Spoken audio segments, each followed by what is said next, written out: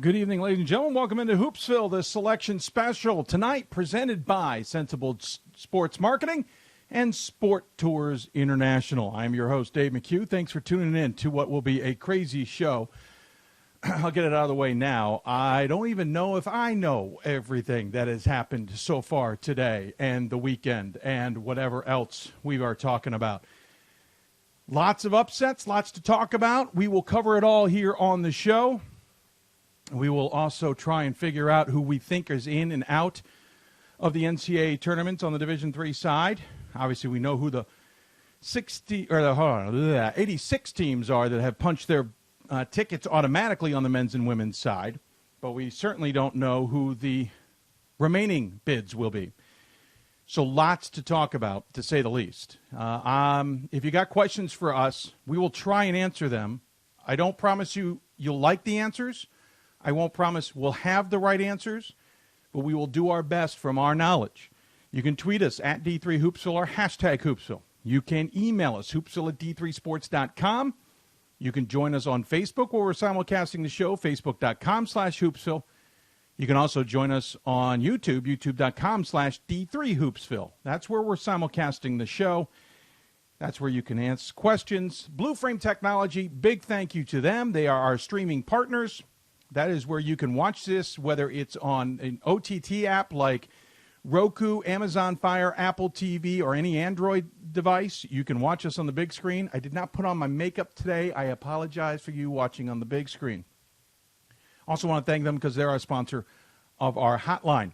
And again, I want to thank Sensible Sports Marketing. GoSportsSense.com is their website. And Sport Tours International for sponsoring the entire show. We even have a sponsor for the mock men's ranking selections when they come up a little bit later in the program. We will also hear from programs that have clinched their way in. We've talked to 4 men's and 4 women's coaches. You will hear from 2 of those 8 coaches in this first hour. And then when we get into the selections, we will intermix with some interviews so that we can do some work behind the scenes, but also so we can mix up the show and not completely have you bored. Of course, I want to thank our partners at D3Hoops.com, and really not partners, but friends, Pat Coleman, Gordon Mann, and Ryan Scott. You'll hear from most of them tonight. And I will say this now, a lot of coaches on this show like to say thank you for the website, blah, blah, blah, blah, blah. It is the work of those 3, especially on a weekend like tonight or this weekend. I, unfortunately, was not as available as I was hoping to be this weekend. It is a long story of a Saturday that did not go according to plan.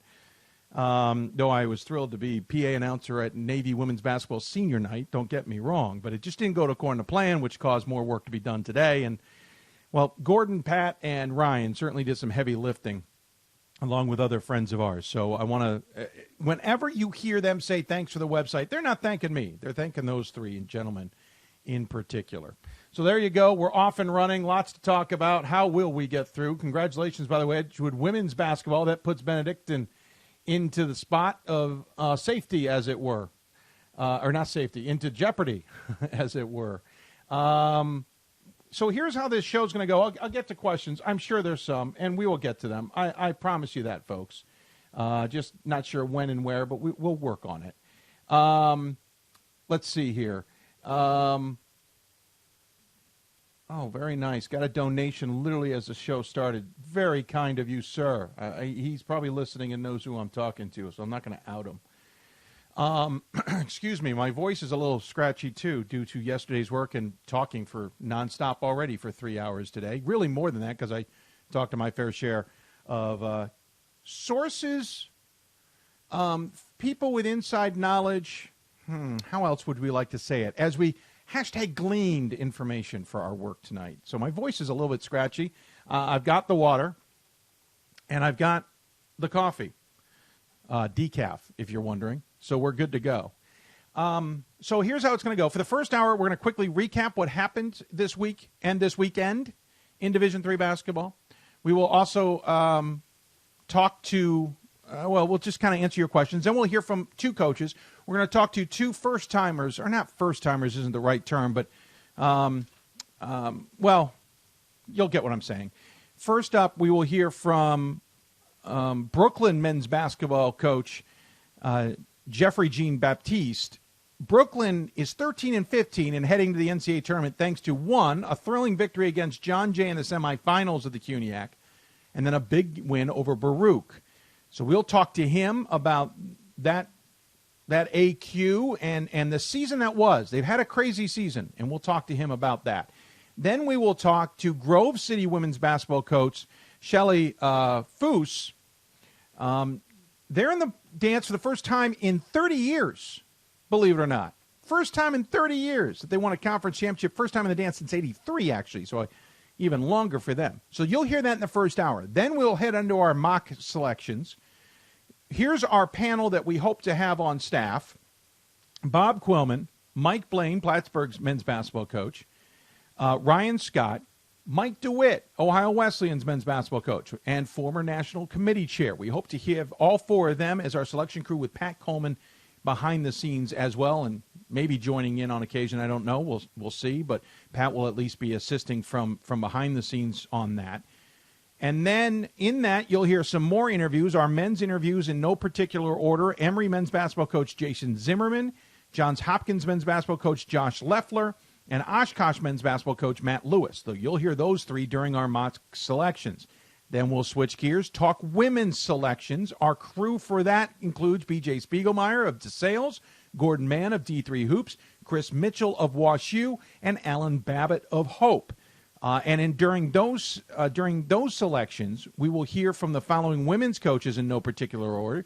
Framingham State women's basketball coach Walter Pascal. Congratulations, the Rams making their first ever NCAA tournament appearance. Also, Jamie Seward at SUNY New Paltz and Michael Capalino from George Fox women's basketball. You might remember we talked to him a year ago when he was at Mount St. Mary when they were on the proverbial bubble. So they did get in, by the way. So we will talk to all of those coaches at some point during this show. We will answer your questions. We will do selections. And we can get into those details further on the road. And when it comes to upsets, first off, in the men's side, we no longer have an undefeated in the NCAA men's basketball in any division, as Johns Hopkins defeated Swarthmore in the Centennial Conference playoffs thanks to a incredible final shot from 17 feet by Connor Delaney, the junior from Johns Hopkins, who grew up near Swarthmore. Of course, Josh Leffler graduated and played for Swarthmore, and his brother's an assistant coach for Swarthmore. So it was an interesting dynamic, to say the least. Making it for the first time ever in just their second year, Jim Calhoun has got St. Joe of Connecticut in the NCAA tournament. So congratulations to them. There are so many bids that got punched, so many upsets that took place, bubbles that have been popped. We will go through it all. I recorded a bunch of games to get thrilling finishes. I'm telling you now, I don't think I can get to all the video I shot. But York and Christopher Newport came down the end in a bittersweet because it's York's final year in the Capital Athletic Conference. So it seemed appropriate that they did win the CAC title. But it was a thriller and a bit of a drag-out boxing fight against Christopher Newport. Elmhurst won the CCIW after the two top seeds were knocked out. Shockingly enough, Augustana and North Central eliminated by Illinois Wesleyan and Elmhurst, respectively, and Elmhurst got the AQ. The entire Central region lost. So everybody who was ranked lost this week. To say it caused chaos would be an understatement. Cairn, congratulations to them. The Highlanders are in the CSAC. Nichols is back in. St. John Fisher is in. Transylvania back in from the HCAC with a win over Rose Holman today. Susquehanna with the upset. Scranton had upset Drew, who was the top seed, and then Susquehanna upset Scranton. Well, I guess it's not an upset. It was at Scranton. That's Susquehanna, so I guess I take that back. Not as technically, according to the seeds, not an upset, but congratulations to the Riverhawks. Ithaca upset RPI, and Ithaca had also upset Hobart, making the East region fascinating. There is so many teams that won in the last few days that it's insane to look at some of the upsets, and it's really impressive. And it's going to cause some of these selections to be really interesting. Some are going to be slam dunk easy because there's Pool C bids going to teams we thought would get in on automatics, and we're going to be automatic anyway. Coast Guard beat WPI in the NUMAC, by the way, in overtime, 89-86. Of course, Coast Guard had beat Springfield, so Coast Guard is dancing. Hats off to them, to say the least. That's the 5 seed winning that conference. New Jersey, the College of New Jersey. I do that all the time. College of New Jersey got a win over Stockton today. It's absolutely fascinating. By the way, Worcester whooped up on Wittenberg in the second half of that game yesterday to keep the coaching career of Steve Moore alive, as it were. Unbelievable. Whitman defeated Whitworth in a thriller last night on the West Coast. Randolph-Macon, the top seed, defeated number 2 Virginia Wesleyan in the ODAC. I don't remember the last time the top 2 seeds were playing each other in a conference championship game, to be blunt. But hats off to Randolph-Macon. They're dancing. They might be hosting, for all we know. Center punched their tickets after a heartbreaking finish to the season last year. These are just a couple of the ones that jump out at me. Brockport absolutely all over SUNY Potsdam, 102-75. By the way, Emory gets the UAA bid, even though they fell into a tie with Wash U, but they may be sending champagne to Chicago and thanking them for the deed of beating Wash U on Saturday. And Oshkosh, the defending national champs, are back in the tournament thanks to an automatic win, and that is darn impressive, to say the least. So hats off to them, and I mean, that's how it works, right? On the women's side, great results here as well, to say the least, but some of it, as they say, was chalk. Mary Hardin Baylor winning the American Southwest Conference. Marymount defeating Cabrini. Marymount most likely in the tournament. I don't see any reason why they wouldn't be at this point. Well, we can talk about that later on, though. Christopher Newport won it on the women's side, defeating York. So the women, at least, at CNU, kept York from going out as champs. Haverford defeated Gettysburg, 49-46. That may change some things down the road when it comes to rankings. Keystone dancing, winning the CSAC. Transylvania also winning in the HCAC. Scranton women dancing again after winning the landmark conference. Ithaca women are on to the dance. In the MAC Commonwealth, it's Messiah. It's DeSales and the MAC Freedom.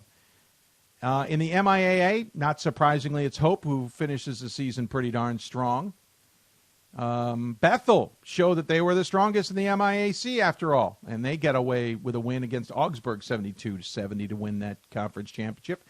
Eastern Nazarene gets to host its first ever conference tournament, and unfortunately New England College spoiled it yesterday with an 84-81 win over Eastern Nazarene. Got a feel for Eastern Nazarene. It was a heck of a season for them. We'll see if they get in. Probably not.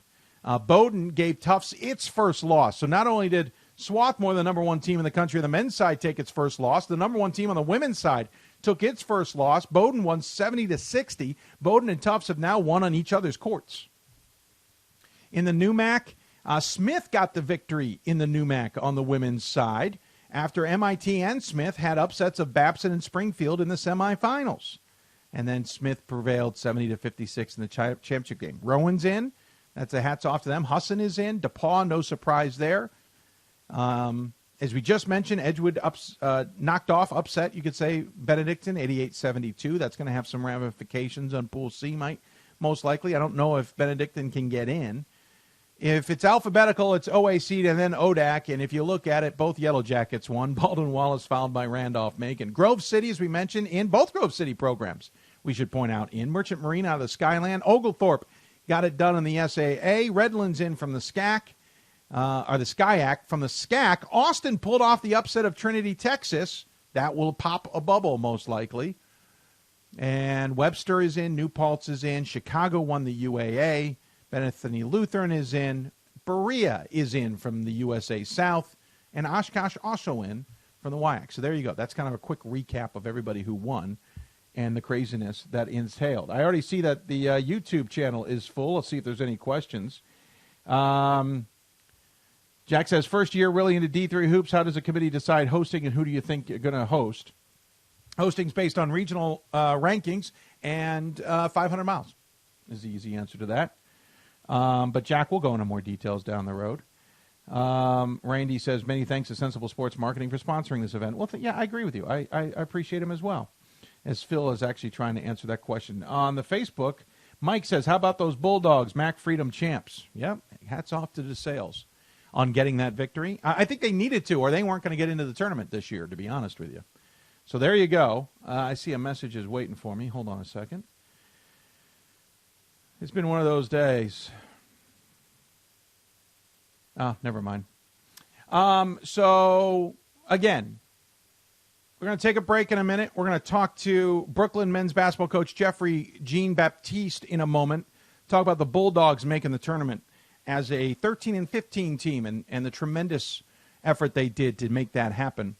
And then we'll also hear from Grove City women's basketball coach Shelley Fous, who will talk about their first time in the dance since 87? First conference game since win since 1983. Got to double check those stats. But hats off to those programs. We'll hear from them coming up, and we'll talk to you more about how the criteria works and eventually how bracketing works. By the way, we will not bracket on this show. That happened once. Will never happen again. That will take place after we get the selections done behind the scenes. They will, Pat Coleman and the rest of the gang will bracket up as we move into the women, and then when we're done with the women, they will bracket on the women's side, et cetera, et cetera. So that's how that's going to work out. Trying to see if anybody, if you get St. John Fisher coach on the show, I'll make a donation. Well, Brad, I can't get a coach on the show this late. And are you talking men or women? I can't tell by the Twitter account. I assume you mean men. We may get him on a later show, but the donation only goes through the end of tomorrow. And to be honest with you, I'm not booking guests because people want to make donations. I'll never be able to get the guests on that everybody wants to donate for. I got to make a line somewhere. I would hope you would just donate for the show because you want to see us continue to do our work. The donation is going on. You can see it on your main page. It's pinned to the top of Twitter. We will send out tweets later in the show regarding that link, so you can make donations as well. But I would hope you just do it out of the kindness of your heart. Max Lives wants to know where Yeshiva might go in the first round. I think you got lots of options for Yeshiva. 500 miles from Yeshiva is a long way to go to a lot of different places. They'll be the 2 out of the Atlantic, though they won't be a top 16, so I'm not really sure how they treat them.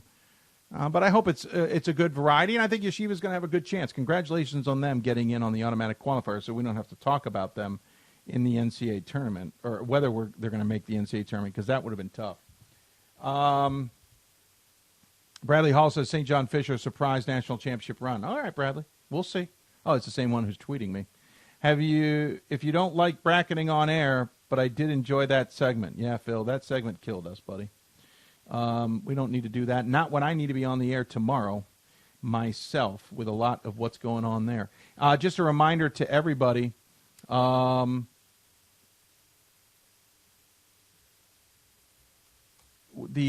brackets come out tomorrow, and men's will be announced at 12:30 Eastern Time. Women's will be announced at 2:30 Eastern Time. All right, take a break. When we come back, Brooklyn men's basketball coach joins us to talk about the Bulldogs. You'll listen to Hoopsville, presented by D3Hoops.com from the WBCA NABC Studio. This is the Sensible Sports Marketing Sport Tour International Selection Show. Looking for promotional products and apparel? Sensible Sports Marketing has the largest selection in college athletics.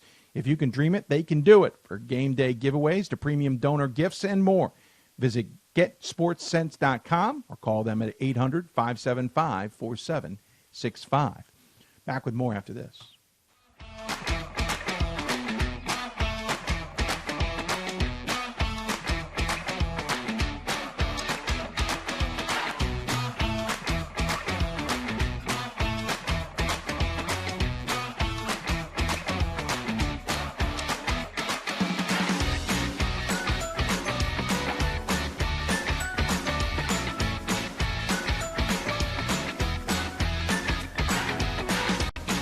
Football has taught me a lot throughout my life. It's definitely had a huge imprint on who I am as a person. Competing at a Division III level created that opportunity for me to go to college. Not only was I the first one in my family to graduate college, but I was really the first one to even go. Being the first one, I'm breaking that cycle, and now that I've graduated, I'm not sure what's the next step, but I know I have a lot of doors open. And a lot of those are open because I played football and ran track here at Otterbein. College basketball lives in Kansas City at the College Basketball Experience at Sprint Center. The College Basketball Experience is the place to get your game on. It's not a museum, it's an experience you won't forget. Discover the history of the game in the National Collegiate Basketball Hall of Fame, featuring the Gallery of Honor, Mentor Circle, and Honor Theater. Suit up in the latest CBE logoed Nike gear at the CBE Hoop Shop. Elevate your game today and visit the house that college basketball built. For the love of the game. But for those of us who are Division III student athletes, it's more than that, a lot more. Sure, the game is important, but as we work so hard to build both mind and body, it's more about team. That is why NCAA Division III teamed up with Special Olympics, and in giving the gift of sport to those for whom it seemed an impossible dream, we are working to make this a better world. Help us keep that dream alive. You can make a difference. I'm a Division III student athlete, and I know how powerful words can be. The term gay doesn't mean stupid, lame, or less than. So I pledge to speak up if I hear the term gay used in a derogatory way or any other homophobic terms. If you can play in Division III. I'm a Division III student athlete, and my teammates unconditionally accepted me as part of their family. So now I pledge to do the same for others. If you can play in Division III. We are the coaches of women's basketball. We are leaders and teachers, dreamers and winners. We are professionals who conduct ourselves ethically and with integrity. We place the education, safety, and well-being of the athletes we coach above all else and teach them the fundamental values they need to succeed in life. We are coaches united for the good of our game and those who play it. We are the WBCA.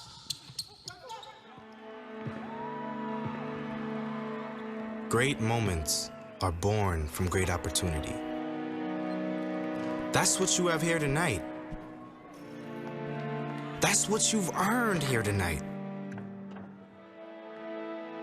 This is your time. Now go out there and take it.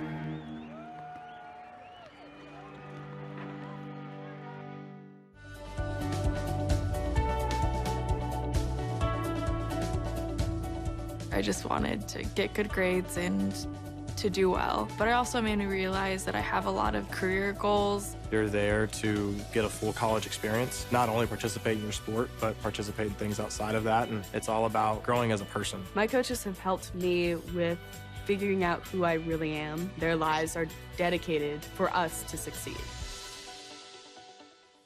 Welcome back to Hoopsville, everybody. On this special on Sunday evening, our selection special. We'll be getting to men's selections soon, along with women's. This show brought to you tonight by Sensible Sports Marketing and Sports Tours International. Appreciate everybody taking their time to do that with us. Talk more about those sponsors down the road. All right, so the biggest surprise in the men's side is Brooklyn men's basketball. They got an upset of John Jay in the semifinals of the CUNYAC and then knocked off Baruch in the championship. They're entering with a below 500 record, and it proves that sometimes the AQ can go to anybody who puts it together at the right time, the right place. They had a thrilling game against John Jay, and Baruch game was certainly pretty solid itself. They're not unfamiliar with the tournament, but they also not unfamiliar with adversity. I talked earlier today to their head coach about what it all meant to get to where they were and how they got there in the process. And here's what he had to say. Well, actually, not quite. I just remembered one minor detail. We've got to call up his audio file. Before we get to that, I'll point out, again, they've been in the tournament, but as he pointed out, they've had to deal with a lot of challenges they weren't ready to expect this year and really put them on the back foot. And maybe they're peaking at just the right time, which, of course, anybody will tell you is about right. So we did talk earlier today. All these interviews we're hearing tonight, by the way, we should point out, are earlier today. We are not doing anything live. But we did talk to him earlier today, and here's what he had to say about their run to the NCAA tournament. Now joining us on the Blue Frame Technology Hoopsville hotline from the Brooklyn Bulldogs, it's their head coach, Jeffrey Jean-Baptiste. Coach, first and foremost, congratulations on probably the most unexpected conference championship in the NCAAs this year. Thank you. Appreciate it. Thank you for having me on the show today. Absolutely. Listen, I happened to catch your game against John Jay earlier in the week, and as I joked with you off air, it felt like that was a game no one wanted to win at the end. You guys certainly fought through to win that one. I kind of left going, well, at this point, why don't you just go win the whole darn thing? Yeah, we put a lot of, strain on ourselves to win that game. And it's a semifinal game, playing a team for the third time, throughout, in the season. And then also playing a team that, they beat us twice, So I knew it was a dogfight, and, that's what it was for that semifinal game. Yeah, it certainly was. Crazy finish, too, because you guys seem to be in control, though free throws not your friend, because you, as you probably know, could have put that one out of reach if you had hit a few. Yeah, we definitely put ourselves in some tough spots, but, being in those situations where we had to kind of battle it out, just, kind of allowed us to get over the edge at the end. So definitely challenging for us, and, hopefully, thankfully we were able to kind of, get over the free throw blunders and kind of, make a few in the championship game for us to, win the championship. Yeah, we'll talk about the championship in a bit, but the John Jay game comes down to the very end on a miss inside, essentially, in overtime. You must have had your heart in your throat. Yeah, because before they even stopped it, they went to go to the point three. Everybody celebrate anything that we wanted, especially off the original play where we turned the ball over with the goaltending that, they had to wave off. So it was kind of a lot of mixed emotions on many different plays, going from happy to, to stress back to happy. So it was definitely, a very tense situation, during those moments. Yeah, doing it, of course, all on the opponent's court. This season's been a challenge. This season has not been easy for you guys. You lost the first four and the first 7 of 8 games. Middle of the season seemed to find your legs a bit, but then almost had it kind of unroll again on you after losing 6 straight at the beginning of February. It's been a roller coaster, has it not? Yeah, definitely. And, and it started from the beginning of the season.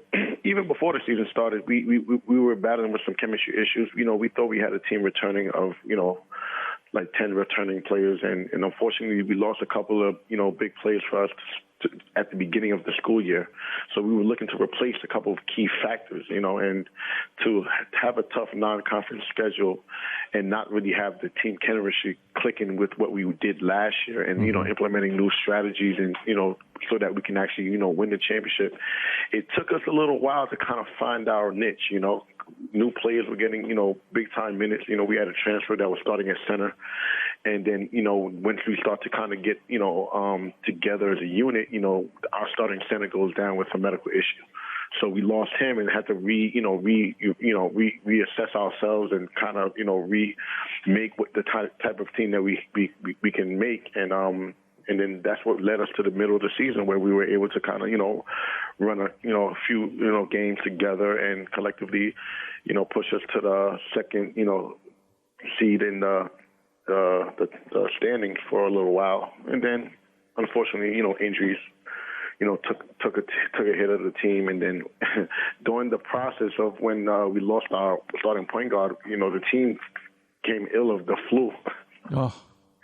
So during the process, we're trying to find our way to play without a point guard.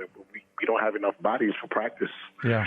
We're going to games with 7 players, 8 players, and we're trying to figure it out in the games. And it was tough. So once he was able to come back, and once we went through the hurdles of everything, it kind of made us better as individual, as an individual team, because everybody was kind of, trying to pick up, the slack for everything else, so that when Mike came back, it was kind of like, he came back and just fit right in, where everybody kind of went right back to their roles, but everybody was better as players, and was able to kind of carry us out all the way to the championship game. Did you guys have belief that you could do some damage in this conference championship, or is it one of those deals where hey, let's put all our chips in and let's just see what happens? Yeah, I mean, believe it or not, we had confidence to win it last year, and it started early. Early in the year, St. Thomas came to us, in the early season game. It was their first game, and, it was a relatively new team. We had a lot of first-year players, a lot of junior college transfers, a lot of, freshmen and young players that really didn't have an experience, college success.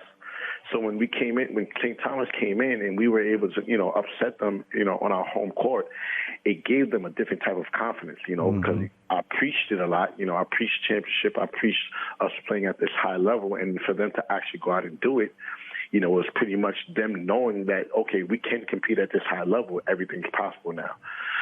So, unfortunately, we didn't win last year, but, they were so dedicated and motivated to do it this year. Interesting enough, based on the fact you guys are 13 and 15 as the AQs, you're likely just based on how brackets are put together, to get another St. Thomas-type team in that first round. I have a gut feeling you're going to be using that example from last season. Yeah, and that's kind of why I scheduled some of the teams we played early in the year, like Wittenberg. We played Wittenberg early in the year. Great team, well coached. They have an All-American on their team. Respectfully, deserving of that, that accolade because he gave us fits. But in that game, we competed at a high level. We led for a large portion of the game, and then of course, the good team that they were able to kind of take control of the game and kind of win it at the end. But we also played Yeshiva. Yeshiva's ranked this year, and Stevens, who's receiving votes. And so we've played, tournament type of teams, and even the teams that we lost to that weren't necessarily ranked, they were like, the incoming number one predicted team in the conference, the second team. So we had a tough non-conference schedule so that, if we go to the tournament, we've played that caliber kind of team to allow us to, have the confidence that we can compete and have the opportunity to win it at the end. Well, you won it at the end when it mattered the most. Tell me a little bit about this squad. You don't score a ton. You score 69 points a game, but you got 5 guys essentially in double figures. Noah Shai leading the way at 12 points. Anthony McLean, basically 12 points. Jordan Wright at 11. Michael Tesario at 10.7. And I'm going to count Giovanni D'Amberville in there at double figures because he's at 9.4. let's just make that double figs. That's 5 guys on a not high scoring affair. Does that mean it runs through those 5, or are we not seeing the whole picture? Yeah, I mean, believe it or not, it's a collective effort. We don't have an identifying player going in who we know is gonna produce a lot of points. But it just means that on any given night, you can get 2 to 3 guys that can give you 14, 15. And occasionally we had guys that can explode for like 28, 30. Anthony McLean in a first-round performance in the CUNY playoffs last year scored 41 points and hit 11 threes. So we've had different, players at different moments, making plays for us offensively. And that kind of is the hardest thing to defend for, for other teams, for us. Because you don't really truly know who's going to actually have the game. So you kind of have to make those adjustments on the fly. So, offensively, that's where we're at. But, for the most part, even with our offensive, situations, we kind of hang our hat on our defense, playing tough, hard, and that's kind of what propelled us through the playoffs. You beat Baruch 62-55 for the championship in the conference and the automatic bid into the NCAA tournament. What was your thought when the horn sounded? It was just a magical ending to what we've been preaching all year. At 1-7, sitting at the break, we have the team meeting and we're talking and, we're trying to, let them know that, what we went through was just going to help us on the back end. But the proud moment wasn't just about the coaching staff saying it. It's just the players. They were saying it, It wasn't just us saying it. They believed it. They understood, the situation that we were in, the situation that we were trying to overcome. And there were many different adversities throughout the season, But every situation just let them know that they have to overcome that hurdle, so that at the end of the season, they can put everything together and kind of play for it all and play for each other. All right. So what's the plans? You guys going to watch the bracket show? Are you? What's the plan for the rest of at least the early part of the week, I guess? Definitely. I mean, I'm sure the kids are tuning in for tonight's, mock selection show. They definitely want to get, the excitement of that. And, obviously, I'm talking about them and stuff like that. But tomorrow we're definitely having a selection show, kind of, putting the kids together and, just, enjoying the moment, Yeah, absolutely. We're a senior-led team. We have 6 seniors who've been with us for the past 2-3 years, and they're excited to go out, their careers in this kind of way. Well, it's a heck of a cherry on the top, that's for sure. We'll see if we can add some sprinkles to it next week in the NCAA tournament.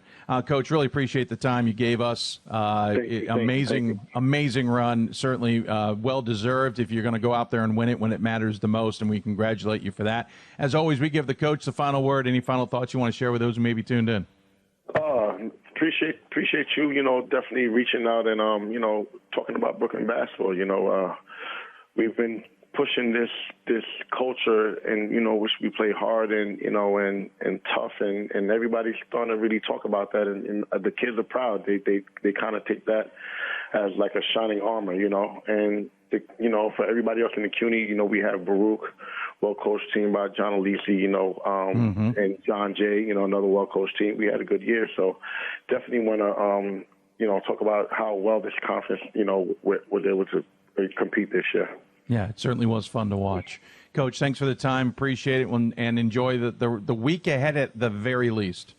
Thank you so much. You too. Absolutely. He's Jeffrey Jean-Baptiste joining us here on the Blue Frame Technology Hoopsville Hotline. The Bulldogs have put on the Cinderella shoe just a wee bit earlier than everybody else.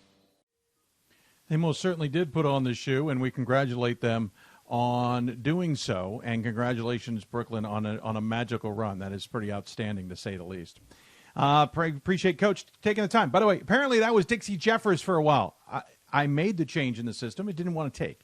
That's what the donations are for, and I want to thank. We got a number of donations in to round out our number, especially thank you to the smart mathematician who rounded off our numbers versus the mathematicians who've been having fun with our numbers. We're up to 4,300. Our goal is 7,500. Appreciate the donations that come in so far, and we will get you updates when we get them.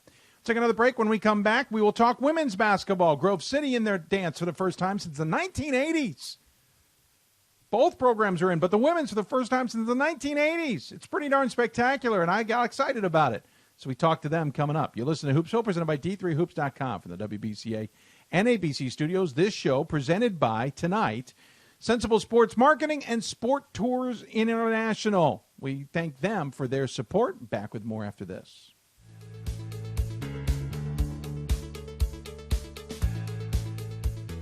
Being a part of the different activities and organizations that I've been a part of, I'm actually able to see myself where I'm like, hey, I actually can make a change. I'm one person that can make a difference. Division III has helped me to develop teamwork skills, critical thinking skills, time management skills. It's not just about basketball, or it's not just about school. It's about developing yourself as a person altogether. My name is Marcus Walker.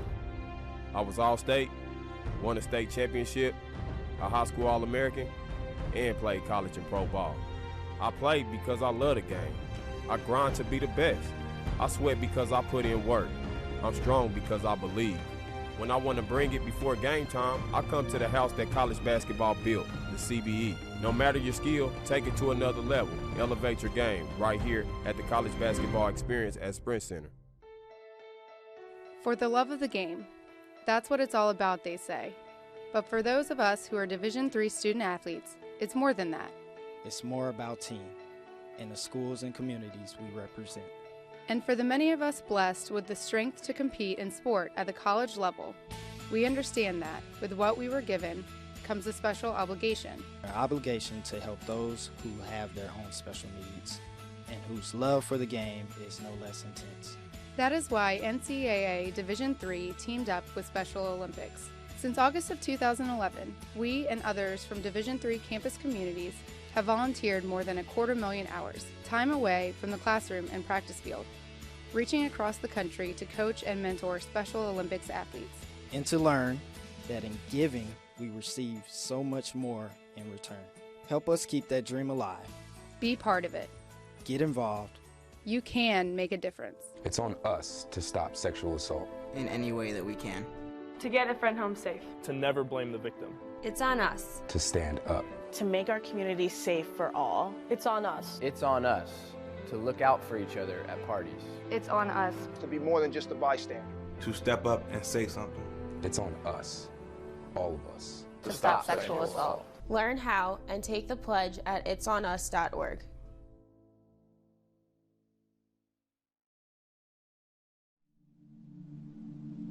I used to never really talk. Ever. I was scared and shy.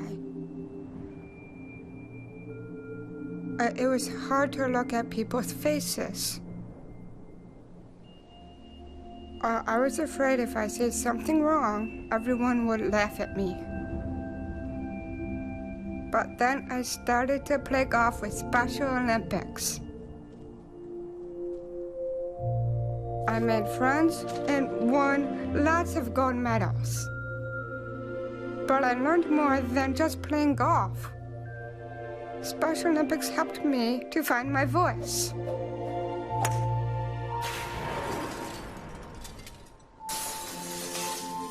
And now everyone else is speechless.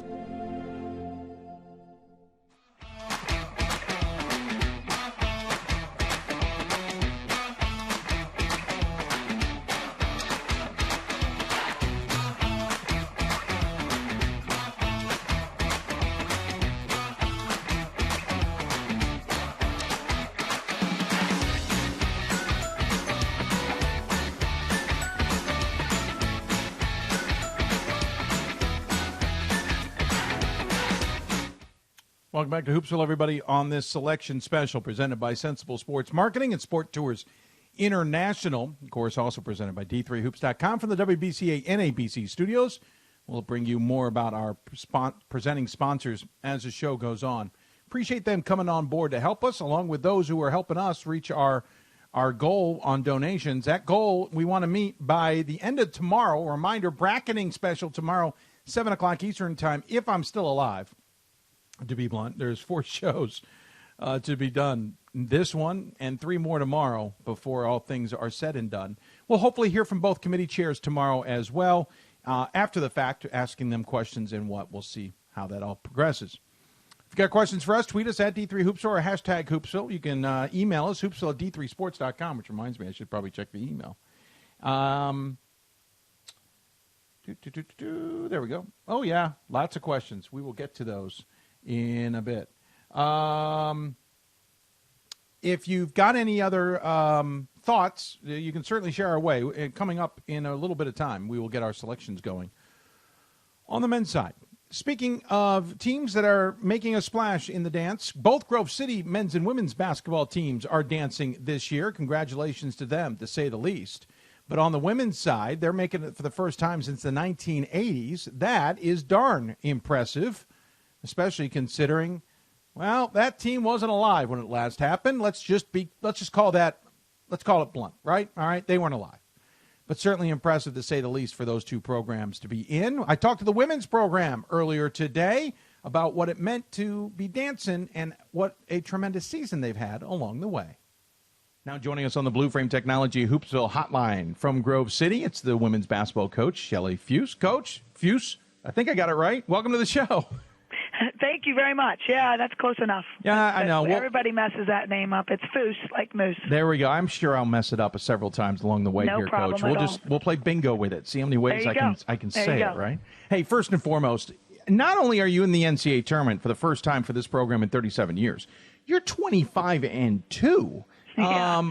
Nothing against the Pac. Since Thomas More left, the Pac's a little bit different. We know it's not always as competitive as, let's say, a really good MIA year. But to be 25-2 still means you got through the conference relatively well when they all know you pretty darn well. Yes, absolutely. Our conference is very competitive. The top 4 teams and even into the 5 and 6 teams, man, we didn't know. You had to bring your A game every day.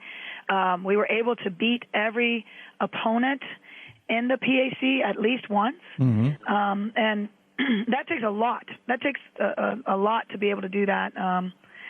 And our girls just really stepped up when we needed them to step up and had a focus all year long. Our non-conference games we were able to dominate, and it's just an exciting year so far. Yeah, it certainly has been exciting. What was the mentality going into the season? Because when I do look at the non-conference schedule, there isn't a lot of top 25 teams or world beaters, and that's fine. Everybody has their different mentality of scheduling. But I'm curious what the mentality of the team was. Did it look like you had a team that could dominate a schedule like that?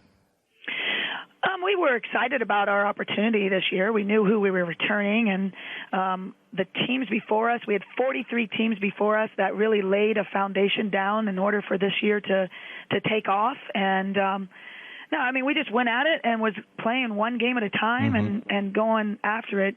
No, we were not thinking, we're going to go after winning 25 games. Right. But we were thinking of our vision and we were keeping our vision, which is the number one PAC team and number one team in the PAC.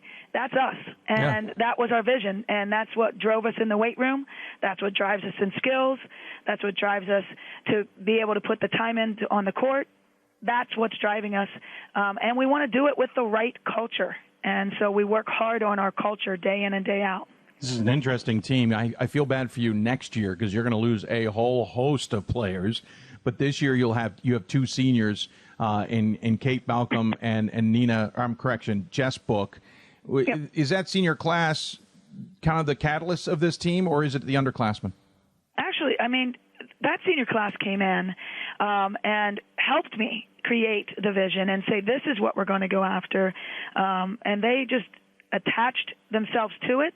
They climbed up. They were fifth their freshman year finishing. They were fourth, then third, then second, finishing at the end of the season, and then being able to be second going into the playoffs this year and finishing as the number one team in the PAC. So they attached themselves to the vision and took off with it. We'll talk a little bit more how the conference run ended, but let's talk a little bit about the squad. Jess Bowen leads the team in scoring at 15.7 points a game. She's a junior. Then the senior in Balcom at 15 points a game, and then two players at near double figures in Pascal and Verassi.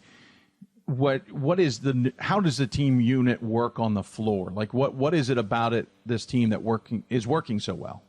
Well, they're just playing as one unit, and we're focusing on 5 minutes at a time. So that's not something that we need to worry about as the whole picture. They just need to win the 5 minutes, and our focus is score, stop, score, and constantly drilling back to that, and that is their focus. So if you watch them play, they have love and joy for each other. They don't care who scores. They just want the team to score.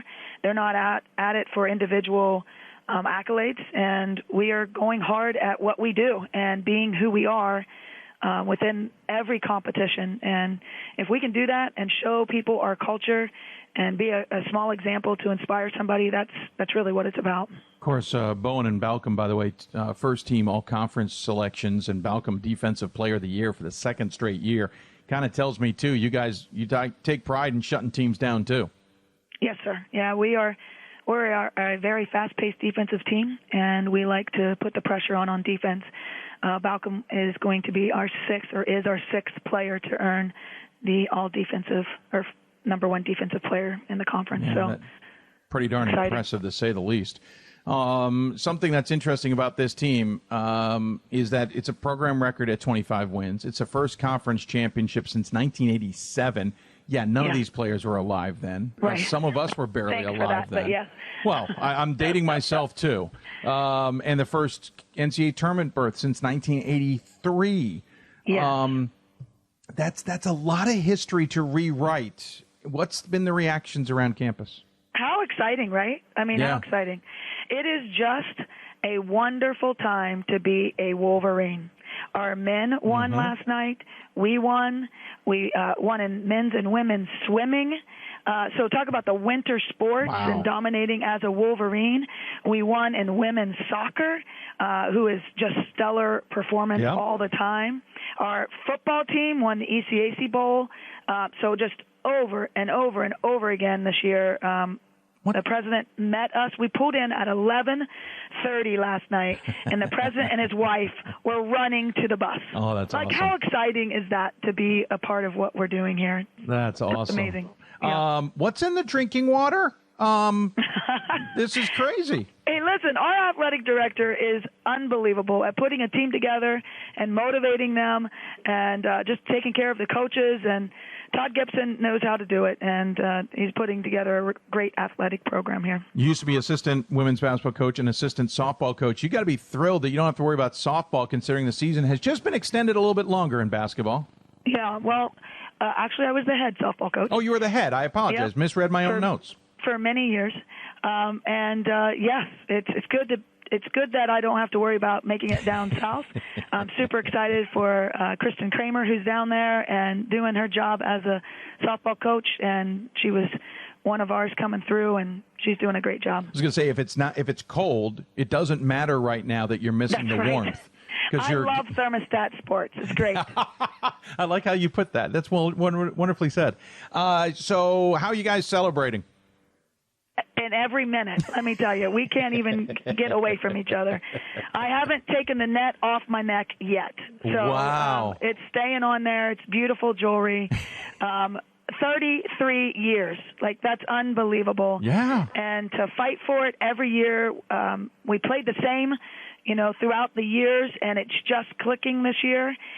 It's taken us some time to get it all together, but all of those teams before us have laid the foundation and taught us what to do. And this year, the team just took off on it, and Team 44, it's their season. Hey, Coach, we were both babies when it last happened. Let's just put it that way. I'll right? take that. Yep, yeah, exactly. I'll take that. So tomorrow, I assume you're watching Bracket Show. Want to know who you're matched up with? I assume you don't care at this point, right? No. We're just excited to be here. We've going to have a great week of practice, recovery, and just fueling our bodies and being ready for it. We're not done. Sure. Team 44's journey is not done, but we are ready and super excited about it. We'll be watching the show and just enjoying every moment. In this pursuit, it's been one of those things where it's like I want to make time to enjoy the moments, and we are doing it right now. We are letting ourselves feel the PAC championship. Quickly, the PAC championship game before I let you go. I did get a kick out of looking at the box score and at least how the quarters broke down. It felt like nobody came out at halftime because it was a 8-5 total scoring in the third in favor of you guys. And then the fourth quarter, it's like the hair got let loose. Everyone finally figured out how to hit a basket. That was a pretty high-scoring affair in the fourth quarter. Yeah, well, it was a defensive game, the whole game. W&J played very good defense, and we played stellar defense, so it was a defensive game, which played out into the 8-5 quarter. Thank goodness we kind of figured out how to put the ball in the hole in the fourth quarter. Yes, you did. 42 points scored in that fourth quarter in a game that finished 54-52. Right. Thank God for those 2 points. Yeah, right. Exactly. 2 points in favor of you guys for the win, which was pretty darn impressive. Coach, I really appreciate the time you gave us. Congratulations on the win. Certainly awesome to rewrite history and to do it in such a dramatic and fantastic way. And I know you guys in the men's program are all celebrating. Obviously, there's a lot of programs who are doing well, and we congratulate the Wolverines. As always, we give the coach the final word. Any final thoughts you'd like to share with those tuned in? I just thank you so much for paying attention to what we're doing down here. Grove City College is a great school. What a great program to be a part of, and just blessed. We're blessed beyond measure. Well, congratulations. Thanks for the time. Appreciate it, and we'll look forward to seeing where you guys bracket in on Monday and look forward to watching you play next Friday. Thank you, sir. Absolutely. Coach, I'm going to say it wrong, but I'm going to say it right. Coach Fous joining us here on the Blue Frame Technology Hoopsville Hotline. Congratulations to Grove City.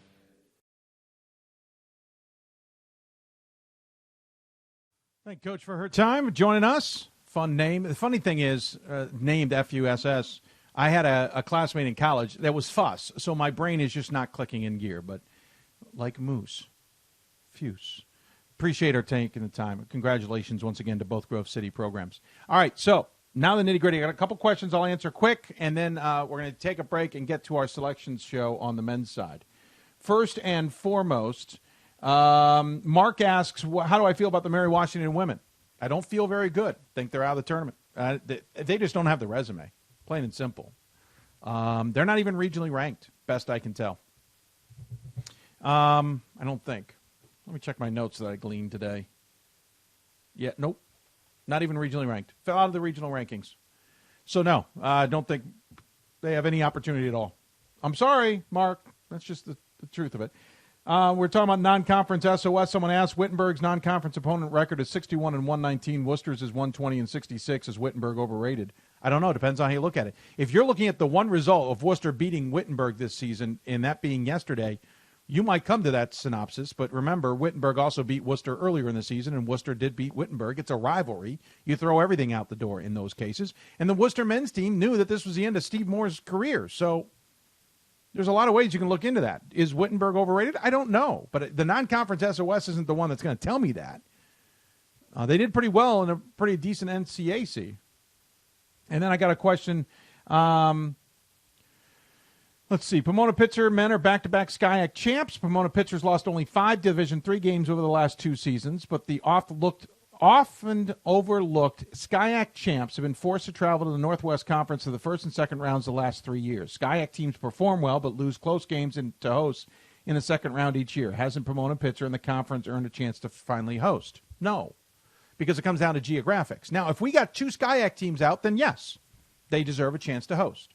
But we only get 1 SCIAC team out, and we got to send them somewhere. And in the last 3 years, we've had 2 teams come out of the Northwest Conference, so you got to send 2 teams there. They're not going to send 3 teams to SCIAC land because we don't have the money for that. So that's not going to happen. By the way, you mentioned 5 Division III losses. They've had more non-Division III losses on top of that. You got to play more Division III games if you want to have a resume to avoid some big behemoths in round number 2, and not playing Division III opponents isn't helping. I know it's tough out there. I'm not going to say it isn't. But I also know some SCIACs who seem to play all Division III schedules. So the question becomes, do you want to improve the resume? And if you do, take a page out of your conference mates and play a Division III schedule. Now, I know I believe a number of Division III or SCIAC teams will be coming to the D3Hoops.com Classic, which is presented by, look over here in the corner, folks, Sport Tours International. That's who helps us host, or really does a lot of the heavy lifting of the D3Hoops.com Classic. Some SCIACs will be there, and we look forward to having them there.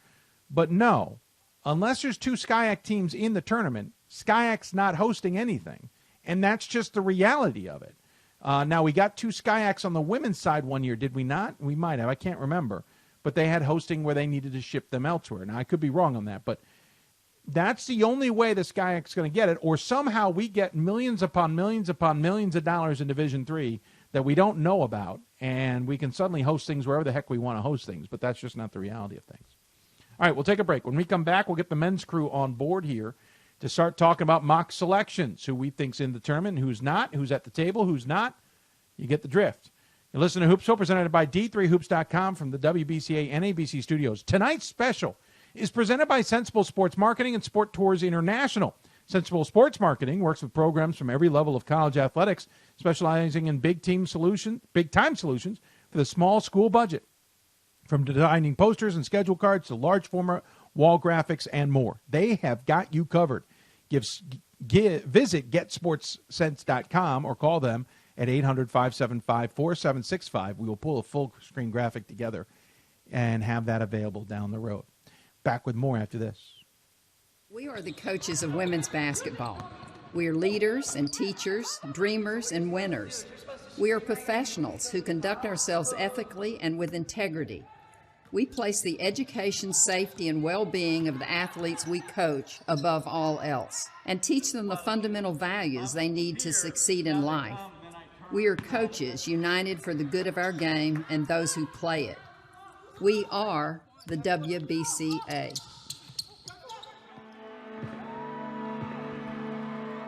Great moments are born from great opportunity. That's what you have here tonight. That's what you've earned here tonight. This is your time. Now go out there and take it.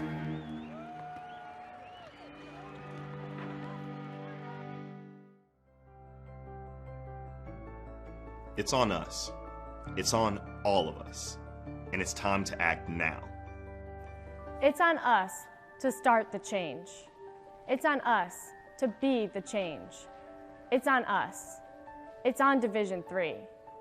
It's on all of us to stop sexual assault.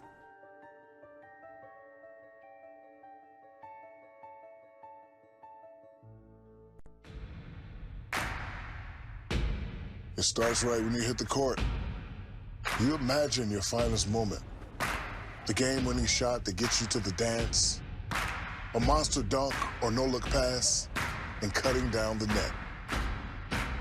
Sports lets us dream of our own success and prepare us for our finest moments on and off the court.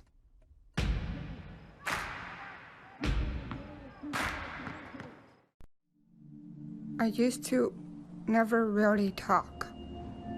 Ever. I was afraid if I said something wrong, everyone would laugh at me. But then I started to play golf with Special Olympics. It helped me to find my voice. And now everyone else is speechless.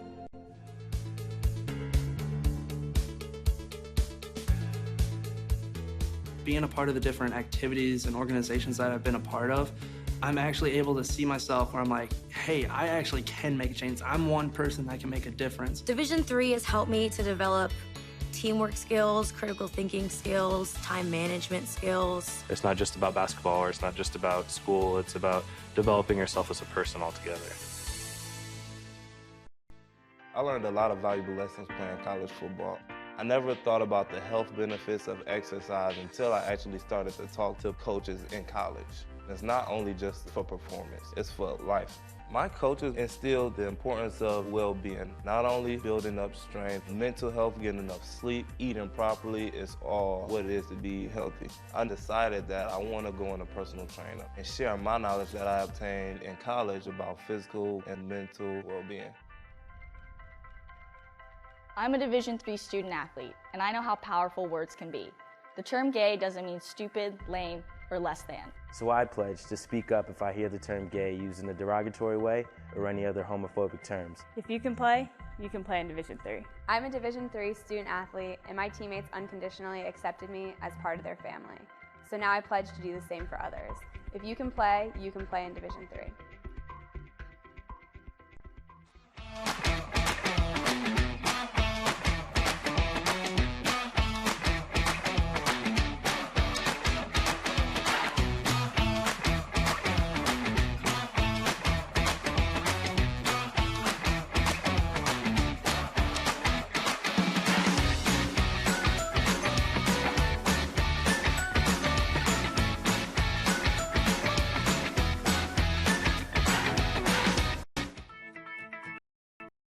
Me the flexibility to pursue my passions and my interests, and I've recreated my identity for myself aside from just being an athlete. My greatest personal discovery has been that I am capable of doing things that I didn't know I was capable of doing. To be able to study what I wanted to and continue to play the sport I love, all of those things came together very nicely in one package in Division III. Cheer for the stumbles. The he shoulda had that's. And the tears that linger. For in those moments, greatness lies. There, you will find the provoked, the determined, the unified. It's in those moments that champions are born. College basketball lives in Kansas City at the College Basketball Experience at Sprint Center. The College Basketball Experience is the place to get your game on. It's not a museum, it's an experience you won't forget. Discover the history of the game in the National Collegiate Basketball Hall of Fame, featuring the Gallery of Honor, Mentor Circle, and Honor Theater. Suit up in the latest CBE logoed Nike gear at the CBE Hoop Shop. Elevate your game today and visit the house that college basketball built.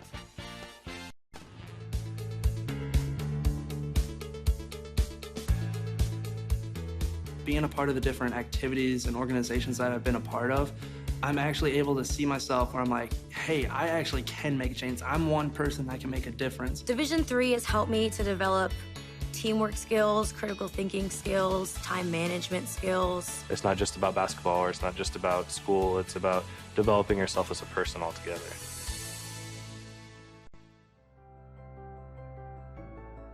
It's on us. It's on all of us. And it's time to act now. It's on us to start the change. It's on us to be the change. It's on us. It's on Division III. It's on all of us to stop sexual assault.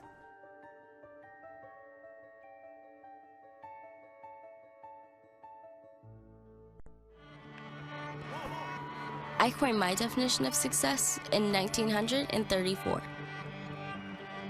My definition of success is peace of mind attained only through self-satisfaction and knowing you made the effort to do the best of which you're capable. It's like reputation and character. Reputation is what others perceive you to be. Character is what you are. We are the coaches of women's basketball. We are leaders and teachers, dreamers and winners. We are professionals who conduct ourselves ethically and with integrity. We place the education, safety, and well-being of the athletes we coach above all else and teach them the fundamental values they need to succeed in life. We are coaches united for the good of our game and those who play it. We are the WBCA. Welcome back to Hoopsville, everybody, as we continue our broadcast of our special here presented by Sensible Sports Marketing and Sport Tours International. It's time to get down and dirty, as it were, for the men's bracketing. And, well, not bracketing. We're just going to select teams. We're going crazy with our system here, so I'm really hoping we don't absolutely overmax everything here, but we will do our darndest to keep things moving along on our end. If you got questions for us, you can tweet us at D3Hoopsville or hashtag Hoopsville. You can join us on Facebook, facebook.com/Hoopsville, and YouTube, youtube.com/D3Hoopsville. Email us, hoopsville@d3sports.com. All right. So we always have an esteemed panel, and I use that term as loosely as I possibly can, to talk about how this all works. And I've decided, well, we should have a panel, as we normally do. And so, that's not going to work. This is going to look a little convoluted. Trust me on it, but we'll get it to work in a minute. But joining us via Skype, Blue Frame Technologies Skype hotline. No, Blue Frame dropped out. We'll fix it. On your left-hand corner, that's Mike DeWitt, the head coach of Ohio Wesleyan. Former chair, we should point out, as Ryan's window decides to freak out. We'll fix that in a minute. Ryan Scott joining us in the ever-shrinking window. We'll get that in a minute. Bob Quillman joining us as well. And that is Mike Blaine hiding under the Sensible Marketing logo. We'll get that fixed as well. Gentlemen, thanks for joining me. And this is the fun part, is it not? It's a little intimidating having like real dudes here, Dave. Like, when it's just Ryan and I, it's one thing, but we have like legit guys here now. So I guess the process has tons of credibility. Yeah, I'm sorry. You're now going to have to actually stand up to your answers.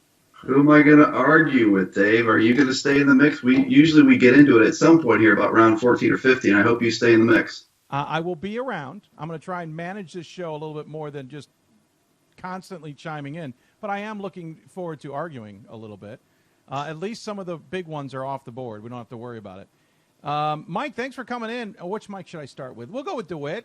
Nice little add-on here, sir. You make this seem to have a little bit more legitimacy. Thanks, Dave. All I know is when we get to rounds 14 or 15, if I start shaking or sweating profusely, I'm having PTSD from my time as committee chair 7 years ago. So I'll try to keep it together because I'm starting to feel that way as I've been preparing for this all day. Yeah. Thank you. The whole thing's going sideways. Fair. There we go. Now I'm back. Fair. We'll give you that. All right, gentlemen, as my picture now disappears, this is how much my computer is loving this idea of 4 window screens and me. Ryan, can you give everybody a sense of the criteria? Yeah. So generally we've got winning percentage, the strength of schedule, and the record versus regionally ranked opponents. We've also got some head-to-head results that will come into play, and any common opponents we can consider as well in the primary criteria. And then, gentlemen, how do we differentiate this criteria? Mike, I'll start with you. This is supposed to be technically one of these things where there is no favorite criteria, correct? Which Mike? I'm sorry, you're right. That's not going to work. DeWitt? Technically, you are correct. All 5 criteria, at least when I was served on the committee, were supposed to be treated equally. As a human being, that's incredibly impossible because the first thing I think most people look at is win-loss percentage and then strength of schedule, and then you use some of the other criteria to kind of differentiate. I don't think that's a bad thing, but I think ultimately, it's a great pie in the sky theory to have all 5 criteria be exactly the same, but in reality, is it? I don't think so. But I think at the end of the day, I think that's why you have a committee, is to kind of sort through everything and figure it out. Just for the record, my picture has disappeared off the screen. I don't know why. Can't help that. We'll fix it and figure it out. The computer is probably screaming at all these feeds. We're streaming into it. Mike, can you give us a sense on a Sunday? This is challenging because the RAC has to do a little bit of what ifs, right, DeWitt? Oh, for sure, especially with all the Sunday championship games. It's a long day. I don't miss that. I have a lot of respect for the guys that have served on the RACs and on the national committee, because they are, you have to make in some of the regions where some of the games are a little later, you have to make kind of two or three different scenarios with those games ending, and it gets a little difficult. So it's a tough thing. It would be much easier for the committee if everything ended on Saturday. Gee, where have I heard that one before? Mike Blaine, you've done this a little bit yourself. How fun can it be, but how tiring can it be? Yeah, it's really enjoyable because you're talking about putting the best teams that you have in your region forward, and as coaches and fans of Division III, you always want to make sure that you put the best, most accurate list possible. But again, as Coach DeWitt's talked about, there's a lot of criteria. It can be a nerve-wracking experience. When you get down to the last details, you're really splitting some hairs, and a lot of times there's not a wrong answer. You just go with what you feel is best. And hope that puts the best teams forward and gives your region the best opportunity for representation in the NCAA tournament. Can I ask Mike DeWitt a quick question as we kind of think about what we're about to do here? Mike, is it fair to say, and this isn't meant to be a loaded question, but is it fair to say that the objective here with the Pool C process is to select, using the criteria, the 20 best teams, again, using the criteria? Is that fair to say that that's the objective, or would you state that differently? I think that is 100% accurate. I think the objective here is to get to 20 best teams that are not automatic qualifiers, using the criteria set forth by the NCAA. You're not supposed to use eye tests or how teams are playing lately or those kind of things. But it's hard, again, as a human being, not to realize that certain teams are playing well now and played well early, had good wins early, but didn't have good wins late. And that's where the hard part comes in, is trying to stick to the criteria as much as possible. Cool. Thanks. All right, so we're going to get the graphics going here in a bit. We should point out there are 43 AQs already punched. And you can't see me, folks. Trust me, I'm here. We'll fix that. There are one Pool B, I should say, is one Pool B, and there are 20 Pool Cs. Pool B going to independents and those without automatic qualifiers. With the, with the AEC still in its second year, they don't have their automatic qualifier. It will come next year when we get things rolling. And obviously that will be a big deal for many to get that rolling. Gentlemen, I think the Pool C or the Pool B might be somewhat easy in this. Should it not? Because I felt like yesterday we basically had an AQ game. Yeah, it was one heck of a game. I was there in person, actually, to see that one. And it was two really good teams. I sat there thinking, sometimes we look at the Pool B as sort of an afterthought, but I was thinking both of these teams would be very, very difficult matchups for anybody they get to play. And Wesley pulled it out, and they were already ranked ahead, I believe. So it's right. Very likely that they'll be the Pool B selection. Any thoughts on that, gentlemen? Yeah, I think the Pool B thing is always a little tricky because those of us that pay attention to this focus so much on the Pool C situation. So I think that, the Wesley race of the world as that plays out is a little under the radar. But like Ryan said, we had kind of a straight up game for it. It's clear. And, I think Pool B changes as time goes on and those conference statuses change. But for now, it's at least we have a clear picture. On the Blue Frame Technology Hoopsville Hotline, the head coach of the defending national champs. Back in the championship tournament, it's UW Oshkosh's Matt Lewis. Sir, first and foremost, congratulations on the conference championship and getting back into the big dance. Thanks, Dave. It's been a wild week. It's a lot of fun to be. Hey, you're the boss, Dave. Ryan, do you want to announce the Pool B, Ryan? Would that be good since you were in the gym?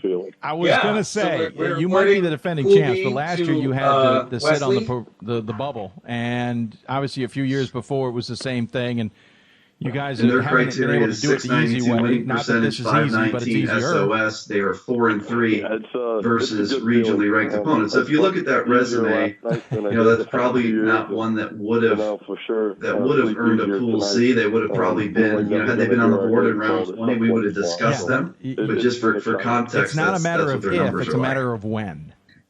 Yeah, that's a good change of words for me. I like it. And the other change of words, too. Last year, you were interim head coach. You're now fully head coach. I never did check with you. Were you back in Paris on the Eiffel Tower when you got word this time? We found out just before our team went to Spain, so I became the head coach, and then our team spent 9 days in Spain in May. Oh, I think it would have been more fun if you were in Spain. Yeah, I'm just saying. I should have had the AD hold off on that. Yeah, exactly. I can't believe it. What was he thinking?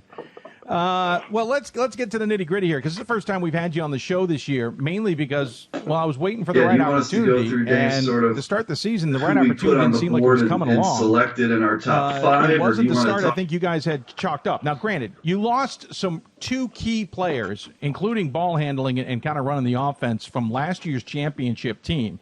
So I don't think we ever expected it would be here's the free 8 clear that sailing along and everything was hunky dory. At the start of the Pool C 2-2 to process start in the things Atlantic off. region, it's Eastern.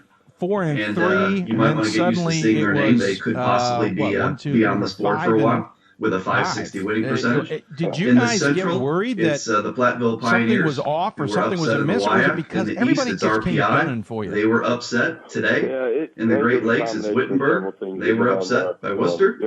In the Mid-Atlantic, it's Swarthmore. They were upset by Johns Hopkins. In the Northeast, it was Springfield. Remind me, guys, was it Coast Guard? Do I have that right? In the South, it's Texas Dallas. I'm not sure they were playing on the road in their conference tournament despite being the number 1 seed, so I don't know if we'd say they were upset, but they lost in the ASE. And in the West, St. Thomas, and again, they played at St. John's. I wouldn't call that an upset, although the margin of victory was a little surprising. Those are the 8 teams that we start the process with. So 2-2 wasn't what you wanted, but we also knew we were playing some good teams early. And then you get to Christmas, and we went down and we lost to Emory. I think everybody that follows D3 knows how good Emory has been the last 10 years or so. And so that was a tough game on the schedule, and we were excited to just go down there and play those guys. We played them in the 2018 national tournament in the Sweet 16, and so that's a fun one to go and play. But we got to the break, and we were 65, and not really. The team learned a lot about I think ourselves. The process would be the same this morning for the regional committees as it was the entire time. They're going to rank. I think it's 8 teams now, pretty much in every region except the Northeast. So we have 4 guys and they go through it that way. And then, to the program, and for instance, in the Great Lakes region, Mount Union is probably the number 1. We are and what we're about. Number 1 in the region, but they still rank from Mount Union on down. Yeah, I mean, if you look at the schedule, let's be honest. This is how it started. Augustana, North Central, Carthage, Elmhurst. Apparently, you've moved the CCIW. We just didn't realize it. And then you had Edgewood, Lawrence, Alma, Calvin, St. Norbert, Emory, LaGrange. That was your out-of-conference schedule, and more than half of those are teams that we're always talking about, not only in terms of nationally, but in terms of top of their conference. It's not like you had an easy schedule. And to be coming off of a national title, every single one of those teams probably went, Titans are ours. Yeah, that schedule is a little bit of a byproduct of we had a schedule locked in. Sure. And it's kind of the way D3 is. We had a schedule locked in, and then I had 3 games drop, and we're trying to fill those games. And I just asked our guys. Okay, so again, in round 1, Eastern, Platteville, RPI, Wittenberg, Swarthmore, Springfield, Texas, Dallas, and St. Thomas. And when you're ready, Dave, we powwowed before the show. We picked a top 5 that we thought were extremely obvious top 5, so we can save a little time. And whenever you're ready, we can rattle through those. Before we get into this, Bob, Pat obviously a just bigger mentioned, challenge Dave, that once you we win can't the hear thing, your all of a audio on sudden the broadcast. it gives It's you the the Matt Lewis absolute interview best. instead of you. But that's a good place to be in. You know, you'd rather get everybody's best every single. Well, no one wanted to literally listen to me. And that's probably why my phone's blowing up 6 ways a Sunday, too. Yeah. Oh, well. Well, now you can hear me. We got 4 out of the 5 correct, I guess. That's not too bad. That's true. We'll get the Matt Lewis in here. The computer is just not loving my efforts to be really creative tonight. All right, so let's. I'm literally trying to trim as we go here. All right, so let's start this over because probably people were listening to that interview a little bit, not fully over. But Bob, you said you guys had 5 selected for Pool C. That just save some time on that. Obviously, some of these are slam dunks. I realize that, but did you guys have them in a particular order? We did, and the 5, and again, the order of the first 5, you know, you could argue this, but we felt like these were the first 5, and we went in this order. In round 1 from the Mid-Atlantic region, we selected Swarthmore. They have 1 loss, and that came yesterday. They have an 11-1 RRO, which it's possible that's a record. I don't know who has the RRO records, but I can't remember 11-1. 963 winning percentage, 570 SOS. It was an easy first pick to put Swarthmore in. The second pick was Platteville, 8-1 RRO with an 833 winning percentage, 567. Platteville has had an amazing year in the WIAC, and again, they were upset by, I believe it was Eau Claire. Round 3, we picked Springfield out of the NUMAC, 846, 579, and 5-2. In round 4, we selected from the NESCAC Middlebury, 800, 571, and 5-4. And then the 5th pick, and this is where we stopped as a group just to save time, but the 5th pick we made was out of the MIAC, the Tommies of St. Thomas, not long for Division III, as everyone knows. Maybe. Allegedly. Yeah, 889, 557, 3-3. They have some really good wins, including wins against Nebraska Wesleyan and St. John's. So again, just recapping our top 5 with Swarthmore, Platteville, Springfield, Middlebury, and St. Thomas, and we have kind of a round 6 on the board set up and ready to go. And we now have them on the board as well, and hopefully people can see that a little bit better as well. So thank you, sir. Appreciate that assist. All right, gentlemen, so we've got 5 up, or 6 up, because Wesley's in as well, we should point out, in the Pool C, in the Pool B situation, and we've got 6 in Swarthmore, Platteville, Springfield, Middlebury, and St. Thomas. All right, so this is where things get interesting, because now I got to tap dance with you guys. Who's in and whatnot, and let's go through data. Who's sitting at the table from the Atlantic? So I'll go through that, and then maybe what we could do is take turns kind of leading around, and someone can take the round and say who they would pick, and the rest of us can chime in. Maybe Ryan, I'll read these off, and then you can kind of lead us through round 6. But the teams at the table in round 6, and I'm going to just throw this out there. Remember, the regional ranking order determines this. There's some things that we know, and there's some things that we don't know. There's some information that we've heard, conjecture, maybe this, maybe that. Dave can talk a little bit about some of the things we've heard. Nothing's concrete. And so realize the order, especially in the central region.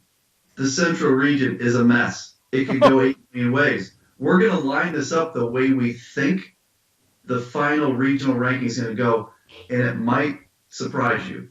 So here's the teams at the table in round 6. In the Atlantic, Eastern. In the Central, North Central of the CCIW. In the East, RPI. In the Great Lakes, Wittenberg. In the Mid-Atlantic, Christopher Newport. In the Northeast, Colby. In the South, Texas, Dallas. And in the West, Whitworth. So, Ryan, you want to kind of lead us through discussion on round 6 and who we're thinking of taking here? Sure. My attention immediately goes to Colby. I know we've already put 2 Pool C teams in from the Northeast, but they've got a great resume there, an 889 winning percentage, 541 with the SOS, and then a 4-3 versus regionally ranked opponents. The one I might put up against them that would be, a contender would be Wittenberg with a better winning percentage at 929, but a much lower SOS at 513. I would tend to go with Colby. What's the discussion here, guys? Yeah, maybe we'll ask Mr. DeWitt first. And Mike, is it a good process here as we go to kind of zero in on maybe 2 teams. If we can quickly get these to 2, and it gets tougher the later we go. But I think approach, you get to Colby and Wittenberg and evaluate them. Is that a good way to do this? Definitely. I think if a third team emerges that's close, I think you bring them in the equation too. I think you can probably always eliminate a couple, pretty easily, and then probably find 2 that stand out. And then I think we discuss those. I think that's kind of the norm on the committees, would be my guess. And I agree with Ryan. I think Colby and Wittenberg are probably the 2 that stand out. Wittenberg simply because of their really good winning percentage. Obviously, their strength of schedule is not quite as good as Colby's. I'm either way on that one, honestly. And this is the age-old, I guess, discussion that this committee has. Like, at what point does winning percentage, greater than strength? It's greater than the difference in strength of schedule and vice versa. And then you add in win versus regionally ranked. I would be certainly okay going to the Colby, knowing that Wittenberg's probably going to get in one of the next few rounds. Mike, you on the Colby train? I'm jumping into Colby here. I think the winning percentages between the 2 are pretty similar, obviously, fairly close.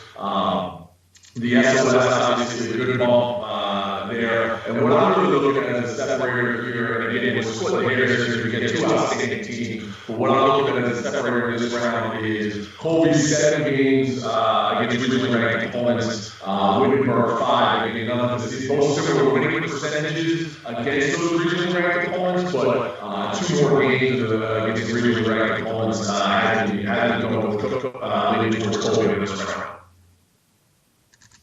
But the Northeast ranked 14th. That's true. That is an issue that comes across. I'm just trying to throw it. Of course you are, sir. That's why we had you on this show. That is a big factor for everyone that's not aware. Is you're going to hear a lot of Northeast teams, and that's because every region ranks 8 teams, except the Great Lakes ranks 9, and the Northeast ranks, I believe, 11. So they have more ranked teams because they have the most, I guess, teams per capita, so to speak. And that becomes a factor as this plays out. All right, so we're going next. All right, I'm just catching up, and then you throw that curveball on me. Sure, go ahead. No, I'm just joking with you.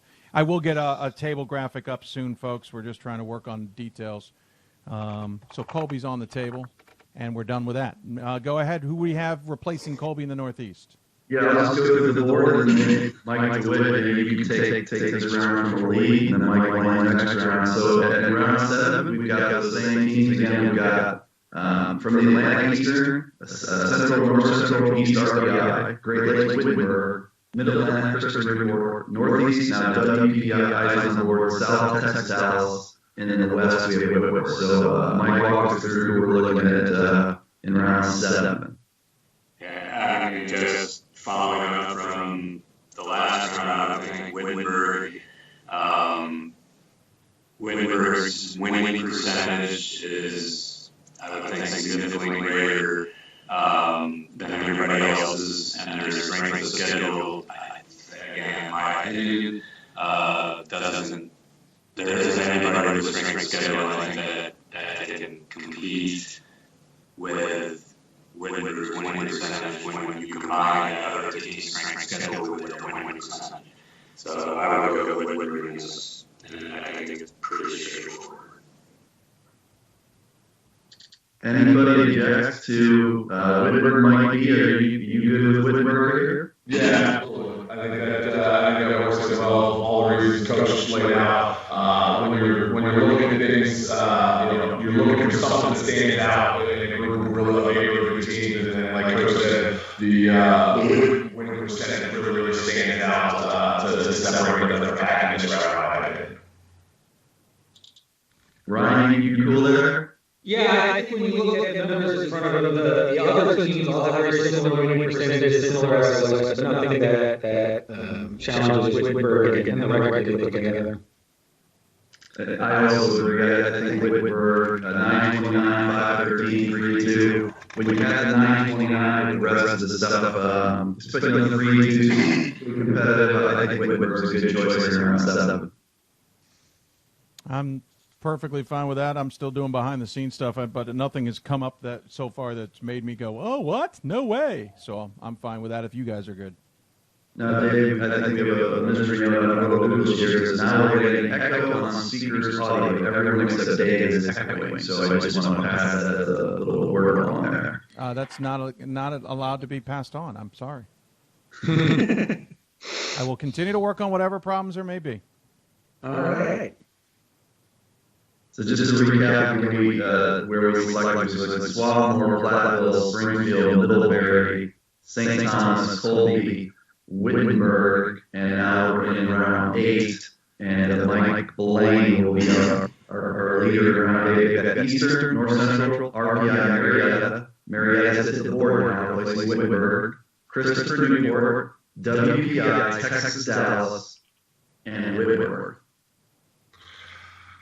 Yeah, as I look at the board here, I'm looking at North Central as a possibility here to be strongly considered. Over 800 winning percentage with 547 SOS. That puts them right, their SOS puts them right in the thick of things with a slightly better winning percentage than most. That we're considering this round. So right now, I'm looking at North Central strongly as we consider round 8. Ryan, are you good on North Central was my top 2 here in this round. Where are you? I think at this point for me, North Central or possibly Christopher Newport. I say that only because as we're looking deep, we're going deep now into the regionally ranked results. North Central is only regionally ranked when they're both against Elmhurst. I don't know if we penalize them because it's just one team that's in their conference that they beat versus Christopher Newport who played Texas Dallas and Wesley and Widener and York. Only one of those is from their conference. I don't know if that means difference with what we're doing, but I think it's for me North Central versus Newport at this point. Yeah, and I think the other way to look at the Elmhurst thing is the RROs. We believe that Elmhurst is ranked number 2 in the central region. We think it goes Platteville 1, Elmhurst 2. So the fact that they beat Elmhurst twice is a pretty good thing on our resume. Elmhurst is the number 2 team in the region. I was looking also at Christopher Newport. I'm also looking at Texas Dallas here. I look at that 778, 549, 4 and 3. But overall, I think when I look at this, and I also look at the losses, the RR losses for North Central. Oshkosh is the YIA team. Benedictine is the team that will be in the conversation here, and Elmhurst. We talked about a lot of Elmhurst here. Overall, I'd probably pick North Central. Yeah, and I'll just make the point real quick. If we're looking at Christopher Newport and Texas Dallas together, we do have another primary criteria that comes in. They played each other this year. Christopher Newport beat Texas Dallas pretty handily head-to-head. So I don't think we can take Texas Dallas until we take Christopher Newport. That's just for that reason. It's a great point. Great point. Are we cool on numbers? It sounds like we've got a lot of close ones. The 3 we talked about are probably pretty safe as the round moves on. But is everybody comfortable we put North Central on the board here? I am. Yeah. They are on the board. So David, we've got another message I think from Mr. Lowell. He says the audio is super bad. It's hard to understand anyone who's on Skype right now, but Dave's audio is perfect. So maybe we should, you want to just pause and see if we can figure out the audio side of it? Take a break, folks. Not sure. You can't even see me. We'll take a break. I'm not sure what's going on, folks, because everything's fine on my end. We'll talk to you later. Take a break. Come back in a bit.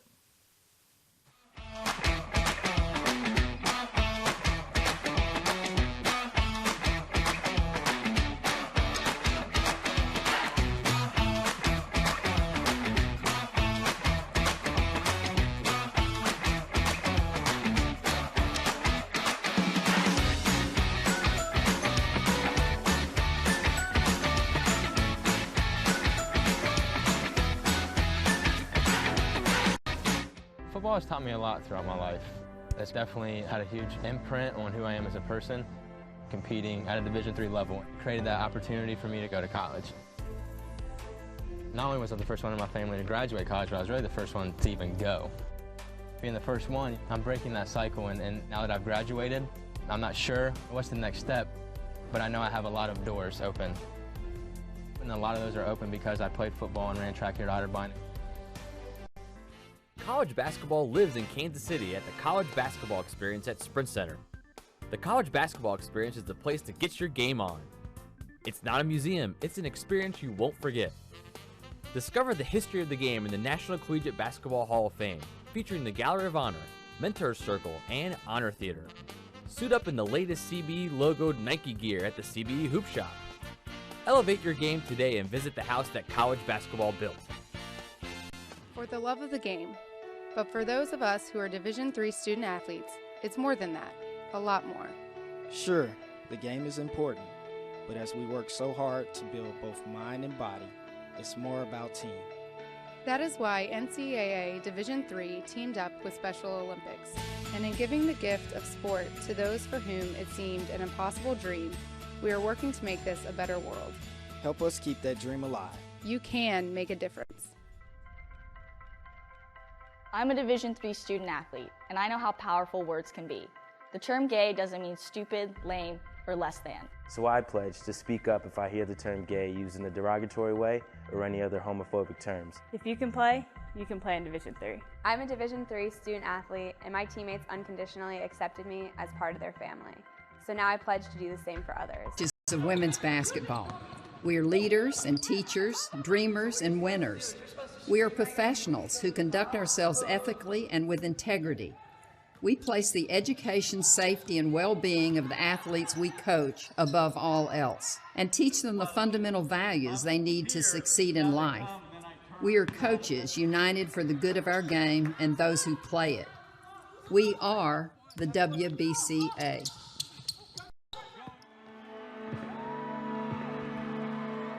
Great moments are born from great opportunity. That's what you have here tonight. That's what you've earned here tonight. This is your time. Now go out there and take it. Your goals. You're there to get a full college experience, not only participate in your sport, but participate in things outside of that. And it's all about growing as a person. My coaches have helped me with figuring out who I really am. Their lives are dedicated for us to succeed.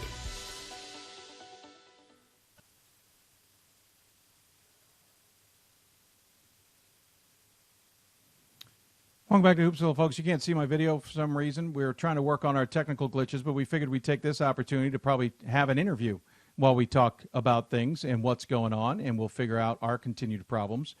But we did talk to many coaches today, and they have interesting takes on how they got into the tournament and such as that. One of those is Johns Hopkins. The men's Blue Jays squad defeated Swarthmore to hand them their first loss of conference or of the season, to say the least. We talked to Josh Leffler about that win and what it means to the season, the program, and we even talked a little bit of Connor Delaney. Joining us on the Blue Frame Technology Hoopsville hotline from Johns Hopkins, it's head coach Josh Leffler. Coach, first and foremost, congratulations on winning the Centennial Conference tournament, but most importantly for knocking off the last undefeated team in the entire NCAA men's side. That's a pretty good accomplishment. Thanks, Dave. Appreciate that. Absolutely.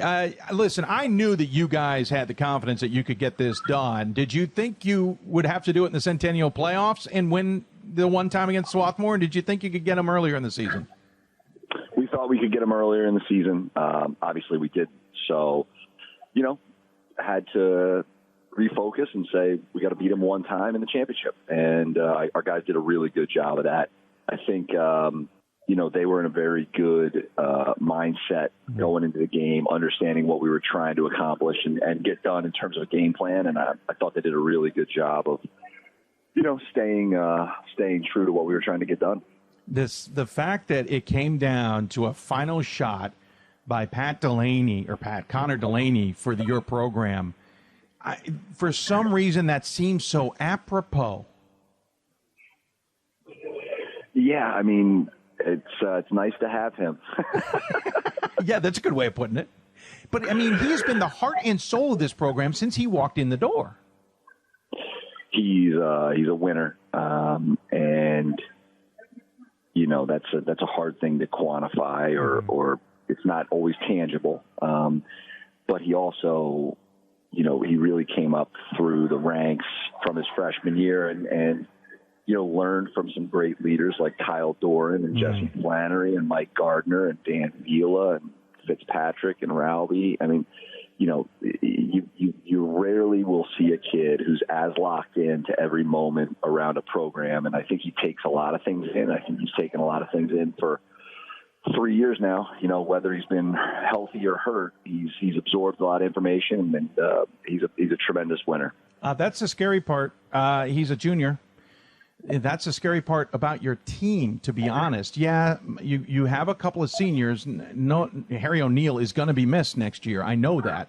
But you have such a core of this group. I almost have been jokingly calling you guys Swarthmore B, or in the terms of they're a year ahead of what you guys could be next year.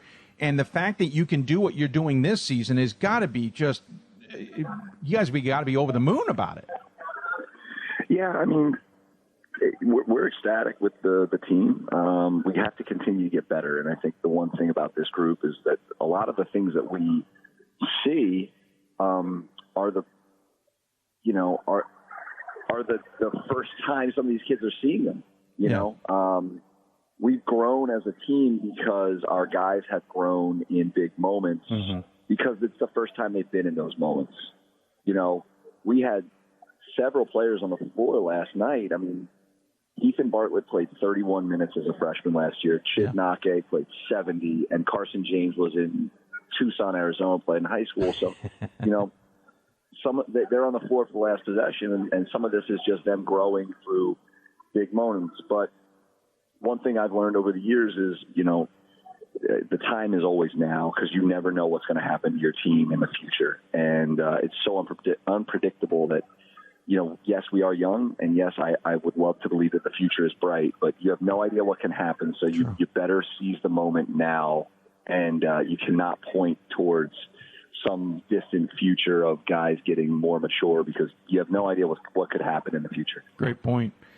Interesting twist. I know you and I have talked about this a little bit, but the fact that you guys beat Swarthmore, which is your alma mater, and that it came down to a Delaney shot. He grew up pretty darn close to Swarthmore and chose to go to Hopkins. That there's some poetics involved in that, to say the least. Bittersweet for you? It's bittersweet because my brother's on their staff. Yeah. You know, it's bittersweet because my parents sit in the stands and they wear shirts that are blue and maroon so that they don't have to choose sides. You know, I tell them all the time, like, Shane's great. He doesn't have any of your grandkids. You got 2 grandkids who eat food based on whether I win or not. So, bravo. Like, I don't know what this debate about who we're rooting for is. Root for the 7 and the 3-year-old people, you know? Yeah.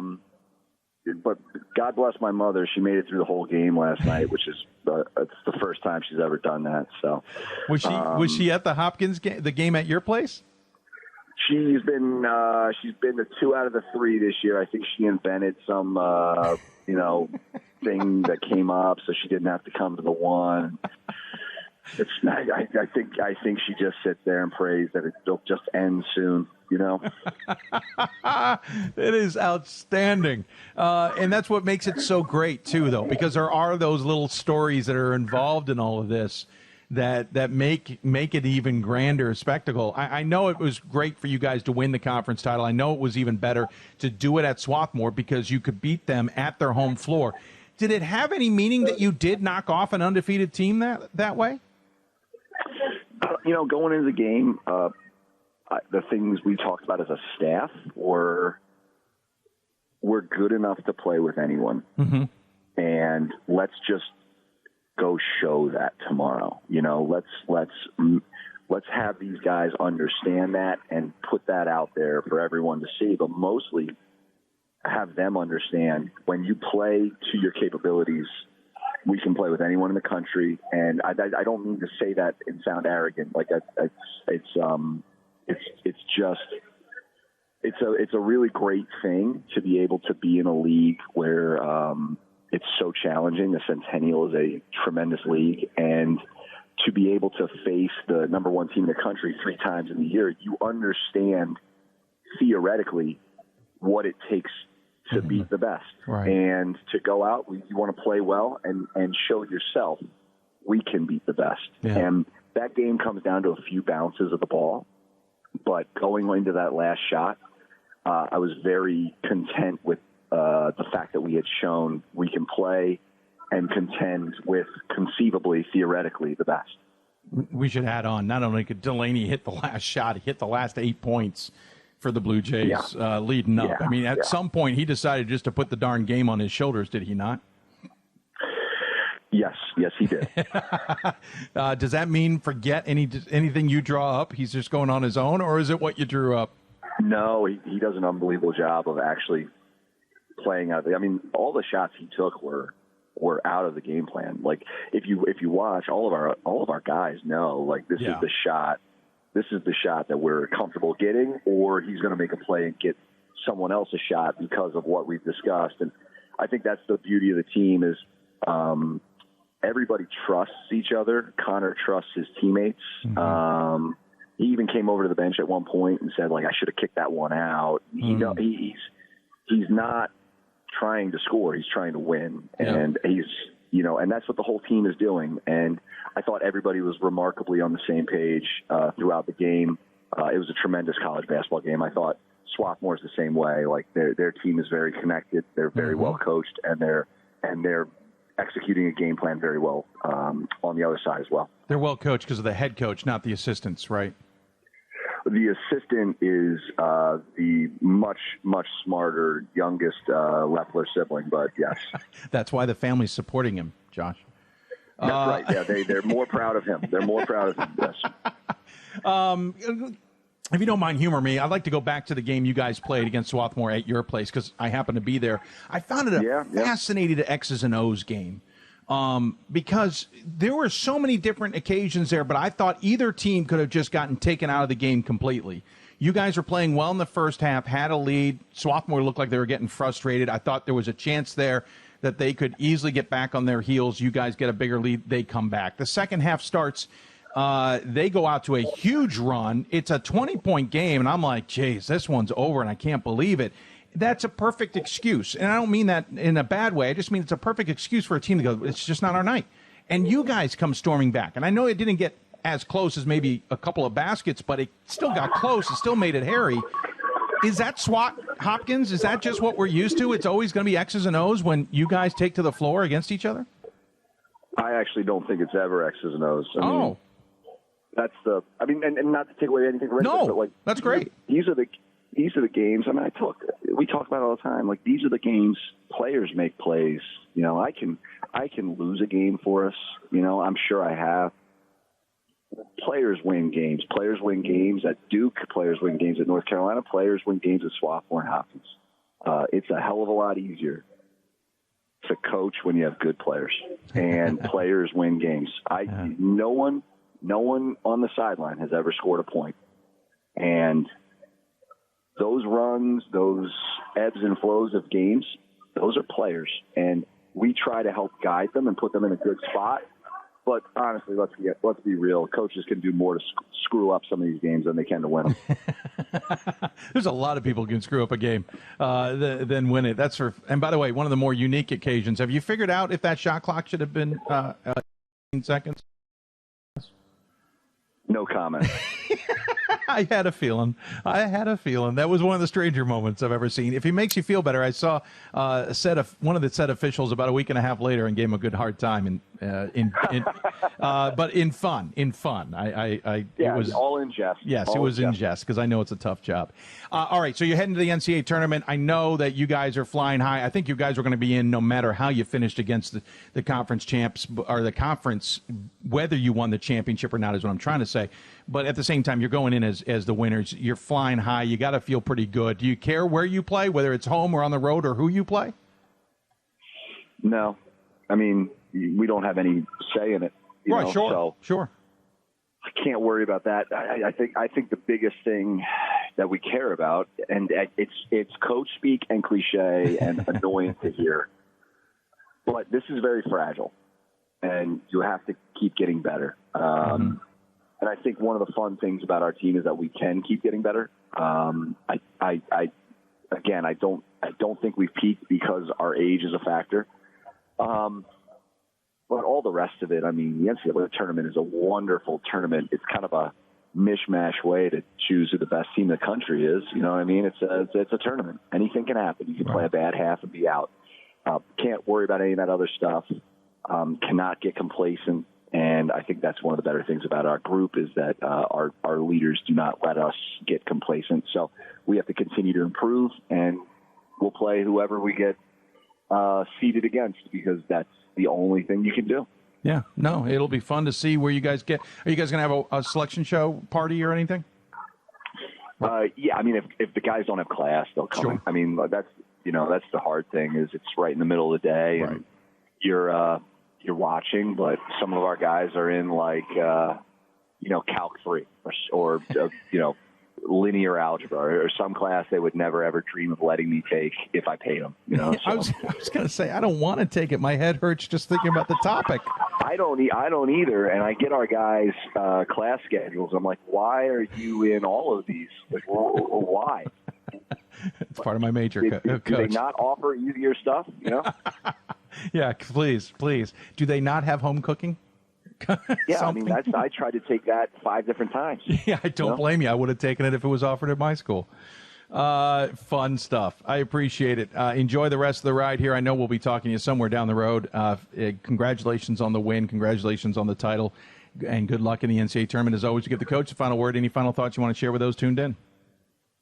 I'd like to tell everybody that, that was as great an atmosphere as I've seen at a college basketball game. The Centennial Conference does a wonderful job. It's a wonderful league. And I appreciate the work that you do and Division III Hoops has benefited from D3Hoops.com, because at the end of the night, when people can check that website and see what that game has going on and go link to it from a central site to watch that video, that is a wonderful platform for Division III basketball. And I've received a ton of text messages and whatever, just explaining like, wow, that was a lot of fun to watch. That was a high level game. And I don't think without your platform, it gets seen by the number of people that it was seen by. And I think we all have to thank you guys for allowing games like that in the Centennial Conference to be showcased because of the work you do.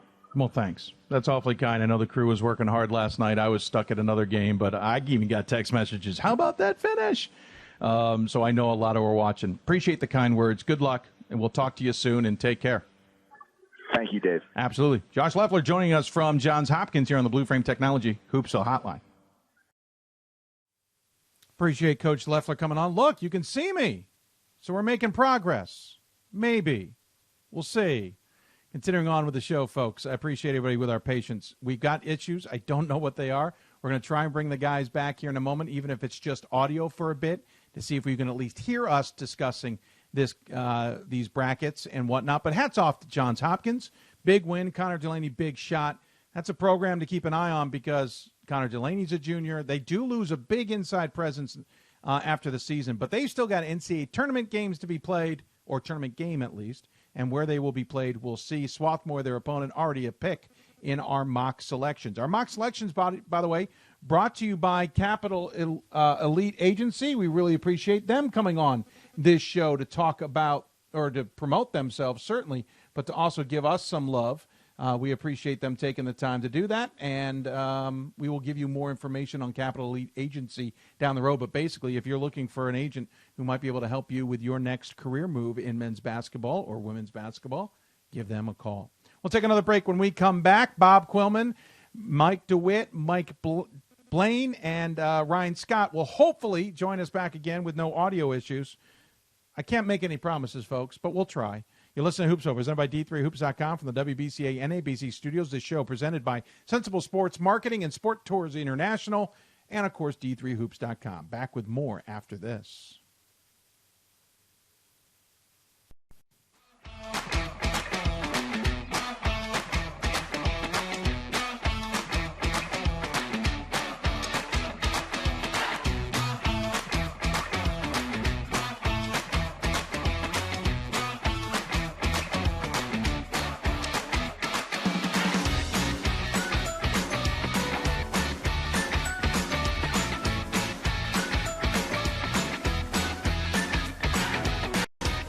Football has taught me a lot throughout my life. It's definitely had a huge imprint on who I am as a person. Competing at a Division III level created that opportunity for me to go to college. Not only was I the first one in my family to graduate college, but I was really the first one to even go. Being the first one, I'm breaking that cycle, and now that I've graduated, I'm not sure what's the next step, but I know I have a lot of doors open. And a lot of those are open because I played football and ran track here at Otterbein. College basketball lives in Kansas City at the College Basketball Experience at Sprint Center. The College Basketball Experience is the place to get your game on. It's not a museum, it's an experience you won't forget. Discover the history of the game in the National Collegiate Basketball Hall of Fame, featuring the Gallery of Honor, Mentor Circle, and Honor Theater. Suit up in the latest CBE logoed Nike gear at the CBE Hoop Shop. Elevate your game today and visit the house that college basketball built. For the love of the game. But for those of us who are Division III student athletes, it's more than that, a lot more. Sure, the game is important, but as we work so hard to build both mind and body, it's more about team. That is why NCAA Division III teamed up with Special Olympics, and in giving the gift of sport to those for whom it seemed an impossible dream, we are working to make this a better world. Help us keep that dream alive. You can make a difference. I'm a Division III student athlete, and I know how powerful words can be. The term gay doesn't mean stupid, lame, or less than. So I pledge to speak up if I hear the term gay used in a derogatory way or any other homophobic terms. If you can play in Division III. I'm a Division III student athlete, and my teammates unconditionally accepted me as part of their family. So now I pledge to do the same for others. If you can play in Division III. We are the coaches of women's basketball.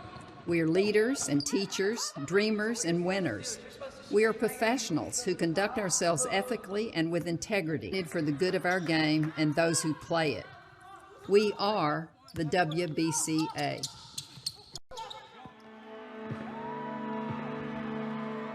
Great moments are born from great opportunity. That's what you have here tonight. That's what you've earned here tonight. This is your time. Now go out there and take it.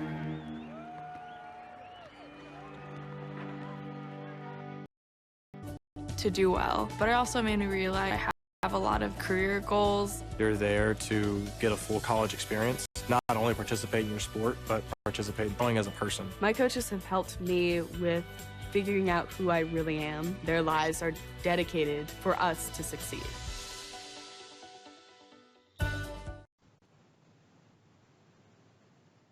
Welcome back to Hoopsville Selection Special, everybody. Hopefully we've solved our audio problems, but please let us know. I will be paying attention, I promise, to see if they've been solved. You do not see any video on the screen right now because we're trying to get it solved, but I do want to thank our sponsors at Capital Elite Agency for these men's mock rankings and Sensible Sports Marketing and Sport Tours International, and you who've donated to this show.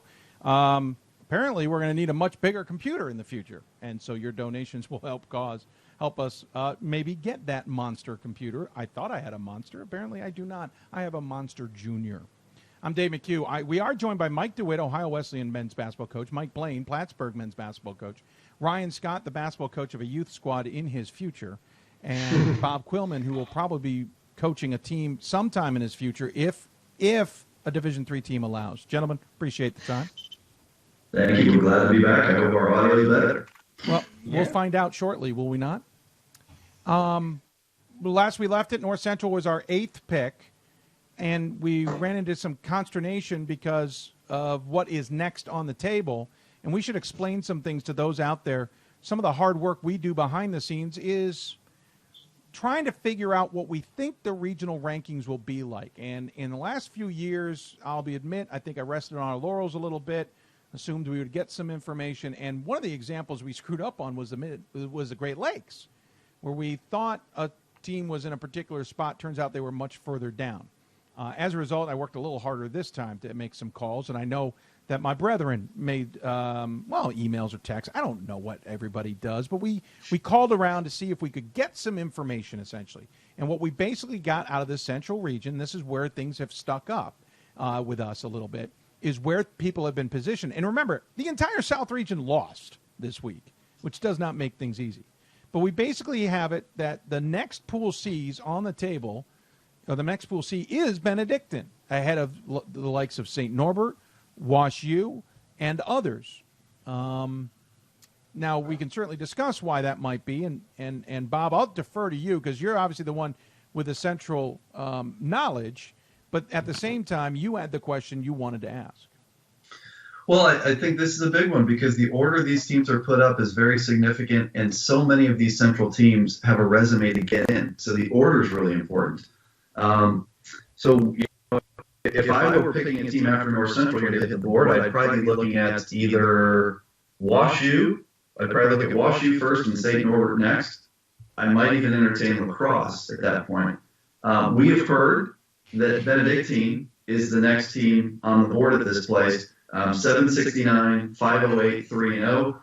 We're going to follow that because we believe we know that that's what the RAC submitted from kind of what we've heard. We're going to use that, but we've had a lot of debate because we would have put Wash U in the field already had they come up a couple rounds ago. So it feels weird to have them behind by a couple spots, Benedictine and St. Norbert. But that's what we understand the order is Benedictine, St. Norbert, Wash U, Eau Claire, Illinois Wesleyan.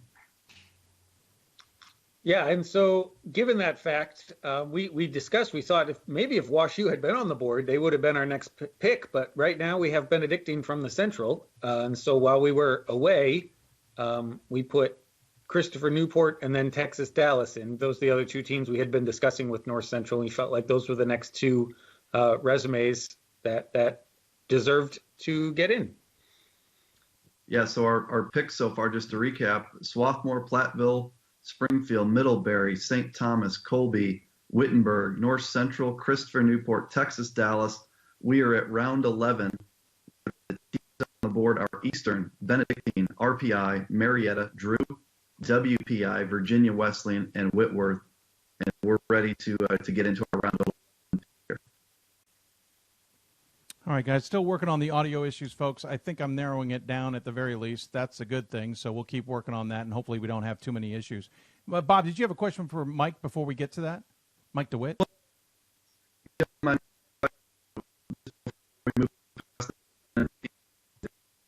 Bob, we're having a connection issue. Go ahead, keep going. Hey, we're just not getting your audio clean right now. Do you guys hear him okay? Yep. Of course, it's on my end. Yeah, my question for Mike on the Benedictine situation is, let's say the RAC submits a certain the rewarding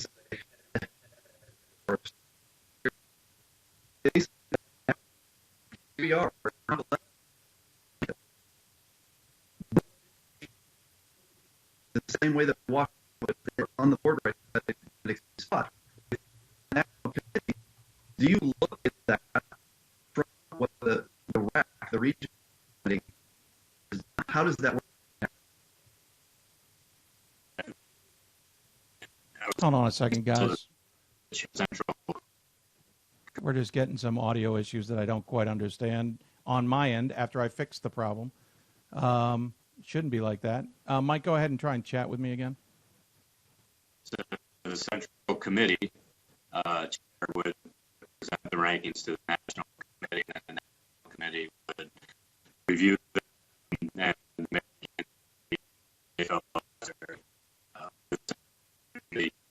the chair explaining why the RAC voted the way they did. So, that goes goes either way. It depends. If the national committee decides to make changes, they tend to try to keep things consistent across regions. So one RAC isn't making a decision based upon, for example, strength of schedule, as most important, as opposed to another RAC looking at winning percentage or regionally ranked opponents or records, whatever that is. So, the national committee wants to keep it consistent across the board. Yeah, and to me, this is the great example of that, because again, we have Benedictine sitting on the board here, and I think we've all agreed that WashU and probably St. Norbert, I would throw out La Crosse as well, they probably compete better here. I'm pretty sure they all compete better on this national stage. So this is going to be interesting. We're going to respect, I think, the information that we've heard, which is this is Benedictine at the spot, but it'll be interesting to see how this now affects what happens to these central region teams that follow Benedictine. Sure. So Dave, are we good on audio? Can we make this? We've got a couple teams we're going to pick between. Are we good to roll with this pick here? Go ahead, and I'll just put it in. If we have to, we'll update. I think I'll take this round and ask the crew if you guys agree. I think we have two teams that we're looking at here in round 11. From the Great Lakes, Marietta, 778, 529, 4-4. And WPI at 741, 553, and 3-5. Pretty close, I guess overall here. As I look at this, I lean a little bit. Tough call, almost a tie. I'm just going to say Marietta. What do you guys think? Do you agree those are the top two on the board at this point? And what's your take on those two? I would agree with that. If the winning percentage and strength of schedule balance each other out, which it looks like it does in my mind, I think, again, as we get into these decisions, it gets slimmer and slimmer, the differences between the teams. But I think Marietta's one extra regional win, or I always mess that up, against a ranked team, against four different teams. And WPI has 3 wins, but against 2 different teams, that's enough for me to go with Marietta in this case. I'll just chime in and just ask. I'm not proposing we also include Whitworth, but they have near identical numbers to Marietta, and they do have that win over St. Thomas, which has been the #1 team in the West for most of our rankings that we've seen.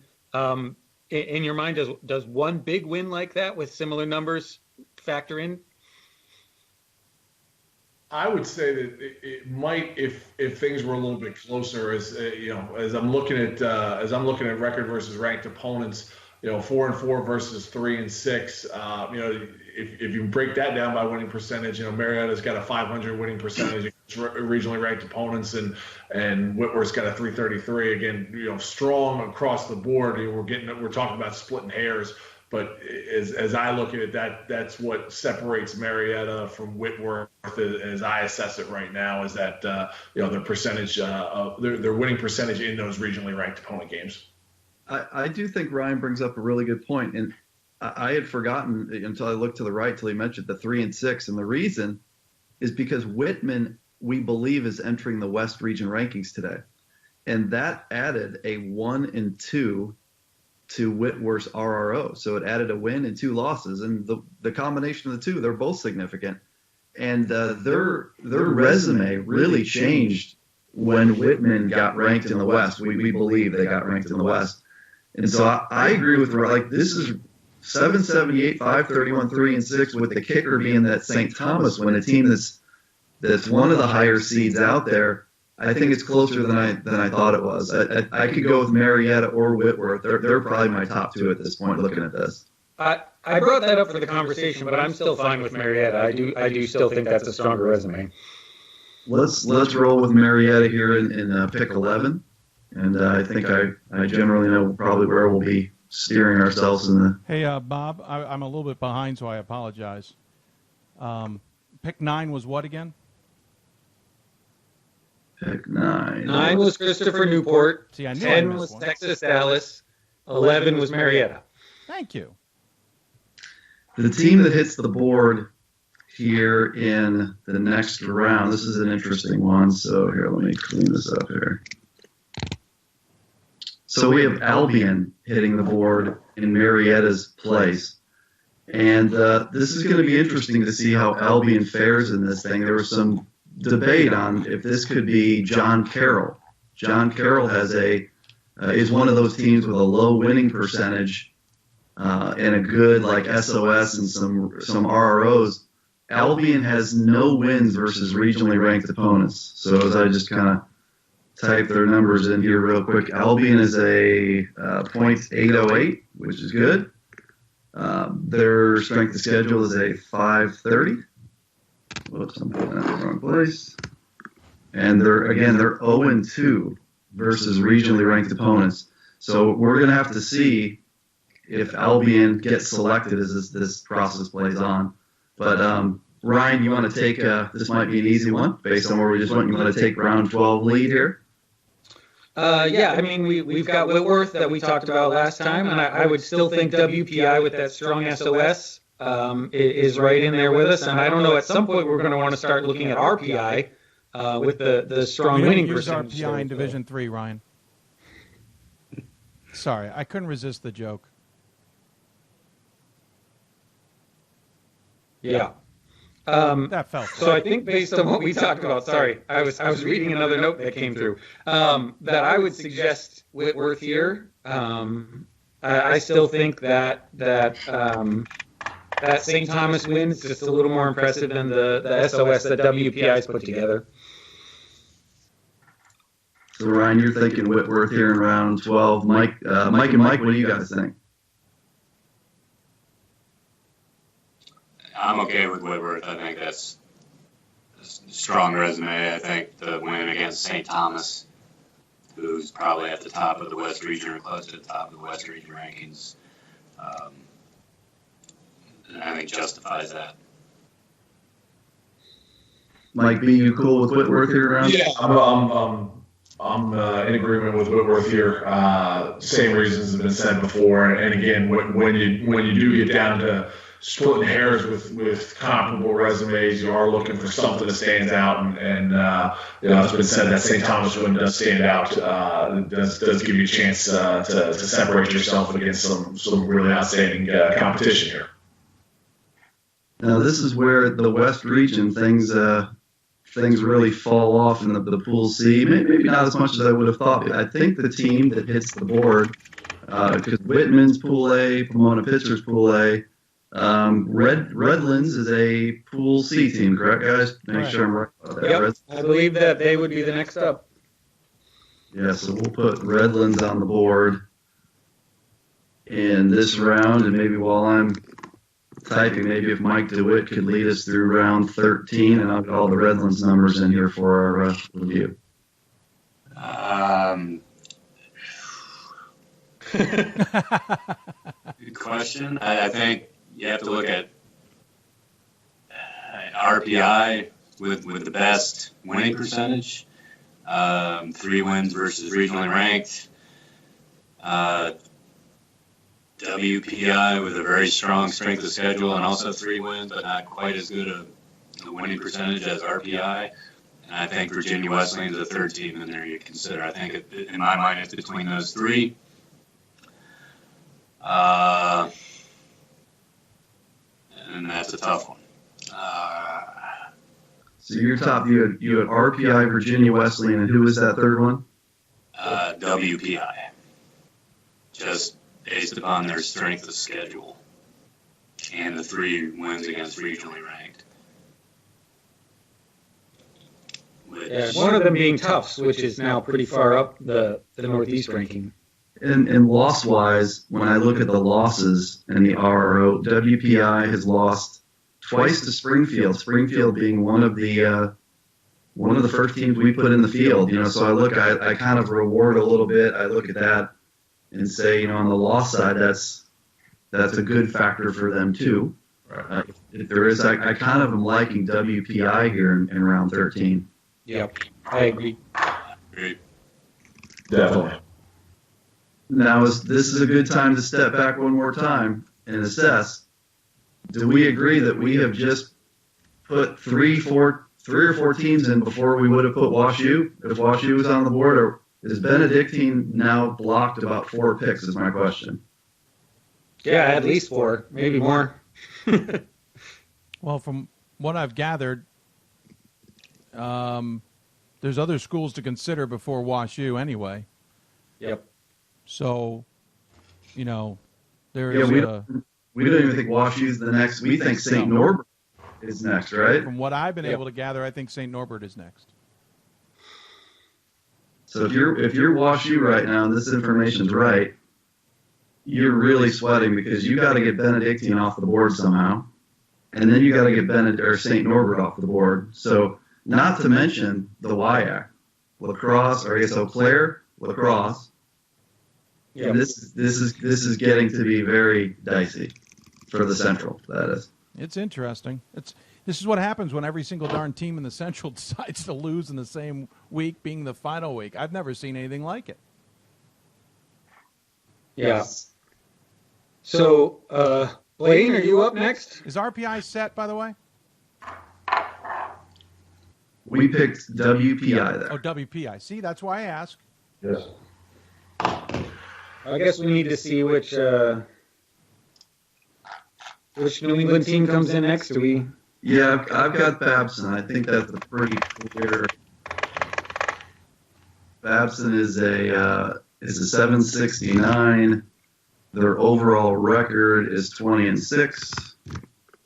Their strength of schedule is 534, and RRO is 3-4. So I mean they have a really good balanced resume here. So let's do one more pick, and then we'll take a break, hear another interview as we continue to do work behind the scenes. But let's get one more done.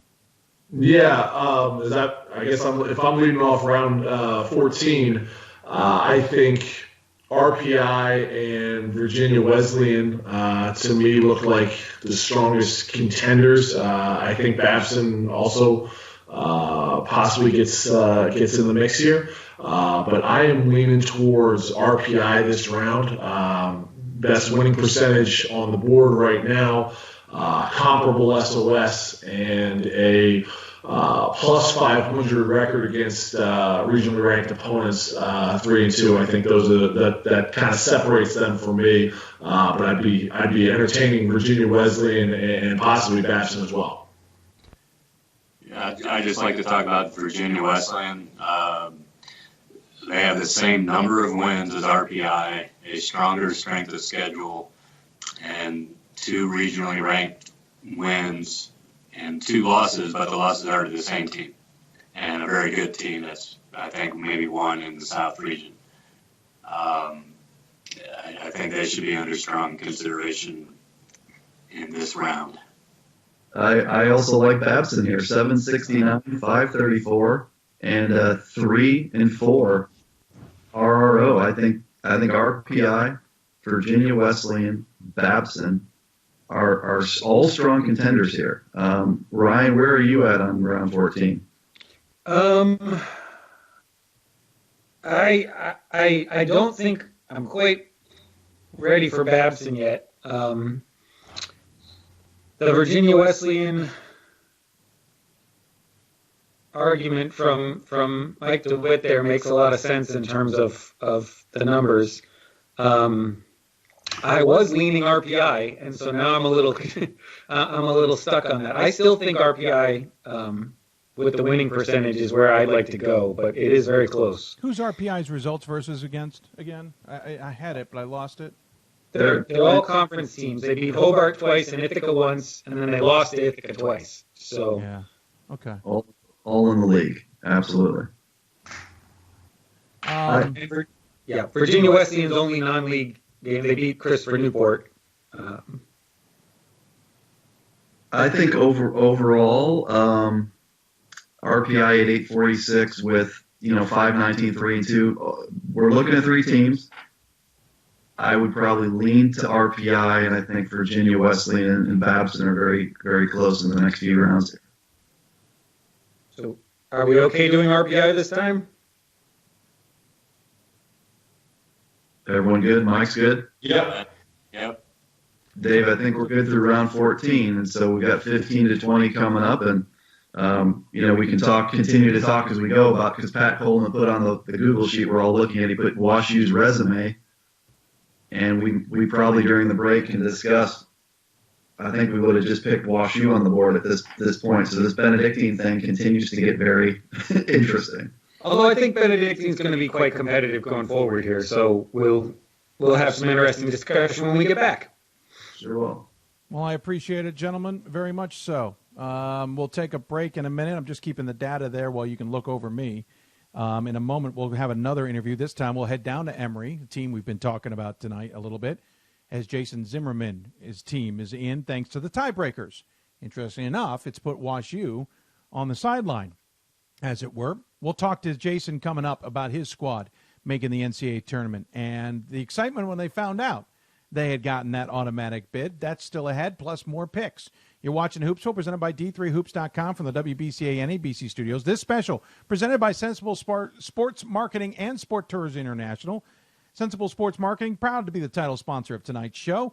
They're your go-to source for promotional products, graphic design, printing, and web design, with solutions catered to fit the D3 budget. For a quote on your next project, visit getsportssense.com or call them at 800-575-4765. More Hoopsville when we come back.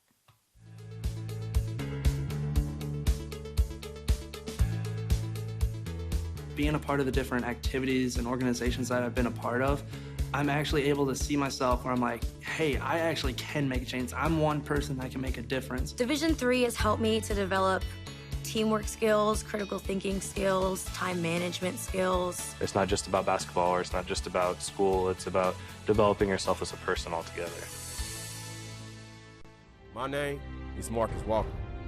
I was All-State, won a state championship, a high school All-American, and played college and pro ball. I played because I love the game. I grind to be the best. I sweat because I put in work. I'm strong because I believe. When I want to bring it before game time, I come to the house that college basketball built, the CBE. No matter your skill, take it to another level. Elevate your game right here at the College Basketball Experience at Sprint Center. For the love of the game.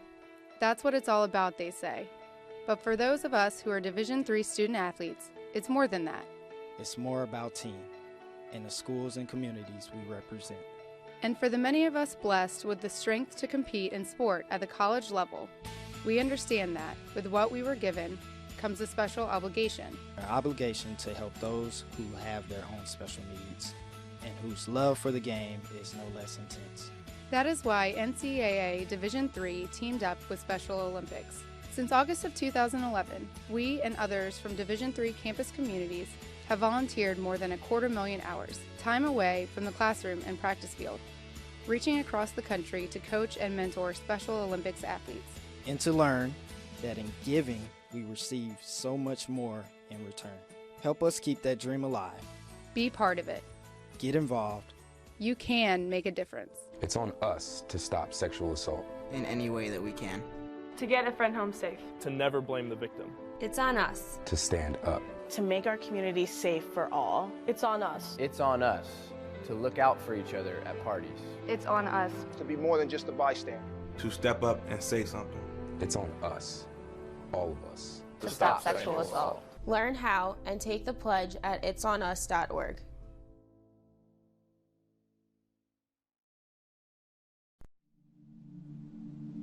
I used to never really talk. Ever. I was scared and shy. It was hard to look at people's faces. I was afraid if I said something wrong, everyone would laugh at me. But then I started to play golf with Special Olympics. I made friends and won lots of gold medals. But I learned more than just playing golf. Special Olympics helped me to find my voice.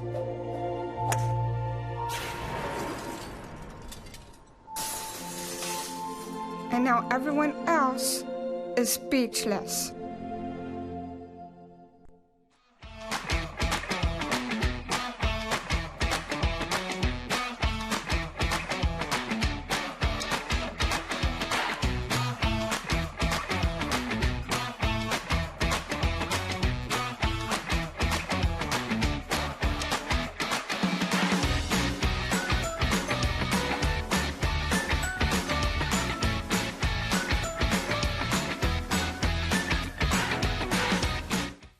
Welcome back to Hoopsville, everybody, as we continue on here. We'll get to more selections when they come back, but I want to thank our partners at Sensible Sports Marketing and Sport Tours for sponsoring us. Our current goal right now is $7,500 on the crowdfunding, as it were, and we're at 43 and a little bit more right now. Anybody who can help us out, please do so. We'll try and tweet out a link if you had missed it at some point in the road. We think we've cleared up some of our audio issues. Doesn't mean the Gremlins can't come back, but we'll continue on. We've still got a number of selections still to go. It'll take us some time, but I appreciate everybody tuning in. Anyway, so we're talking to some coaches. Jason Zimmerman was kind enough to join us earlier today to talk about his team.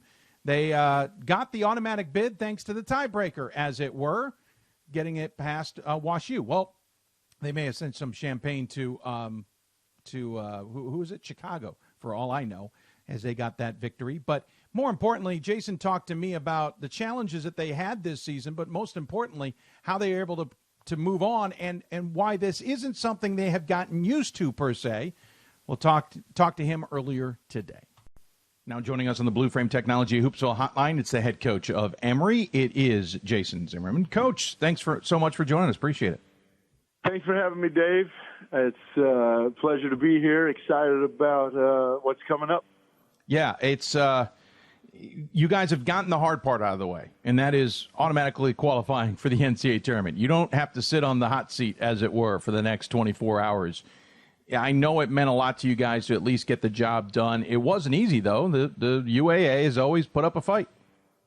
Yeah, we talk about it a lot with our team, and I think guys in the league. It's a 14-game, champion, right? So you got to play all 14 games, and it starts on January, early January, and goes through into February. So it's not somewhere you just have to play really well on a weekend. If you have a bad week in early January because of sickness or guys just not feeling great or a test or whatever it may be, it can cost you a UAA championship. So that 14-game grind of travel plus the teams we have to play, our league is really good. Walsh is really good.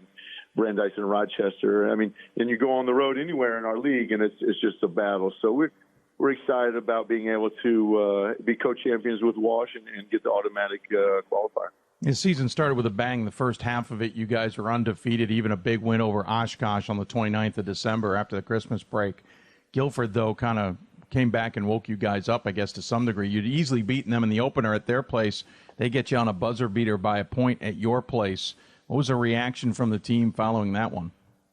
Yeah, Tom's a great coach, and they're a great program, and we actually we're feeling pretty good about 6 minutes ago, and we just didn't execute. And I think that's what the regular season is for. And you got to go through some of those trials. And we're a veteran team. We have a lot of juniors, but you're going to have to play well on that night for 2 hours. And you can be the better team the night before or the night after, but it doesn't matter. You have to be really good in those 2 hours when you play. And Guilford was a little bit better. We lost to Guilford at the buzzer. We lost to Brandeis at the buzzer. So our first two losses were on SportsCenter.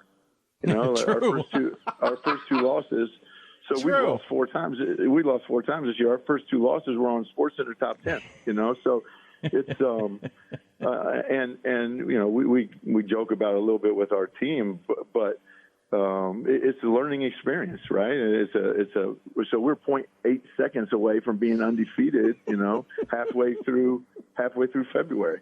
And it's a growing experience. That's what we do. That's what the regular season is for, but different actually at our level, because, those games in the 1st of November count just as much as the games do in February for the Pool C bids, right? So right. We talk about a lot. It's a lot like a college football season but they only have 10 games. So we have 25 games where every game, and we've been fortunate enough we've been to 8 NCAA tournaments in a row now with this one, and I think that's the second behind Worcester. I think that's the second longest active streak.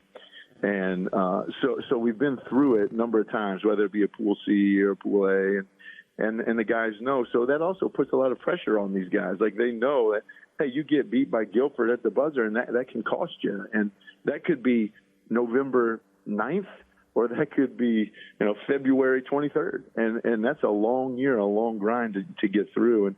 But it's great. We wouldn't want it any other way. Yeah, well, that's what makes it exciting, and sometimes will keep your job, because now the players will listen to you when things are, maybe not going the way they think they're going to go. I do want to ask about the Chicago and Case Western results.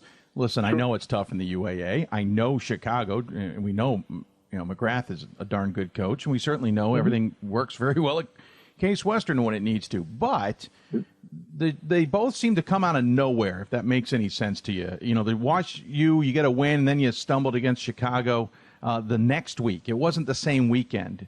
What happened in that one, or is it just, especially, I know it's at your place, but that one maybe makes it more surprising.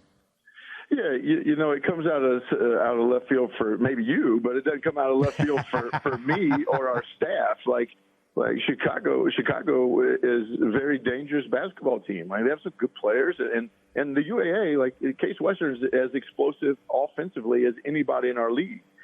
So those come out of left field for people who are sitting on the outside. Look, well, you should win on paper. Like, hey man, we don't play these games on paper. Like, oh, you don't?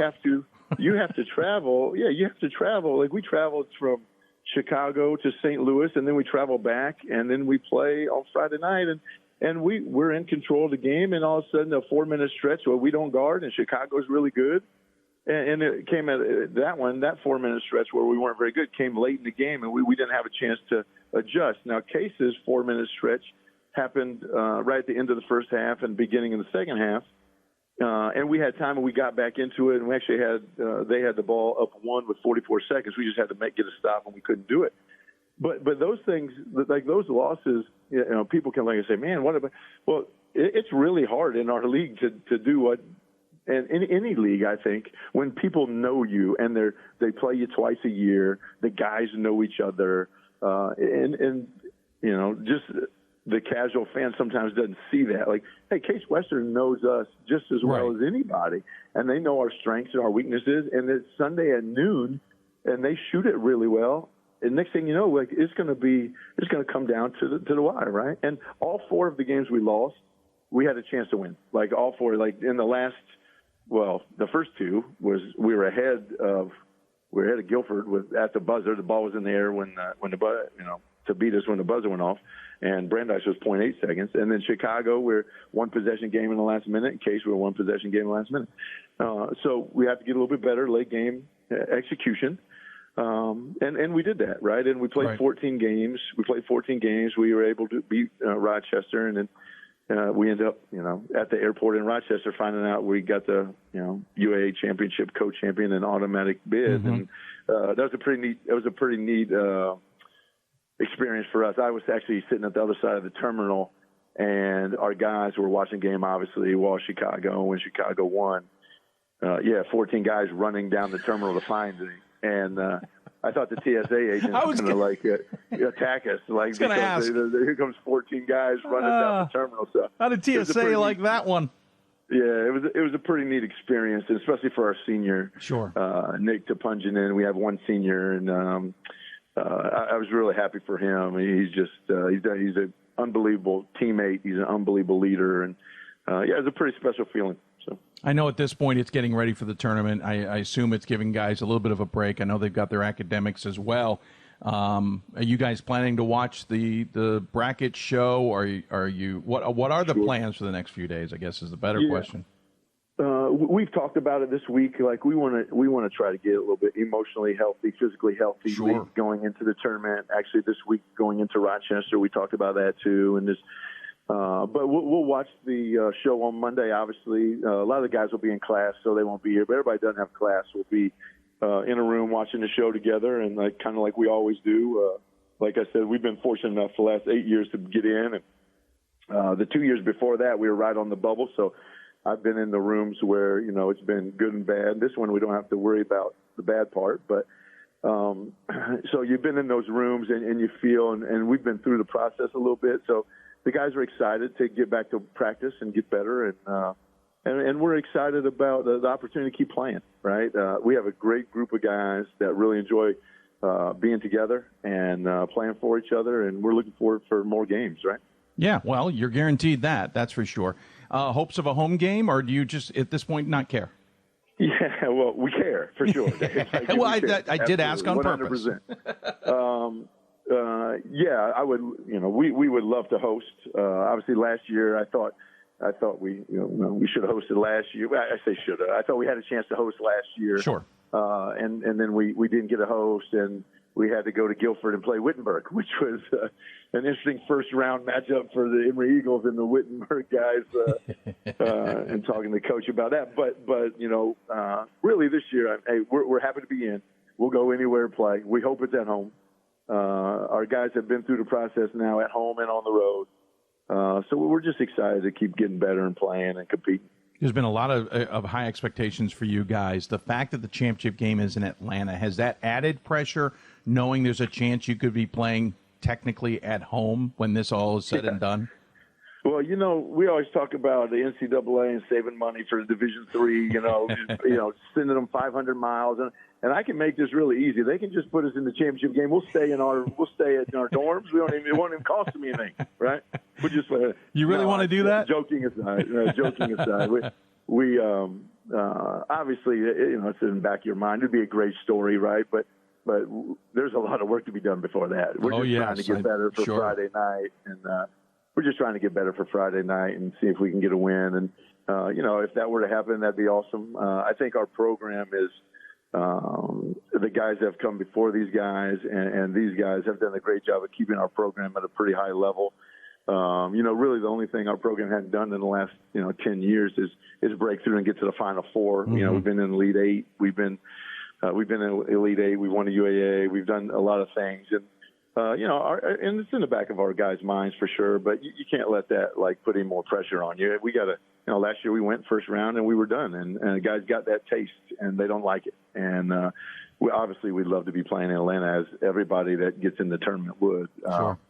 But I don't think that puts any more or less pressure. Hey, look, if the championship game was in the middle of wherever, we'd want to be there, right? Yeah. So it doesn't matter. For the record, if you guys are there, I would suggest taking the hotel, because I have tried to take the trip from Emory to the playing site on that weekend back in 2013, and it is less than pleasurable. Sir, take the hotel if you have the chance. Atlanta traffic's always fun. But oh, yeah. but I do I've been in Atlanta for 13 years now. I love living here. It's a great spot. And, of course, we'd love to be playing, 4 miles or less than that, 3 miles down the road. 3 miles in an hour of your time. It's like that in Baltimore and D.C., too. Sir, really appreciate the time. Keeping our interviews tight tonight, and I would love to chat with you more. Keep winning, and we will. No, that's not a threat. If you have any, but we always give the guest the final word. Any final thoughts you want to share with those tuned in? Yeah, Dave. We really take great pride in representing the UAA, and I know WashU. We got our fingers crossed. I think they'll get in, but Brandeis and Rochester are in the mix too. And the UAA coaches, the players, they do a great. It's a blessing and a pleasure to be able to, and we take great pride in representing the UAA, and we'll try to do that the best of our ability here in the next couple of weeks. But we also take great pride in playing in Division III and competing and playing in this tournament. And we really appreciate what you do for Division III basketball, and not just you, but the guests you have on your platform that you get out there. It's amazing how many people, my coaching friends and colleagues and the players that follow you, and really the pride that you take in what we do. We really appreciate that, you and your staff and everybody that comes on. So thanks for all you do. We'll be listening, and hopefully we'll see you in a couple of weeks. Well, thank you for the time. Thanks for the kind words. I know the crew would appreciate that as well. Good luck the rest of the way. We'll look forward to catching up with you down the road, and we'll talk to you soon. Thanks, Dave. Absolutely. He's Jason Zimmerman joining us on the Blue Frame Technology Hoopsville Hotline. Thanks to Coach Zimmerman for joining us to talk about Emory. How about the fact that the team's running down the terminal to tell him that WashU had lost to Chicago? TSA probably wondering what in the world was going on their return home. Appreciate his time joining us on the show. Congratulations to Emory. They're on to the tournament.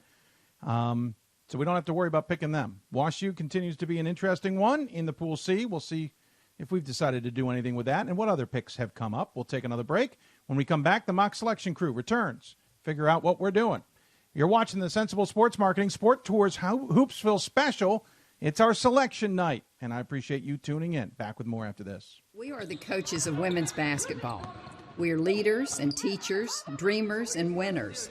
We are professionals who conduct ourselves ethically and with integrity. We place the education, safety, and well-being of the athletes we coach above all else and teach them the fundamental values they need to succeed in life. We are coaches united for the good of our game and those who play it. We are the WBCA.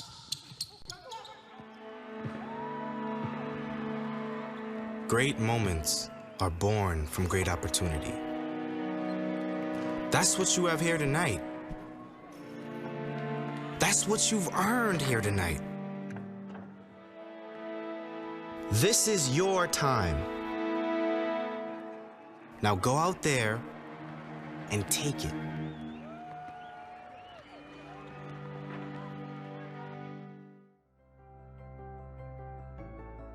It's on us. It's on all of us. And it's time to act now. It's on us to start the change. It's on us to be the change. It's on us. It's on Division III. It's on all of us to stop sexual assault.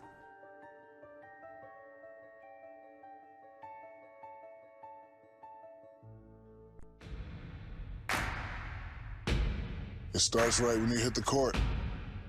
You imagine your finest moment. The game-winning shot that gets you to the dance, a monster dunk or no-look pass, and cutting down the net. Sports lets us dream of our own success and prepare us for our finest moments on and off the court.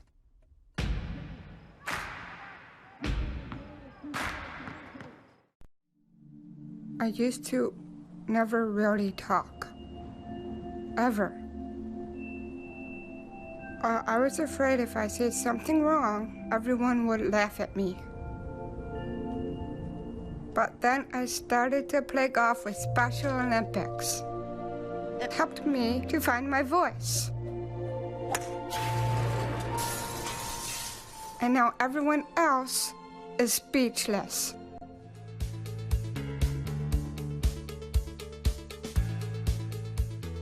Being a part of the different activities and organizations that I've been a part of, I'm actually able to see myself where I'm like, hey, I actually can make change. I'm one person that can make a difference. Division III has helped me to develop teamwork skills, critical thinking skills, time management skills. It's not just about basketball, or it's not just about school. It's about developing yourself as a person altogether.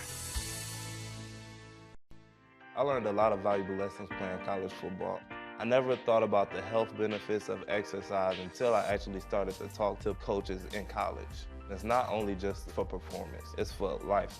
My coaches instilled the importance of well-being, not only building up strength, mental health, getting enough sleep, eating properly is all what it is to be healthy. I decided that I want to go into personal trainer and share my knowledge that I obtained in college about physical and mental well-being. I'm a Division III student athlete, and I know how powerful words can be. The term gay doesn't mean stupid, lame, or less than. So I pledge to speak up if I hear the term gay used in a derogatory way or any other homophobic terms. If you can play in Division III. I'm a Division III student athlete, and my teammates unconditionally accepted me as part of their family. So now I pledge to do the same for others. If you can play in Division III. Welcome back, everybody, as we continue our mock selections. Our special tonight, presented by Sensible Sports Marketing and Sport Tours International. Of course, Sport Tours International, one of those groups that we work with at D3Hoops.com. They help put together the D3Hoops.com Classic in Las Vegas. If you're interested in other tournaments that they run or other international tours that they do, give Sport Tours International a call. Our men's mock selections are presented by Capital Elite Agency. If you're a college coach looking to advance your career, check out Capital Elite Agency at capitaleliteagency.com.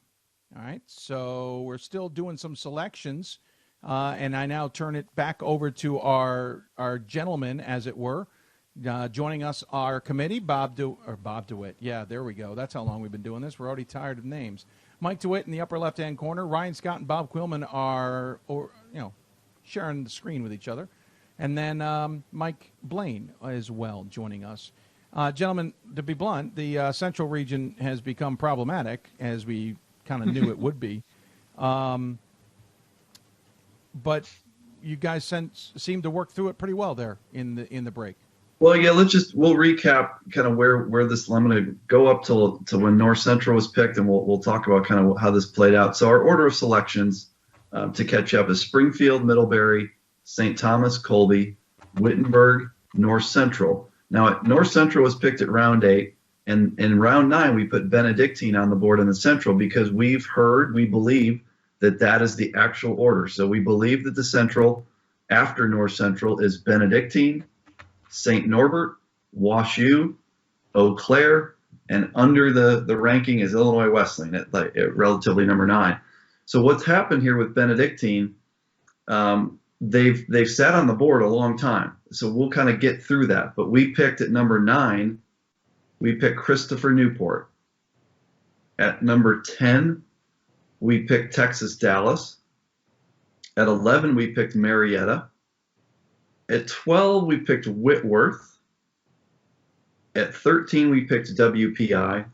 At 14, we picked RPI. Again, Benedictine's been on the board this whole time. Throughout the process, we had conversations of like, if WashU were on the board, would we have picked them?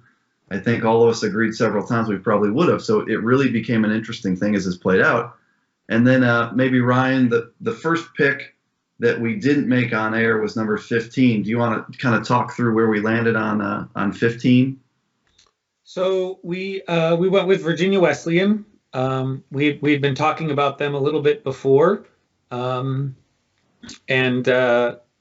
we decided that the combination there, the winning percentage at 815, with a pretty good SOS, that they were the next selection that we would make.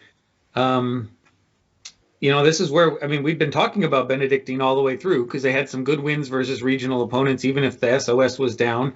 And we've also been talking about Babson. They are 3-4 against regionally ranked opponents, but a lot of those were in conference. Ultimately, we went with Virginia Wesleyan. And then in round 16, the group at the board was Eastern, Benedictine, Hobart, Albion, Drew, Babson, East Texas Baptist, and Redlands. And in round 16, we picked Babson. It was between Benedictine and Babson.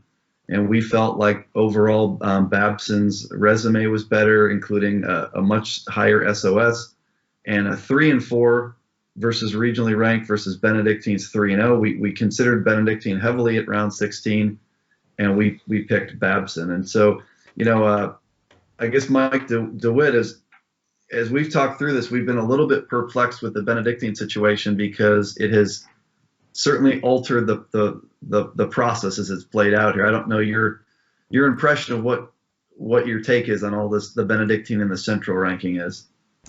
Well, yeah, I think if that's how the rankings really are, the Benedictine is the classic blocker, blocking some schools behind them in the Central region who would compare very favorably to a lot of the other schools on the board as we got into round 17. And the two directly behind Benedictine are, so you've got St. Norbert dying for Benedictine to get picked, and Wash U dying for Benedictine to get picked, so St. Norbert can get picked. And not to mention, next in line is Wisconsin Eau Claire. So you've got a whole bunch of teams that are just, I guess at this point, praying that Benedictine comes off the board. And in round 17, we had a really good debate between Amherst at a low winning percentage of 692, but 3-4 versus regionally ranked, 552 SOS. And what we were really loving with Amherst is wins over Springfield, Middlebury, Colby. That is Northeast 1, 2, and 3. We had a ton of debate about Amherst versus Benedictine. And Ryan, do you want to talk a little bit about where we landed in the round 17 pick? Yeah. Well, Amherst clearly has a really high SOS at 552. They've beaten 3 of the top 4 teams in the Northeast region, Springfield, Middlebury, Colby, which are very strong. But they only have 18 overall wins. That's 2 less than Benedictine. And Benedictine's wins over St. Norbert, LeTourneau, and North Central are very strong, maybe not quite as strong as Amherst, but we figured ultimately between the 2-game difference and if Benedictine is here, we decided clearly the national committee likes their resume. And between all those factors, we figured that was the next best pick. Amherst 18 wins just being very low in terms of the comparison head to head. That was the most interesting conversation that we had because, and I don't want to put words in anyone's mouth, but in round 17, as we talked about this, I feel like where the 4 of us got was like, okay, if the national committee signed off on this, then they have to think that the resume is good. So I guess we kind of veered from who we would take to who we thought the committee was going to take. It's the first time we had done this in the process, and we took, not that Benedictine's resume is bad, it's absolutely not, but we took Benedictine here sort of feeling like we're missing something, or like the national committee likes them here, so we picked them. I don't know if I'm saying that wrong or if that's unfair, but that was my impression of our conversation. I feel like it was the tiebreaker, right? That there were some pluses and minuses both ways, and we felt like we would go with the ranking there. So we got Benedictine off the board and we put St. Norbert on the board at round 18.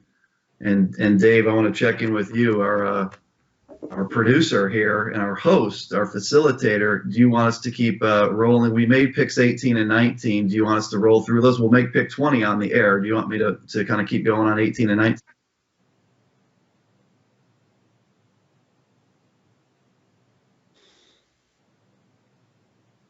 Yeah, I think we're fine. I think we continue to go along and keep picking these selections. And I think it's fascinating for the viewers at home. I think you guys got a bunch of work done, and we can always run our last interview with the champs, the defending champs, when we wrap things up.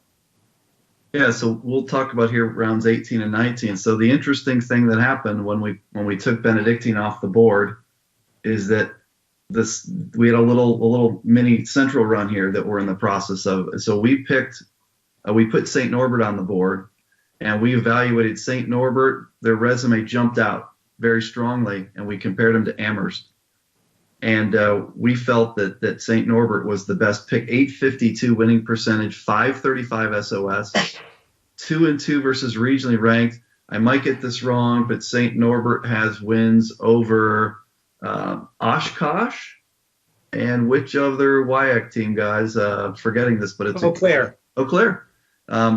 Really good wins there. And a lot of times in the Pool C process, if St. Norbert loses in the Midwest Conference, they come to the table with a winning percentage like this, but an SOS that's more like a 505 or something like that, and not many RROs.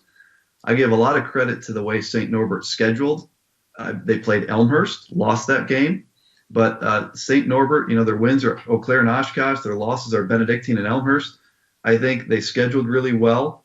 And we thought that St. Norbert was the right pick at round 18. Let me just stop for Ryan and the mics, ask if you guys would add anything with the St. Norbert selection here in round 18. I think you covered it, Bob. I think that was very good. Okay, let's roll on. So then we put Wash U on the board in the Central, and I'll just say ditto, I guess. Wash U. Cheater. Yeah, Wash U's resume really jumped off the page here at round 19. Now, when I was doing projections on my own all week long, I was picking Wash U at like 8, 9, 10, 11. Even after they lost to Chicago, I probably had them 11, 12. So I never thought we'd be talking about Wash U at 19. I really didn't. But here at 19, they're an awfully good 19. 800, 557, 3-3.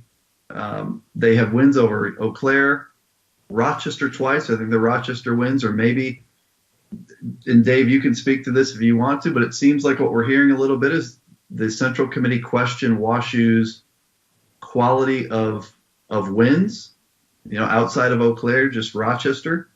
I don't know if you want to comment on that, but that's kind of what we were hearing, at least. From what I gathered, and this was kind of a combo of information being sent to me While at the same time, someone doing a little bit of deep dive, it gathered that the Central Committee, and again, I think based on information they were getting from the National Committee in previous weeks, looked at WashU and went, okay, you have only one game against a regionally ranked opponent in this actual region that we're looking at, and that is Eau Claire.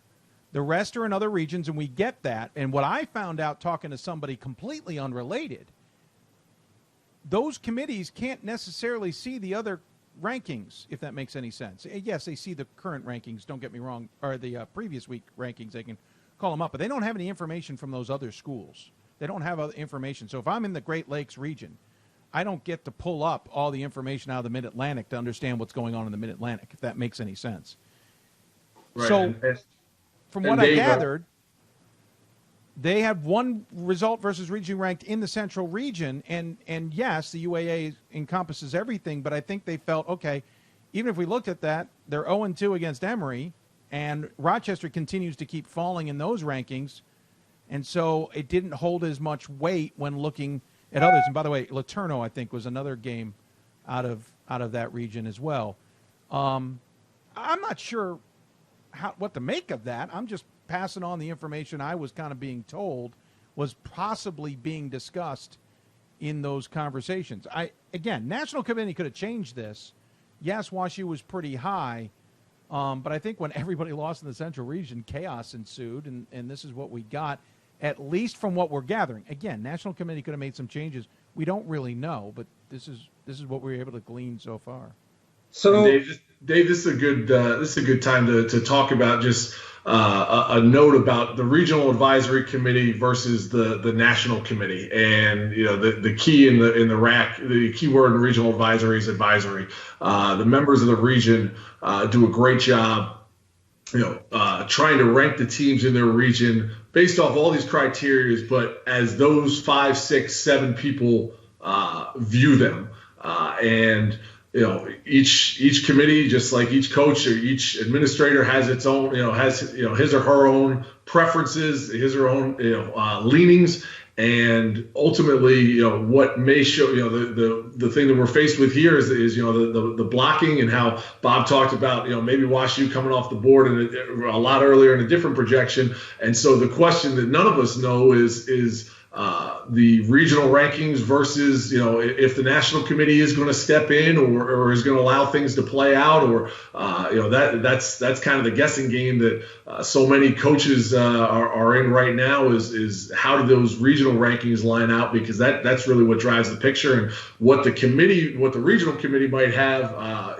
which they act in good faith and with all the information at their disposal, might get altered, and we may be talking about two completely different pictures, come around 1 o'clock tomorrow afternoon. Yeah, I was just going to bring up at this point whether we do still want to look at the strength of Amherst regionally ranked wins. I would think Northeast won, 3 out of the 4 top teams in the Northeast would compare much more favorably than Eau Claire and 2 wins over Rochester. They'd have similar SOS. Obviously, WashU has 2 extra wins than Amherst, but especially if WashU is buried this far down in the Central, that may be telling as well in terms of what those regionally ranked wins really mean to the committee. And this is where we had a conversation that I brought up, probably to no one's surprise, knowing I'm a Central Region guy, is this is where the Central Region has a tough situation, in that there's such a depth of quality teams that there's really good teams that aren't regionally ranked. So like if you look at WashU, and I think what I hear Dave saying is that there's someone suggesting WashU doesn't have, great wins in the region, the Central.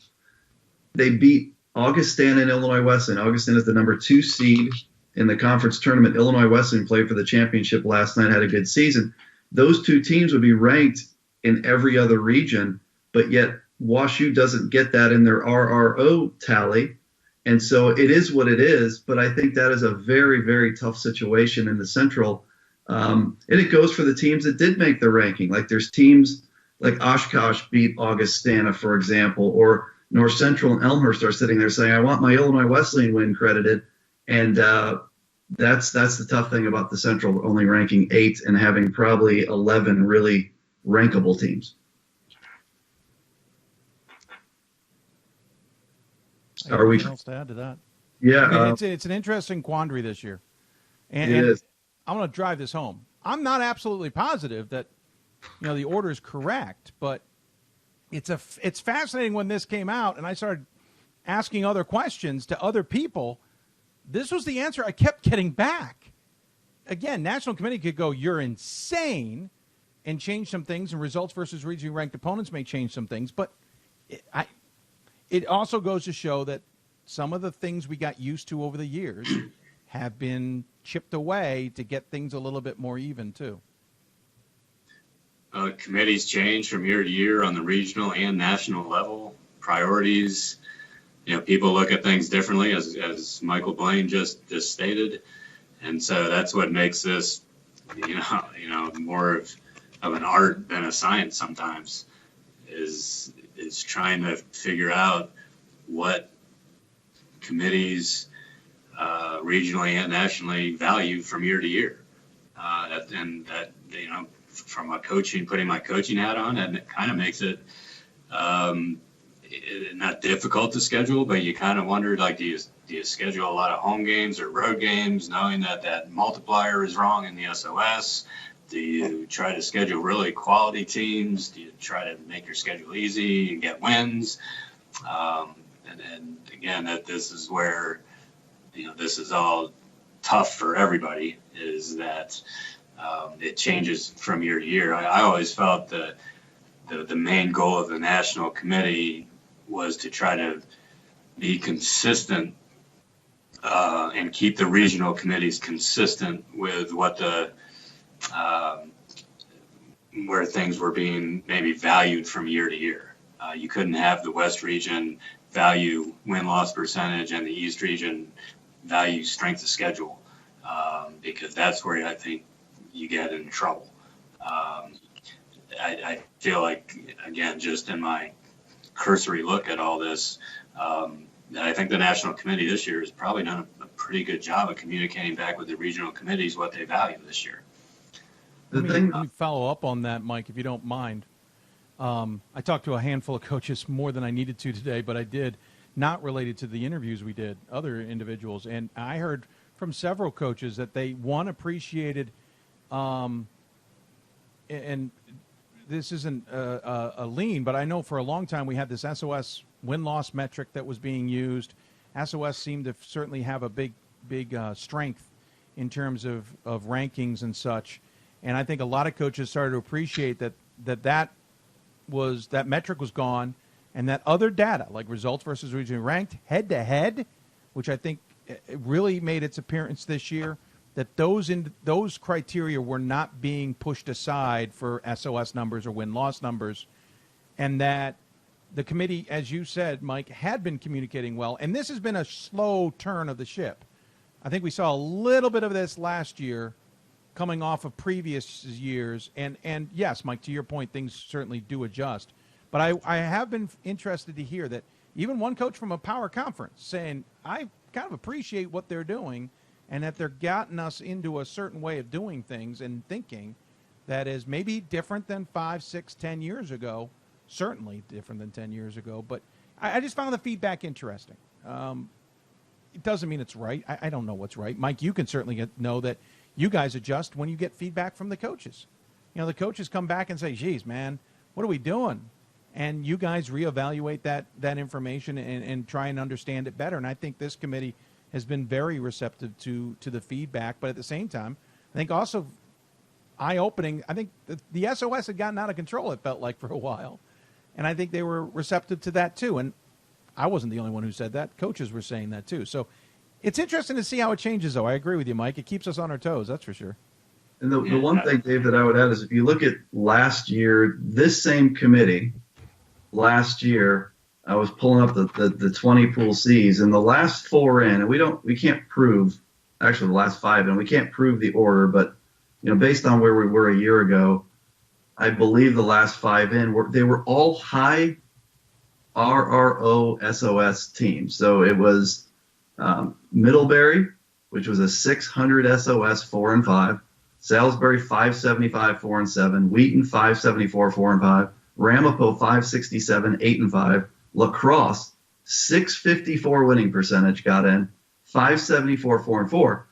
So that's sort of why I am still perplexed and not totally sold that Benedictine stayed where we have them on the board, because this same committee, this same group of people led by the same national committee chair, Sam Atkinson, they valued at the final 4 or 5 picks, they valued that huge SOS and the huge RRO total.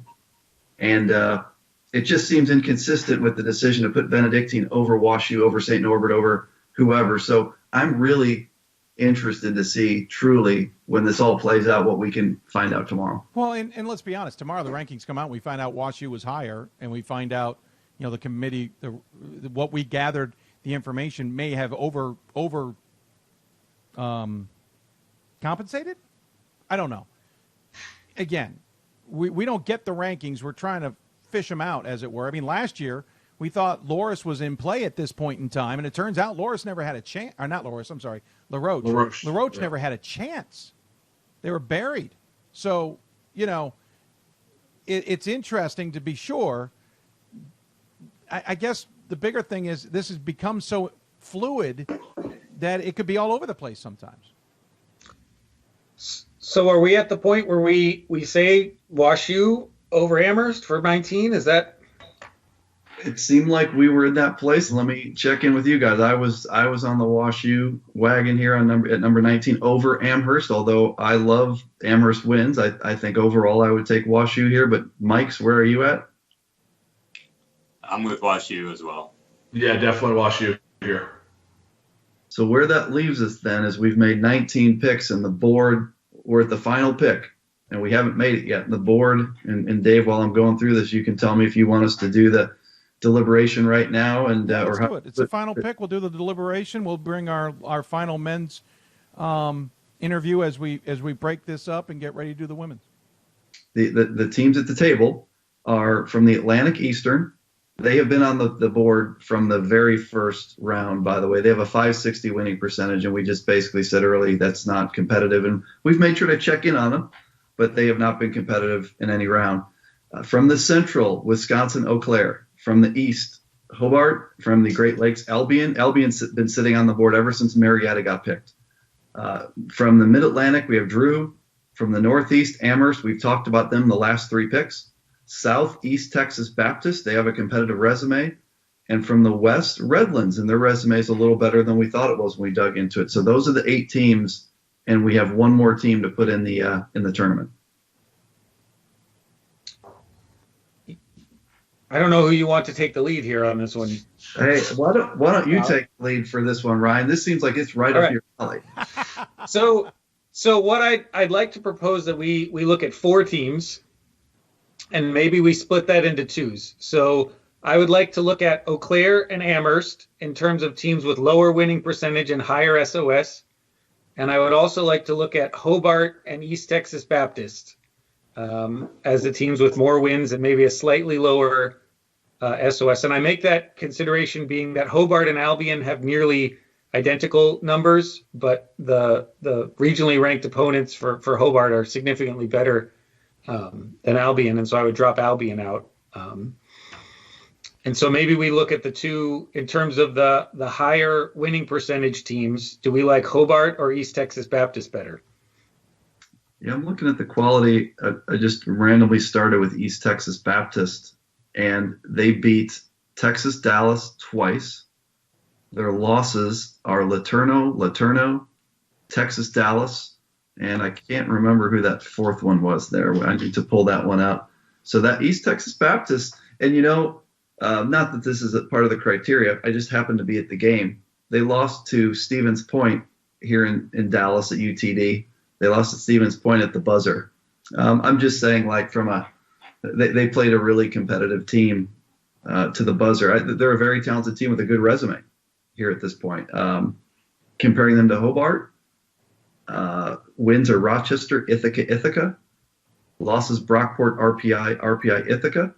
I don't know. I sort of favor East Texas Baptist if we're just comparing those 2 as a starting point. Where are you guys at?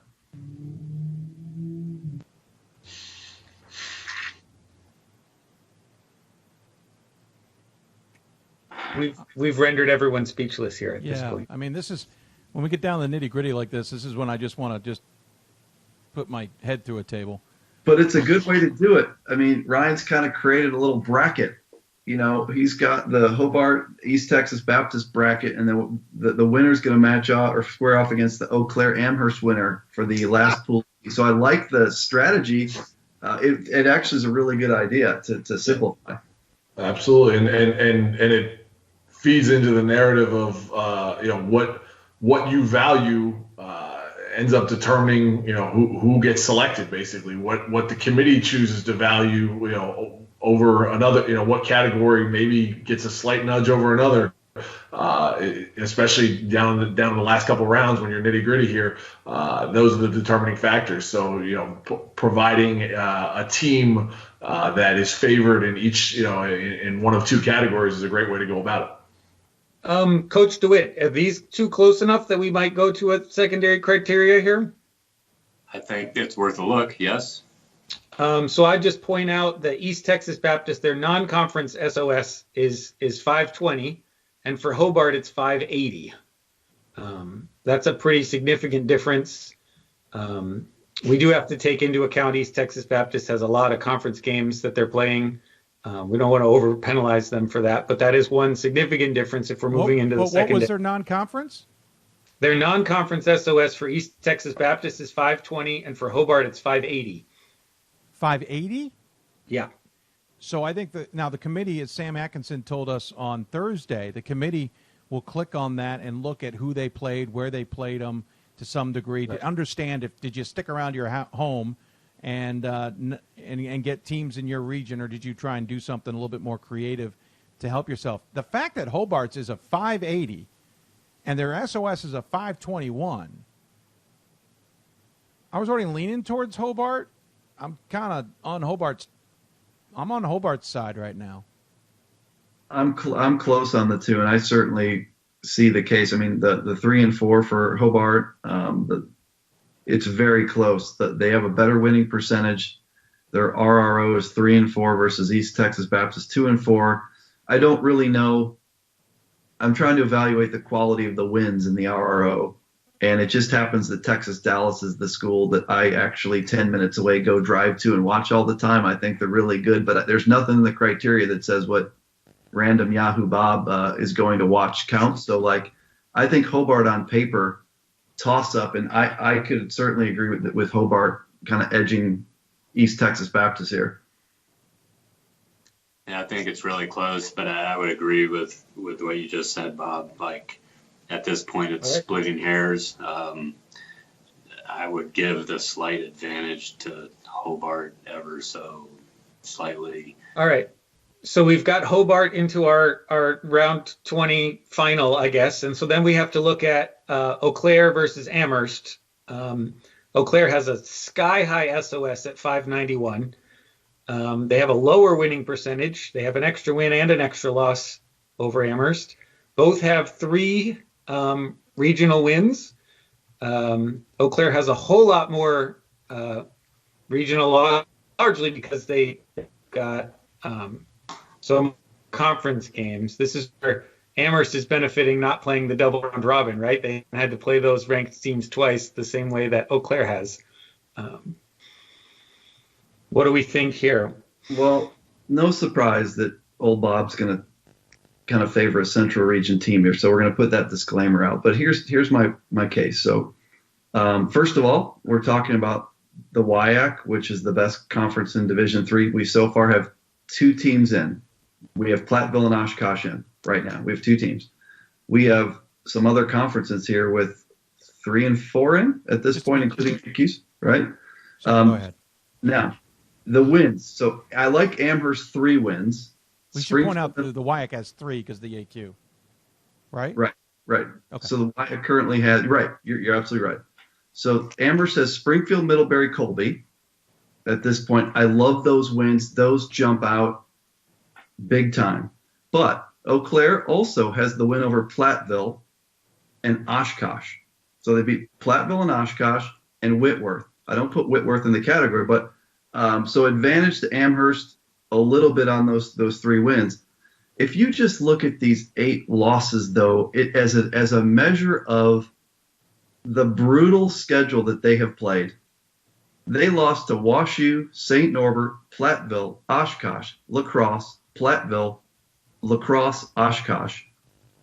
I look at that 3-8 and take the RRO and say, if it's close, this is where you can really dig in and say, holy smokes, that team played a brutal schedule, came out of it with a few really impressive wins, and I would give an edge here to Eau Claire.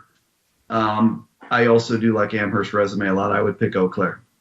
So the only counter that I'll make to that, and I guess I'm the East Coast guy, so I can take the other case here, is when Eau Claire played those teams, they were 1-2 against Oshkosh and 0-2 against La Crosse.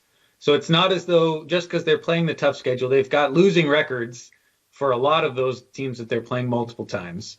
I don't know what you do with that, other than to me that I feel like if you're going to play a team 3 times, you got to win at least 2 of them if you want credit for that. That's a difficult thing for me to look at. Just because you beat Oshkosh 1 time, you've got 4 other losses to sort of similar teams there. One other thing just to throw out at this point is, I assume that La Crosse would be ranked higher than Eau Claire, and if La Crosse was sitting on the board right now with 778, 542, and 2-5, that would be an interesting discussion as well. I don't know if these are in the right order at the end of the day. It doesn't matter, but just worth throwing out that there's another team sitting right there that's super competitive. My adage here is, yes, we've had some outliers in terms of low winning percentages get in the last couple of years, ironically coincidentally both from the WIAC. I'm getting the sense this year that you can have a gaudy SOS and have a 19-9 record and have a 3-8 results versus regionally ranked and get into this tournament this year. I think Oshkosh being buried in the Central Region rankings as much as they were this year, I think is the red flag. The fact that other teams with good winning percentages were higher in a lot of occasions with lesser SOSs, I think is a good indicator here. I don't think Eau Claire gets that chance this time. I think I'm leaning on Hobart here. I've heard, by the way, 2 other votes from outside our panel also leaning on Hobart. Well, again, we know Hobart's the pick on the left side of the bracket. We're picking between Eau Claire. We're picking between Eau Claire and Amherst, and then we're going to have right. So I guess look, I'm going to go back to this. We're only going to take 3 teams. We're only going to take 2 teams. So in the WIAC, we've got Oshkosh is the Pool A, and Platteville's the Pool C. We're going to take 2 teams from the best conference. I know this isn't the criteria. I can weave it into a criteria if I try really hard. 2 teams from the WIAC if we don't take Eau Claire. And how many NESCAC? Where are we at on the NESCAC, the new MAC? We don't need to. I just think. Are we? I mean, are we going to just? Yeah. I don't know. I struggle with taking two WIAC teams and there's a third one that's right there. I don't know. I know that's not in the criteria. Right. So we did bring up an interesting point that the rankings as they have gone through this year seem to have had a higher floor for your winning percentage to get credit for that than in previous years. In the past, we sort of talked about 667. It does seem a lot more like the 70% mark is a lot more where the committee is at this year. That doesn't help us necessarily between Eau Claire and Amherst, but it's putting more checks in the Hobart category as we go along. Coaches, what do you think between Eau Claire and Amherst? What are you thinking? The question I would ask, and I don't have this information obviously, is when you go to secondary criteria in this case, does that factor in at all in favoring one team or the other? Let's see what we've got here. Did Amherst play Whitewater?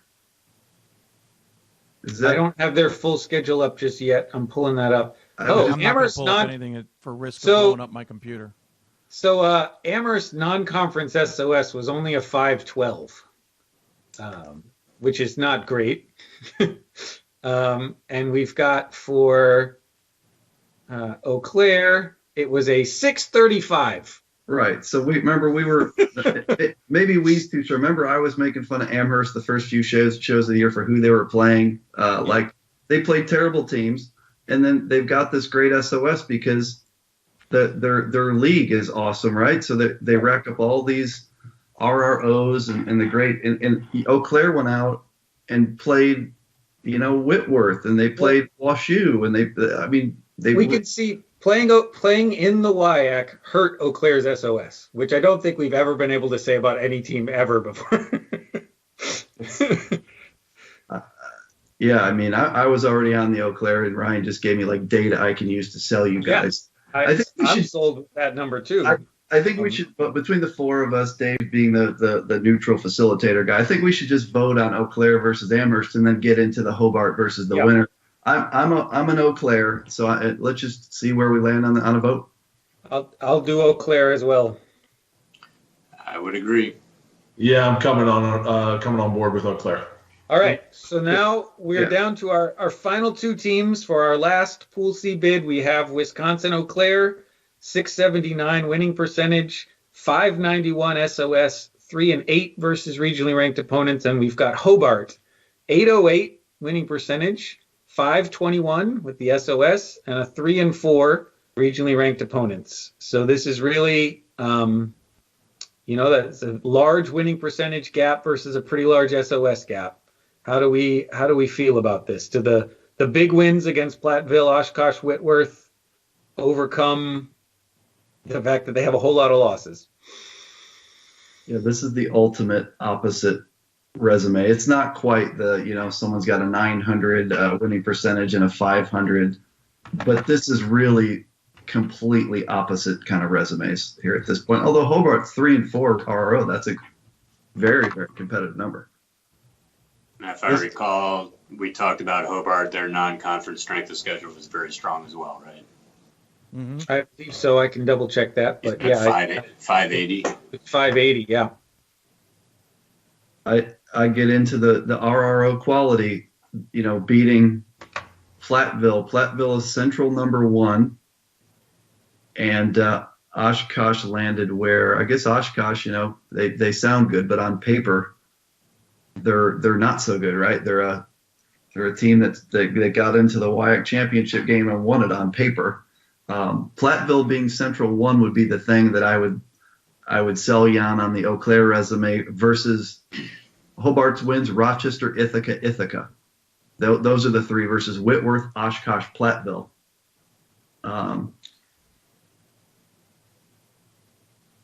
So it's hard for me to argue on the merits for Hobart for all those reasons that you just gave. But I just feel like this year's committee is weighting winning percentage a little more than they have in the past.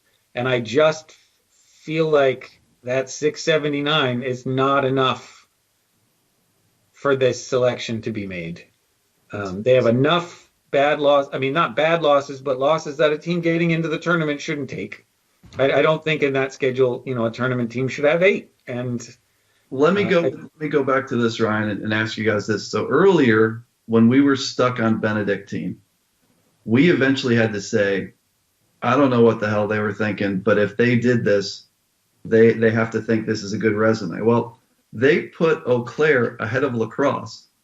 La Crosse could be on the board right now with a 778. So if the RAC accepted Eau Claire over La Crosse head to head at 679, isn't it fair to say La Crosse is 2-0? La Crosse should be. Isn't La Crosse 2-0 against Eau Claire? Do I have that right? Yep. Are they? I'm just throwing it out there because I know it's a criteria we're not talking about. La Crosse, so not only they ignored the head-to-head. La Crosse is 2-0 versus Eau Claire. They ignored that, and they put a 679 over a 778. Didn't we say the same thing we did with Benedictine, which is like, I don't know what's going on here, but like they must know something we don't, and they must like that. It seems like that. The last team in it's the last team in the region. There's a very good chance they put La Crosse back in play. I'm just going to say my last thing, and I'll let the coaches kind of weigh in after this. So a couple years ago, when Oshkosh got in with the 17-10 record, I was the one saying we should pick them, and we didn't, because I felt like that's the direction the committee had been sort of cluing us into throughout the year. And I feel this year it's definitely a winning percentage lean in ways that we haven't Or at seen. least And so putting it I'll back just say in play. my vote's for Hobart, and I'll let you guys vote as you want the rest of the way here. Yeah, I Mike, think, you guys got to break the tie here, Mike and Mike. You got to help us out. just real quick, I think the win-loss is more fairly in play than it's been in the past. I don't think it's being leaned on. I think it's just being more fairly in play that teams who have good win-loss percentages aren't just knocked off because their SOS happens to be .03 to 2 game, blah, blah, blah. Yep. Mike DeWitt, what do you think? I think that I will sleep well tonight knowing I'm not on the committee anymore. Number one, you guys make great points. In my gut, I would pick Eau Claire, but I think the committee would pick Hobart.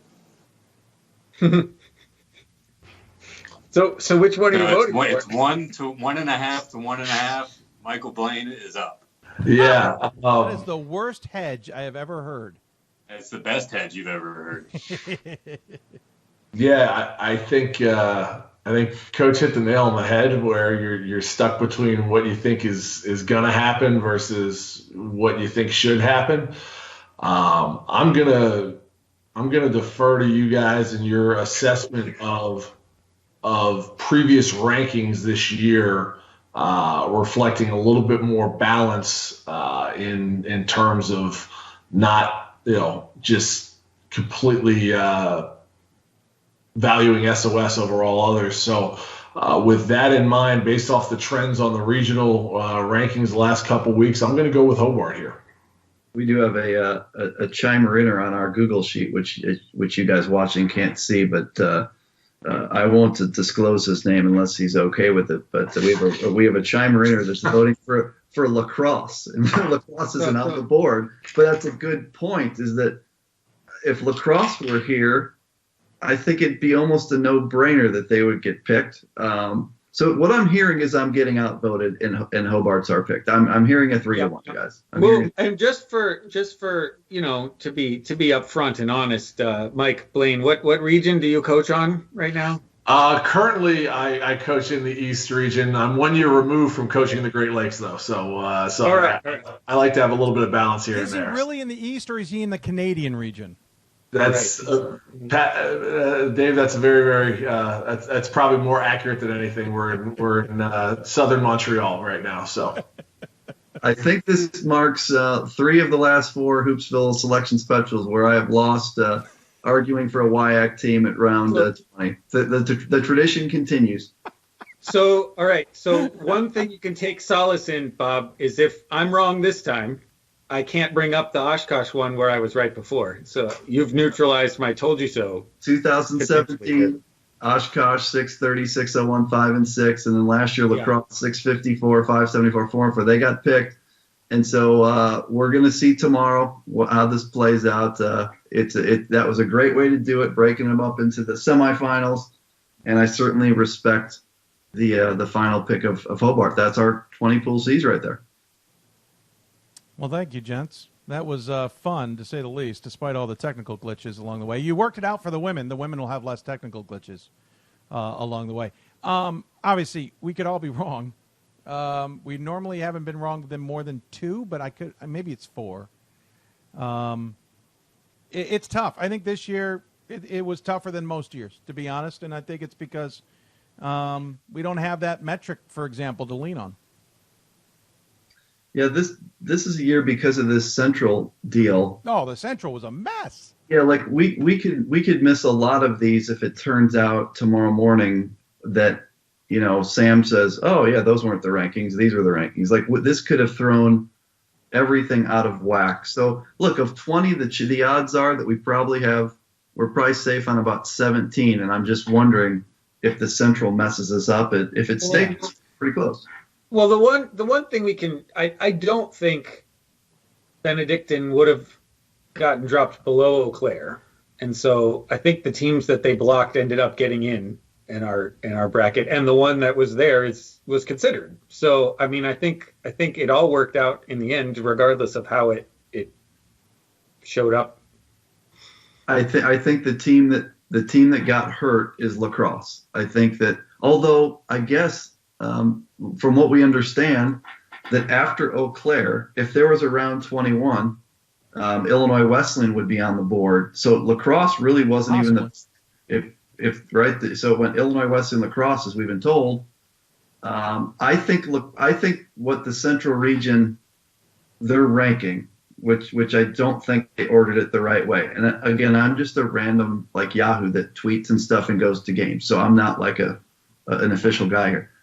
If I was the Central Region, I think I could have come up with a different order to get more teams at the table to be more competitive. And I think in a different order, Wisconsin lacrosse gets to the table and maybe gets in. So I think there's just one team that's got to beef at this point. I don't know if we want to get into all of that either, but lacrosse's only regionally ranked wins are Eau Claire, and if they're ahead of Eau Claire, that doesn't mean a whole lot. I don't know that would have been true. I think they did the right thing if Eau Claire came up first. I think they have a better resume. I think that's fair. I think it's fair. Mike, any final thoughts before we let you all go? No, just analysts in the country for the world for nothing, folks. Go ahead, Mike.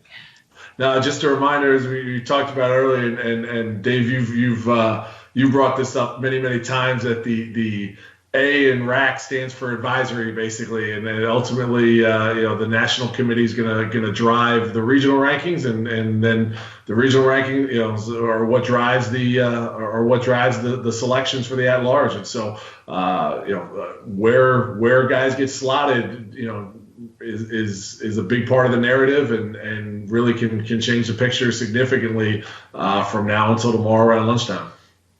There's a very good chance the national committee is watching this right now and laughing. So that would be nice to know that they're watching the show at least. And shouldn't they be working? Well, sometimes they're done by now, sometimes they're not. I never really get a sense on it. Or like I can't imagine this bracketing process is going to be very easy. I'm sure that maybe they're taking a break, but this is where I'm glad that I'm not part of your bracketing process, and I'm like going to go eat some pizza right now and have a beer, and like you and Pat and these guys till like 4 a.m. making a bracket. So guess what, Bob? Uh-oh. It's not final, but I got teams in every pod already as we've been going. That's pretty good. That meet the 500 miles. We just got to double check the second weekend, but we're pretty close. Did you need Hobart to be in your already constructed bracket? Is that what just happened there? No, because we have Whitworth, and we can fly Whitworth wherever we need them to go. So and on that, we also have Whitman, sir. Yep. So good luck. All right. On that note, I'm letting you guys go. Thanks so much for everybody. Mike DeWitt, Ryan Scott, Bob Quillman, and Mike Blaine. Appreciate it, gentlemen, and enjoy it tomorrow. We'll see what we batted. If we batted 80%, I'll be thrilled. See you guys. Thanks for doing this. Guys. Joining us on the Blue Frame Technology Hoopsville Hotline, the head coach of the defending national champs. Back in the championship tournament, it's UW Oshkosh's Matt Lewis. Sir, first and foremost, congratulations on the conference championship and getting back into the big dance. Thanks, Dave. It's been a wild week. It's a lot of fun to be sitting here on a Sunday and know that we're in. Yeah, it's been a few years since we've known that we're in. It's a good feeling. I was gonna say you might be the defending champs, but last year you had to sit on the bubble, and obviously a few years before it was the same thing. And you guys haven't been able to do it the easy way. Not that this is easy, but it's easier. Yeah, it's a good feeling. I slept easier last night than I did the past few years, and I'll for sure sleep easier tonight, knowing that we're going to hear our name called at some point tomorrow. Yeah, so it's been exciting. It's not a matter of if; it's a matter of when. Yeah, that's a good change of words for me. I like it. And the other change of words too. Last year you were interim head coach. You're now fully head coach. I never did check with you. Were you back in Paris on the Eiffel Tower when you got word this time? We found out just before our team went to So I became the head coach, and then our team spent 9 days in Spain in May.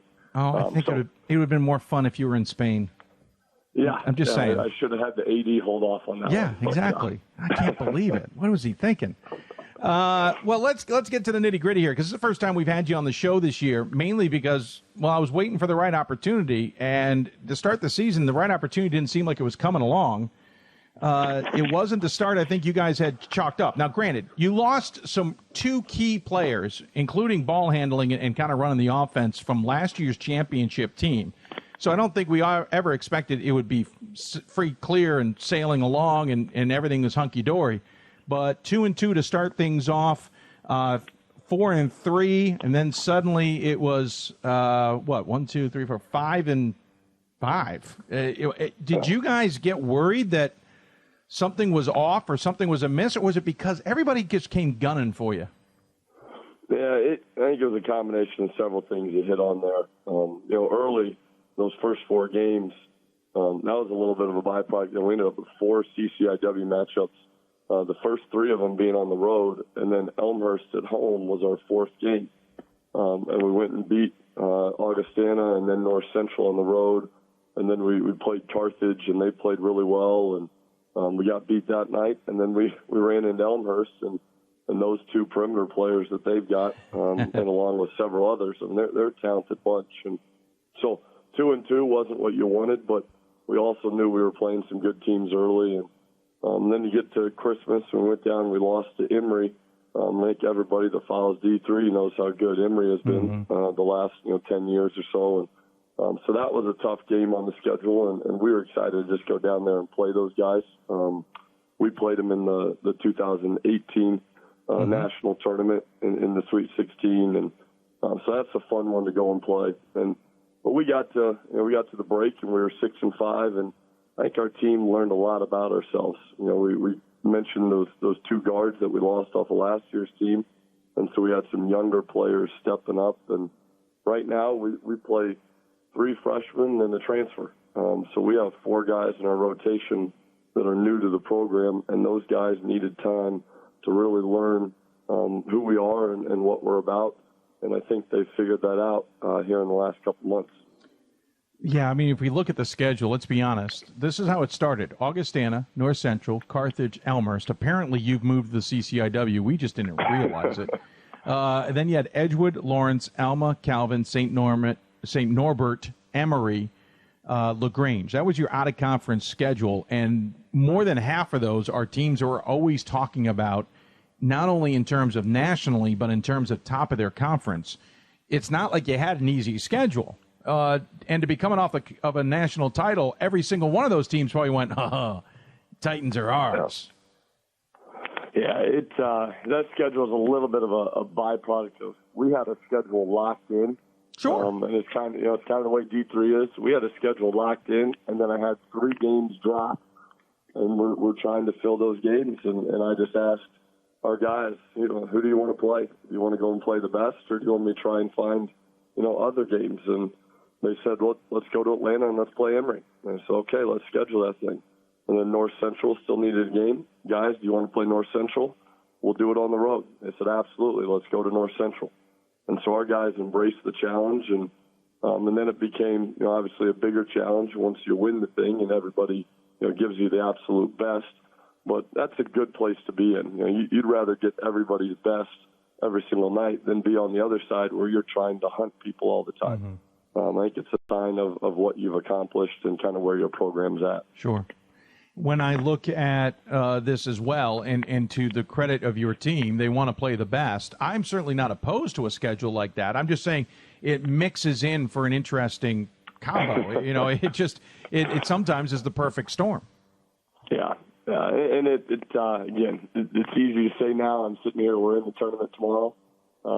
If we weren't sitting here with a guarantee in tomorrow, then maybe you do look back and you question things more. But we're in.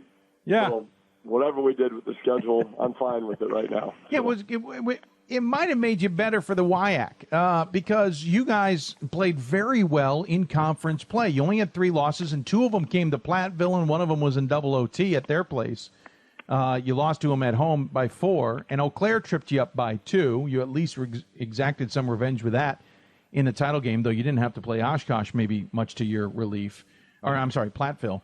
You did play Oshkosh. You play them every day in practice. But before conference play, too, the other thing is this team never felt like you guys knew who you were. Not only did you lose key players coming off of the championship game last year, you lose as seniors. You lose others who everyone expected to be on the team, like Duax. Somewhere in the season, he's gone. I felt like you guys were still kind of trying to find yourselves. When did you find yourselves, and when did you finally feel comfortable with what the team was moving forward? Yeah, I think when we got back from Atlanta, that trip was great for us. We spent 5 days in Atlanta and played a really good team, and then responded the next day with a win. And we came back and opened conference play with lacrosse on Alumni Day, and we won that one. And then we had Platteville at home on a Wednesday, and that was a tough loss for us. But I think we had found ourselves, and now we've continued to get better the last 2 months. But that non-conference did allow us to really learn who we are, and that's something that's big for us. We've talked about it for several years. There's a power and a freedom that comes from knowing who you are as a person, as a basketball program. And I think right now our team has found that. We know who we are. Did the conference slate give you the confidence going into the conference tournament that you could easily take this one? I don't know if easily. Yeah, fair. Word, yeah, that might not be the right word. You're right.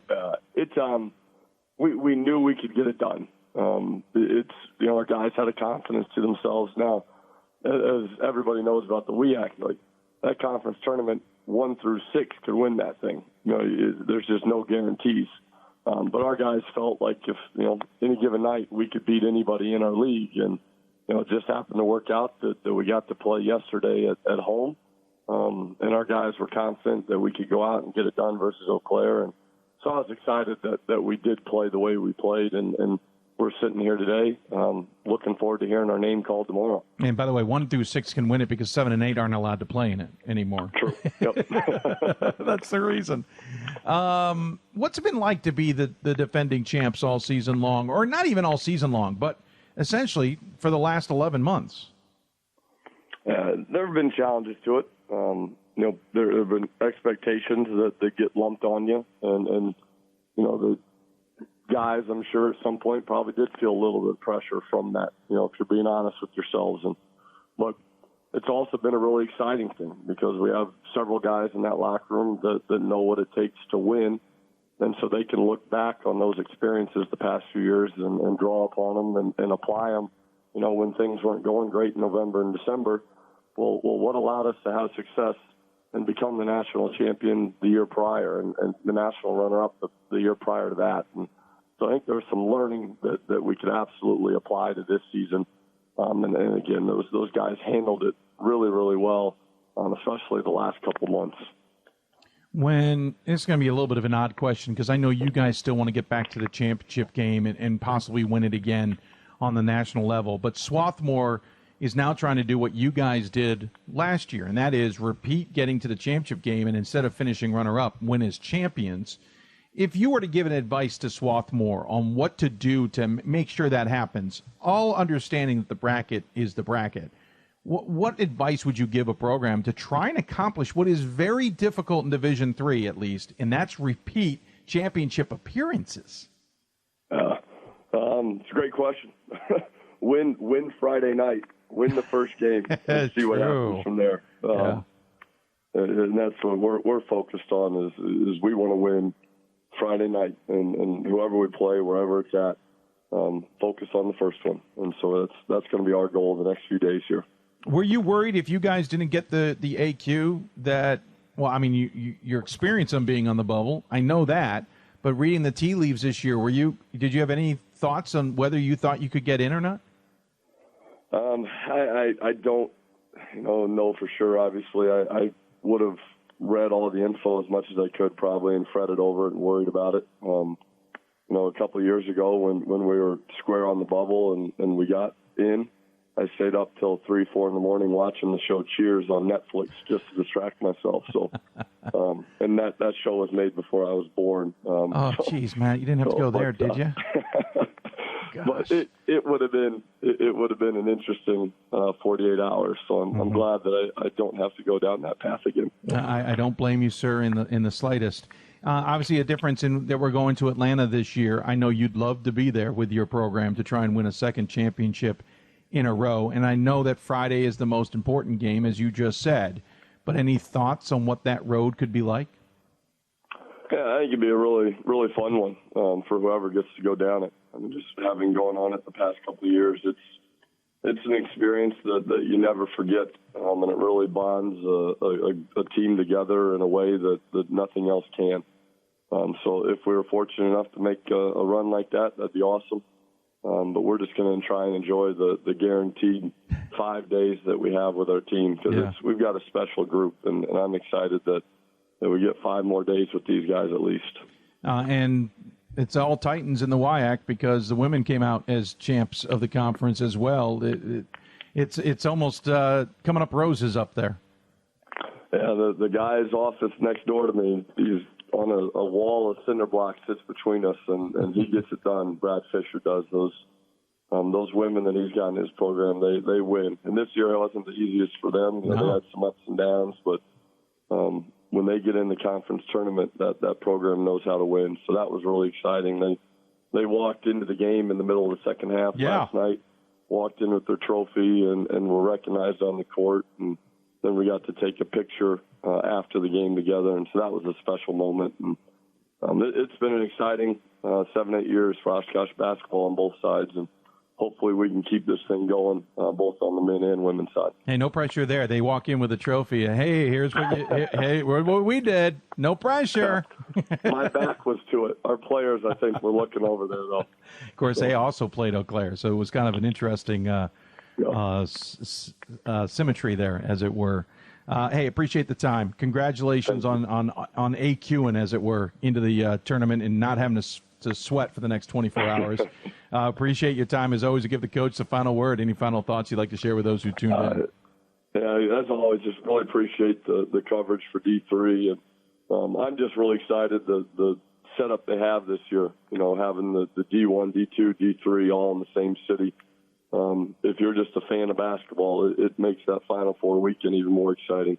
I was there in 2013 and watched that D3 game and just the atmosphere that's around it. So if anybody's in the area, go watch. No matter who's playing, go watch those D2 and D3 games. It's a lot of fun on that Sunday. Absolutely. So, thank you, Dave. Absolutely. Thanks for your time. Really appreciate it. Enjoy the tournament. We'll look forward to talking to you down the road.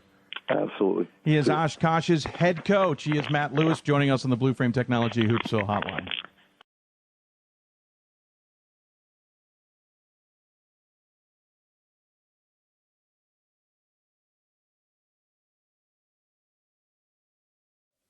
And welcome back, everybody, as we continue on our mock selections. Women are coming up next, but we need to take a quick break. Sorry to drag it on for you, folks, but it's just to get the systems working properly so we don't have as many problems as we did on the men's side. So we'll take a quick break. When we come back, women's selections with our crew from that to do this. You're watching the Hoopsville Special presented by Sensible Sports Marketing and Sport Tours International. Don't forget Sensible Sports Marketing. If you're looking for promotional products and apparel, they have the largest selection in college athletics. If you can dream it, they can do it. From game day giveaways to premium donor gifts and more.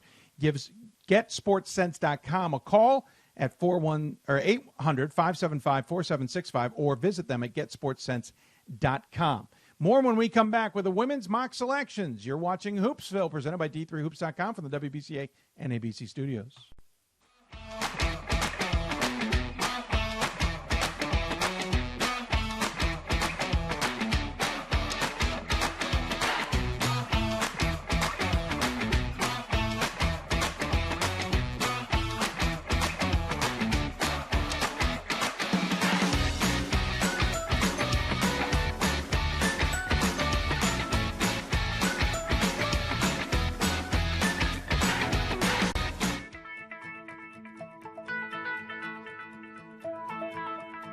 College has given me the flexibility to pursue my passions and my interests, and I've recreated my identity for myself aside from just being an athlete. My greatest personal discovery has been that I am capable of doing things that I didn't know I was capable of doing. To be able to study what I wanted to and continue to play the sport I love, all of those things came together very nicely in one package in Division III. Cheer for the stumbles. The he shoulda had that's. And the tears that linger.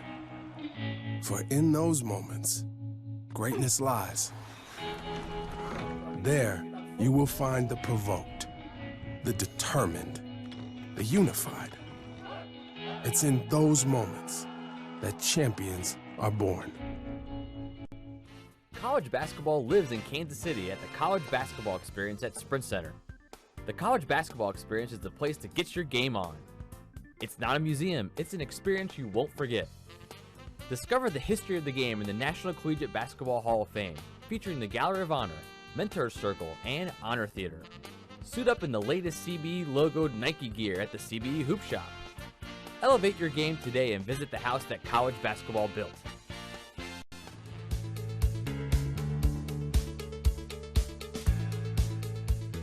Being a part of the different activities and organizations that I've been a part of, I'm actually able to see myself where I'm like, hey, I actually can make change. I'm one person that can make a difference. Division III has helped me to develop teamwork skills, critical thinking skills, time management skills. It's not just about basketball, or it's not just about school, it's about developing yourself as a person altogether.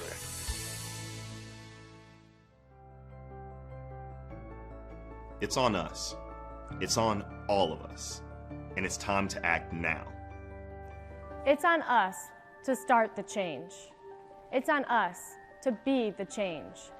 It's on us. It's on Division III. It's on all of us to stop sexual assault.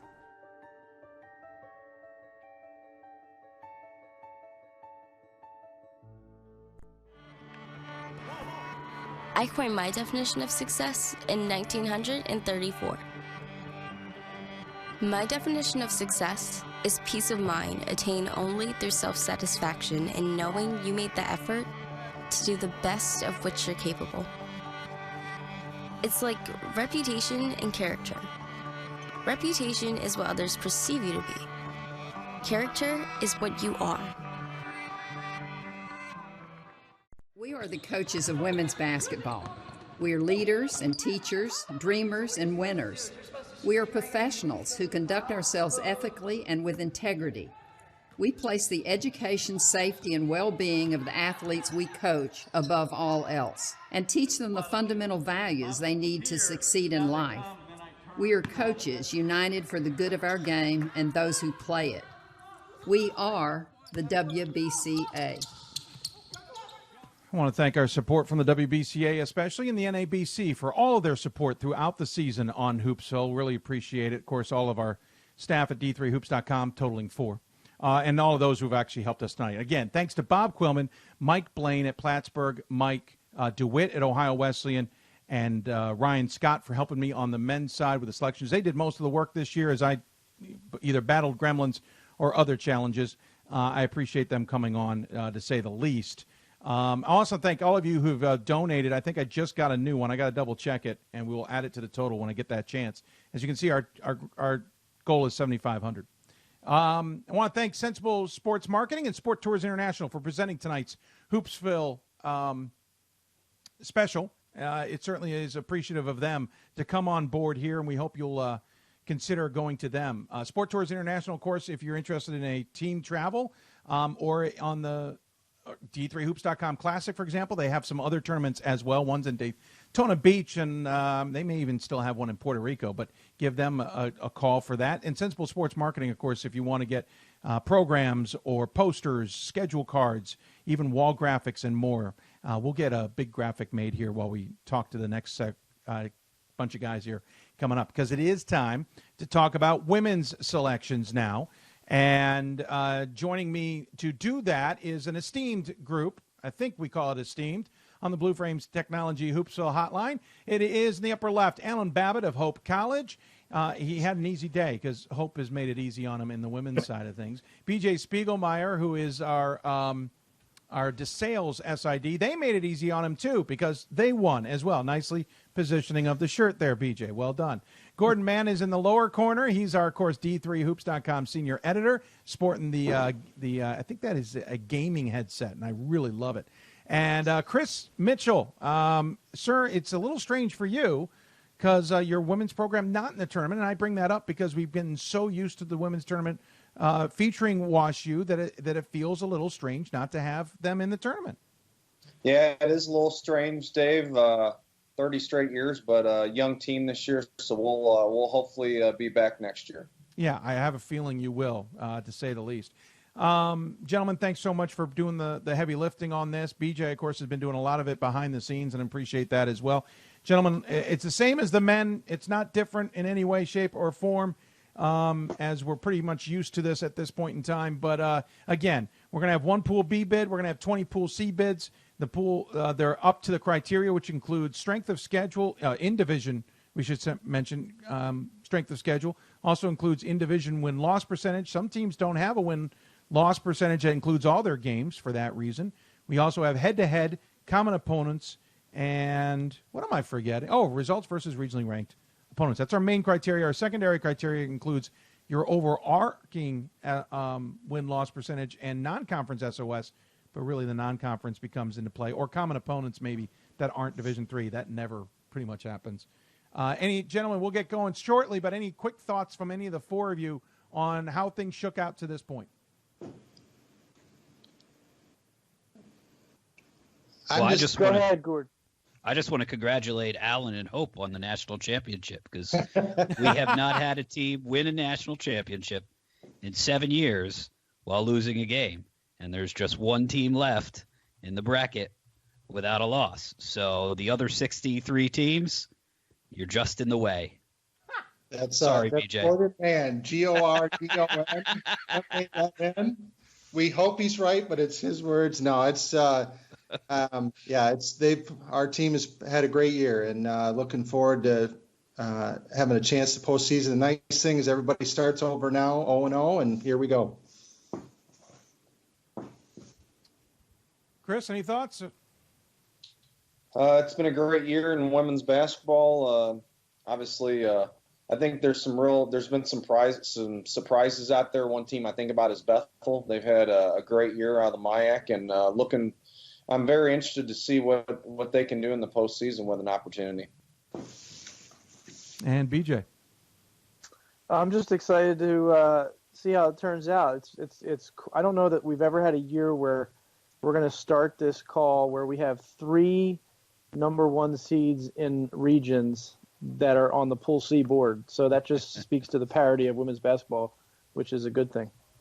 Yeah, we should mention, of course, the undefeated Tufts, number 1 team in the country, lost today. So they're pretty much high on the board, among others. So, yeah, you're absolutely right. Certainly a different, a little bit more parity, to say the least.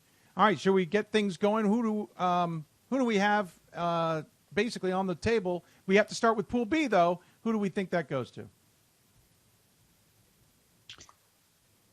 Well, I think I don't think there's going to be much discussion here. Just that Marymount is ranked number 1 in the Atlantic region, and they won their conference championship yesterday. That I don't see how anyone else deserves the Pool B bid over them.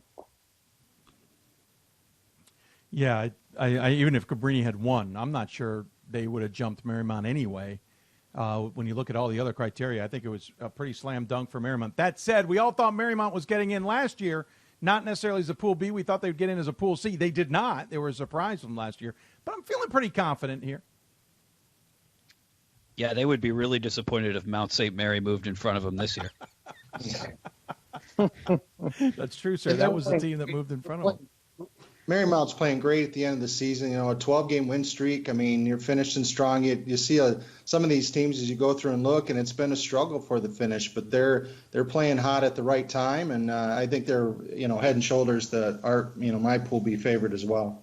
Sure, I think we can lock that one in, to say the least, as Marymount is our Pool B selection. out of Virginia. So we'll move into Pool C. We got 20 bids, and as you indicated, BJ, there's a number of them that are going to go pretty darn quick here right off the top. Yeah, I mean, I think, just like I said in the opening, that there's 3 number 1 seeds across 3 different regions. And that doesn't necessarily mean that they're automatics to get in, but the strength of their resumes are pretty good. And if you start with Tufts, you know, I mean, they're 26-1. Their only loss coming yesterday to Bowdoin, or was it today? You know, and their strength of schedule is 622, and they're 9-1 versus regionally ranked opponents. I mean, that's pretty much the. If you're a Division III women's coach, you should just look at their resume and try to build one similar to that in future years. That's simple, right, BJ? Right. Yeah, it isn't. You mean it's not that simple? Well, I mean, try to build a resume like that. Not everyone's going to do it, obviously, but certainly. All right, so who do we think we should point out? I've got it at the table now. In the Atlantic, we got Misericordia.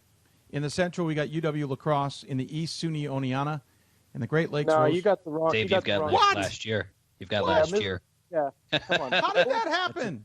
Yeah, it did happen last year, about a year from a year. It happened last year. I was wondering why none of this made sense as I was typing it in. You are correct, sir. Dave, I will remove said shot, information. right?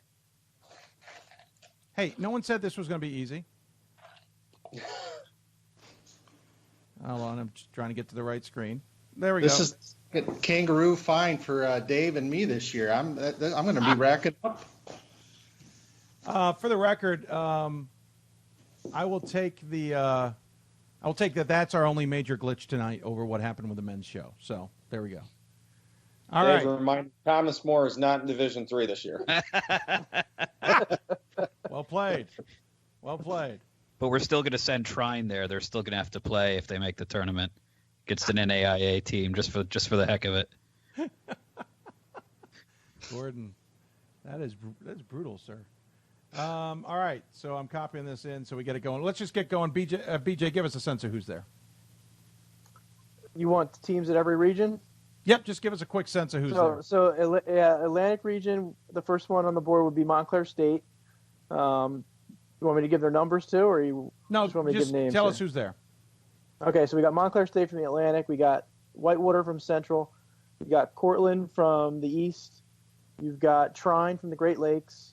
You have Gettysburg from the Mid-Atlantic. You have Tufts from the New England region. Trinity of Texas from South, and Loris from the West.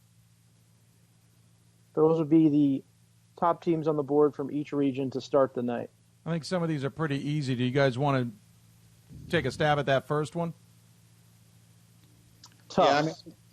Yeah, I would go with Tufts. I mean, they're just, an impressive season, and playing in that NESCAC is just amazing with the depth that they have, and with Bowdoin and Amherst and Williams and such. They're going to certainly be a team that's going to be one of those ones that are going to be one of the toughest ones to beat.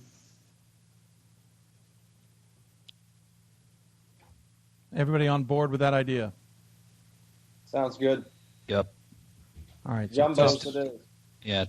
Number 2 strength of schedule in the country. The one team that's in front of them, they come to the table next. There they are.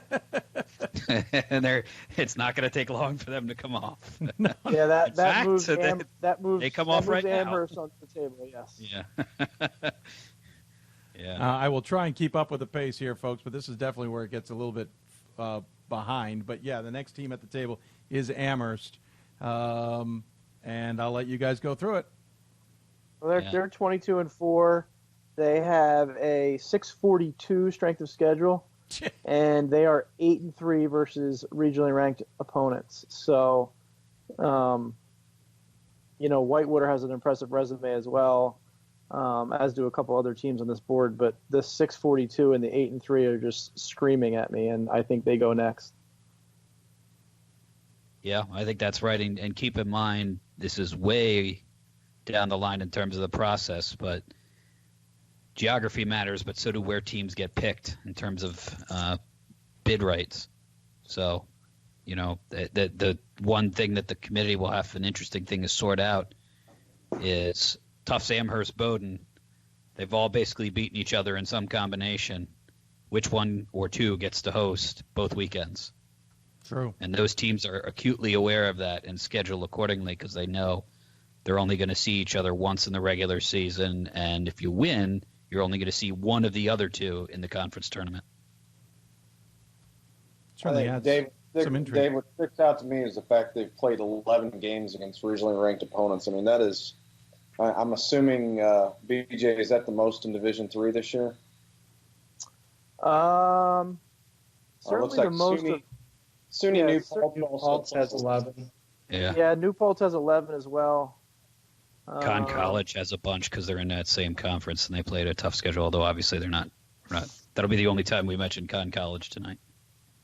Yeah, there might be some teams that aren't even ranked that have a lot just because they play in a tough conference. But of the ranked teams, they're tied with New Paltz for the most.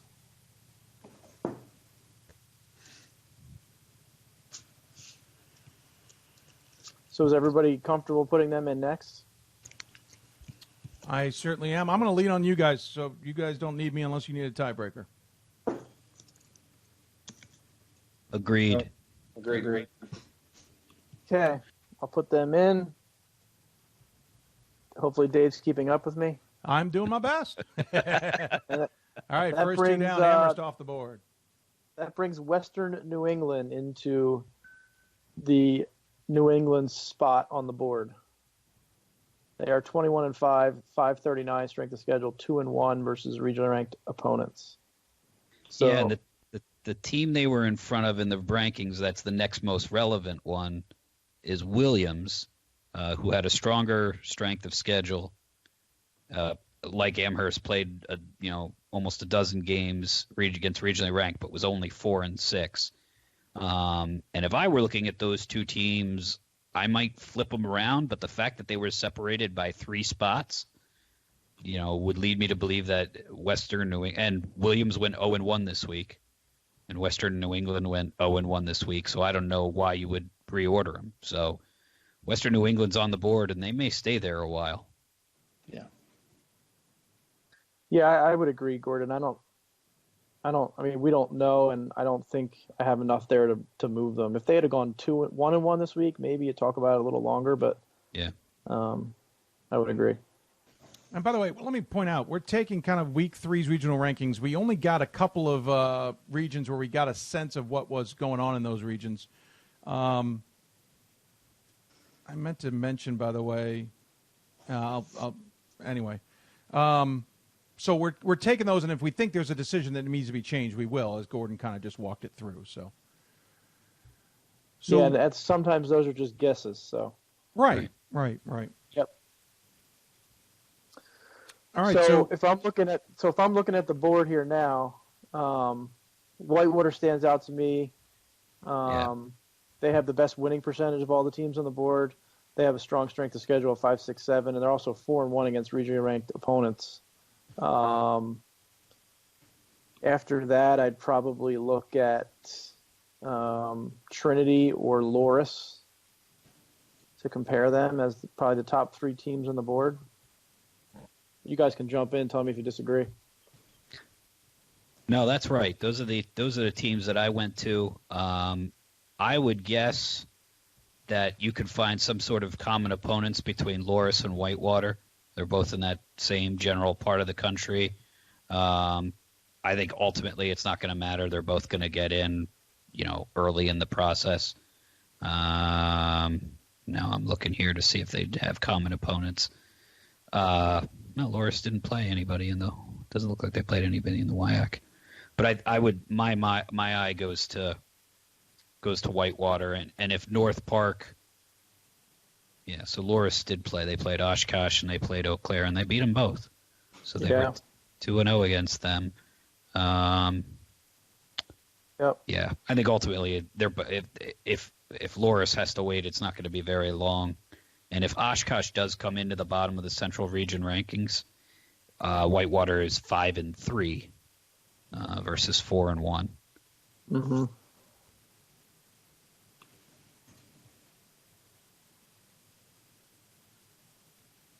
You look at Whitewater's one non-conference loss was to DePaul in overtime. And yeah. Third game of the year. So they've lost to DePaul and Oshkosh. That's it this season. Right.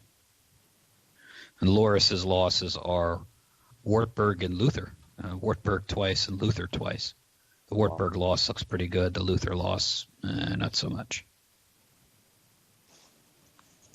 So I think, I mean, again, third pick, these teams are going to – every single one of these teams, with the exception of Western New England, I think is going to get in. If I heard from Damon's really good interview with Coach Harvey, the head coach at Montclair State, and I don't know if she knew her team would be in this position or not. She was hoping not. But she said they did. Yeah, this was before they played the championship game against Rowan.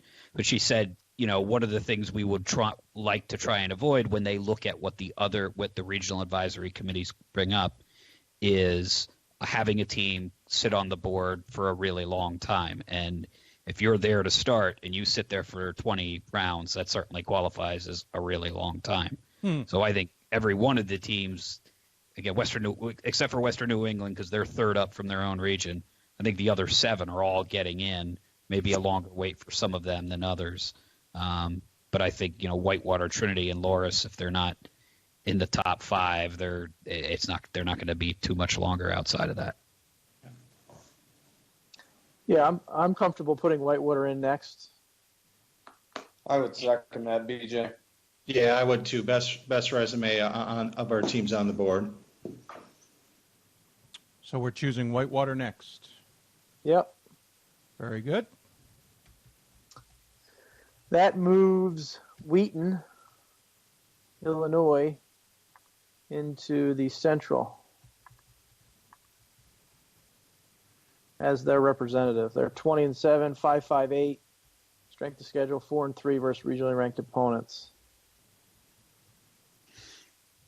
So that probably, for me, that makes me look back at Trinity and Loris. It's probably the top 2, only because Wheaton's 7 losses as compared to 3 for Trinity and 4 for Loris. There's a little bit of a gap there, despite the fact that the strength of schedules are similar and the regionally ranked opponents' records are similar. The 7 losses versus the 3 and the 4 kind of separate them for me. Yeah, another key tidbit I thought Dave was able to pull out of Coach Harvey was the importance that the committee is going to put on one of the secondary committee non-conference out of non-conference winning percentage, which is one piece of data. We have it on the men's side. We don't have it on the women's side, and probably not going to be that key a tiebreaker in round 4. But, I mean, I don't know who has a stronger non-conference winning percentage, Loris or Wheaton or Trinity. I think I would lean towards the Dewhawks here. They got the same regional, that's Loris, the same strength of schedule as Wheaton, and better winning percentage and very similar regionally ranked RRO. Yeah, and that split in the regular season with Wartburg jumps out to me too. I mean, that's a quality win. Loris also beat Oshkosh when Oshkosh was ranked early in the season, and obviously Oshkosh has come back strong. So I would be good with Loris next, and Trinity probably right after that. And you can go either direction, but I like what Loris has put together so far this year. Chris, any thoughts? Yeah, I like Loris's resume a lot. The American Rivers Conference is definitely top heavy this year with them and Wartburg, and I've seen Loris play a couple of times this year. We played them in the season opener, and they got a nice squad this year. I would agree with Loris in the 4th slot. So I'm good with that. So Loris it is in the 4th slot. And you we were move asking on. too about Loris's non-conference record there. So they were undefeated in non-conference this year. Fascinating. So Loris gets to our 4th pick. Who do you place? It's Whitman, who lost in the conference tournament to George Fox. Yep, they're 21-3 against D3 teams, 543 strength of schedule, 2-2 against regionally ranked opponents. I'm assuming you're checking my numbers, Dave, as I go. I'm trying to. Okay. The only one I'm not, I shouldn't say I'm not sure of. The only one that I would really ask you to make sure I'm right on is the regionally ranked opponents. Yeah, that one I need to double check it. And obviously, the other thing too is we're not considering is it's this week and last week, and that makes it sometimes a little bit more challenging. Yeah. Correct. Yes. I noticed a large number of teams that were playing, including, Hope, we had the same thing, regular season finale, and then ended up meeting them in either semifinals 6 or 7 days later. And it's just tough, especially when you're dealing with a conference opponent. It's just one of those scheduling quirks we had, but that made for some interesting games here this weekend. Yeah, I know you guys had that. Messiah and Albright had that. George Fox and Whitman didn't miss each other by too much. So, yeah, that happened a bunch. It was an interesting year, to say the least. So do we go ahead? Nope. I was going to say, do we want to go ahead and put Trinity in here? Do we think Whitman coming onto the board sparks conversation, or I look at their numbers; they're almost identical, except that Trinity has 7 games against regionally ranked opponents and are 4-3, and Whitman has 4 and they're 2-2. Yeah, so that's a little bit of a separator. Common opponent, Trinity 1-0 against George Fox, Whitman 2-1. I'm not sure which of those is better, but Trinity crushed George Fox in the first game of the season. Yeah. I would just call that a wash. They both beat them. I think so. BJ, Trinity beat Austin twice in the regular season before their loss last night. What kind of stood out to me when even on the top 25 rankings this year was I just couldn't figure out Austin just because of their low SOS. And I do use the Massey a lot for SOSs and those type of things. And they entered the weekend as 81st. Yeah. 81st. Wow. Yeah, Austin really struggled in that category for a lot of reasons, and it's good that they got in because I think they would have been in trouble as a large pick, to say the least. Yeah, they were their strength last of schedule in the South region. Yeah. And I think their strength of schedule was under 5. It might have just creeped over 5 with the playing Trinity. No, it's still under 5, but it doesn't matter. They're in. They proved they won their way in, which is what everybody wants to do. So exactly. All right, so we've got Montclair, Wheaton, SUNY Cortland, Trine, Gettysburg, Western New England, Trinity, and Whitman. What jumps out of us here, gentlemen? I would vote Trinity. Yeah, same. Gordon, thoughts? I will triple up on Trinity, and even if they're the wrong Trinity.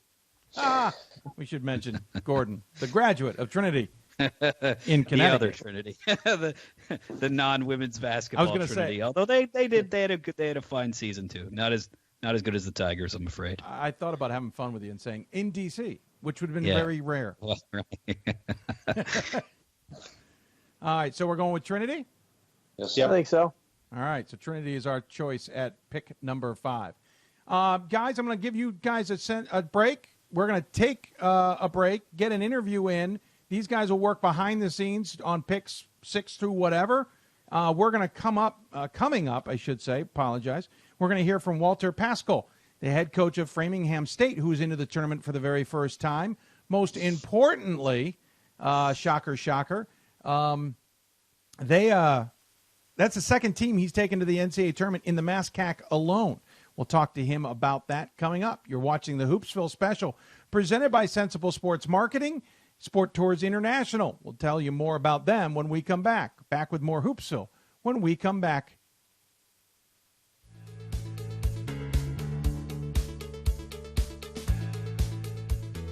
Being a part of the different activities and organizations that I've been a part of, I'm actually able to see myself where I'm like, hey, I actually can make a change. I'm one person that can make a difference. Division III has helped me to develop teamwork skills, critical thinking skills, time management skills. It's not just about basketball, or it's not just about school. It's about developing yourself as a person altogether. My name is Marcus Walker. I was All-State, won a state championship, a high school All-American, and played college and pro ball. I played because I love the game. I grind to be the best. I sweat because I put in work. I'm strong because I believe. When I want to bring it before game time, I come to the house that college basketball built, the CBE. No matter your skill, take it to another level. Elevate your game right here at the College Basketball Experience at Sprint Center. For the love of the game. That's what it's all about, they say. But for those of us who are Division III student athletes, it's more than that. It's more about team and the schools and communities we represent. And for the many of us blessed with the strength to compete in sport at the college level, we understand that with what we were given comes a special obligation. Our obligation to help those who have their own special needs and whose love for the game is no less intense. That is why NCAA Division III teamed up with Special Olympics. Since August of 2011, we and others from Division III campus communities have volunteered more than 250,000 hours, time away from the classroom and practice field, reaching across the country to coach and mentor Special Olympics athletes. And to learn that in giving, we receive so much more in return. Help us keep that dream alive. Be part of it. Get involved. You can make a difference. It's on us to stop sexual assault. In any way that we can. To get a friend home safe. To never blame the victim. It's on us. To stand up. To make our community safe for all. It's on us. It's on us to look out for each other at parties. It's on us. To be more than just a bystander. To step up and say something. It's on us, all of us. To stop sexual assault. Learn how and take the pledge at itsonus.org.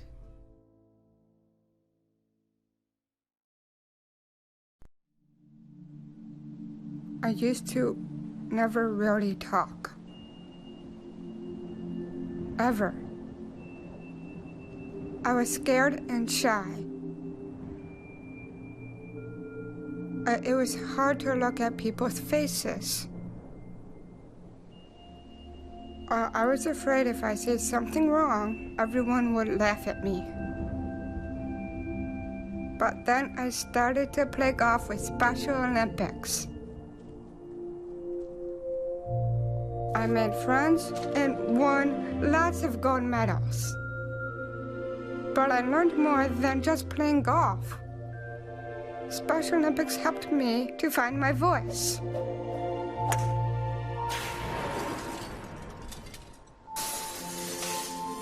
And now everyone else is speechless.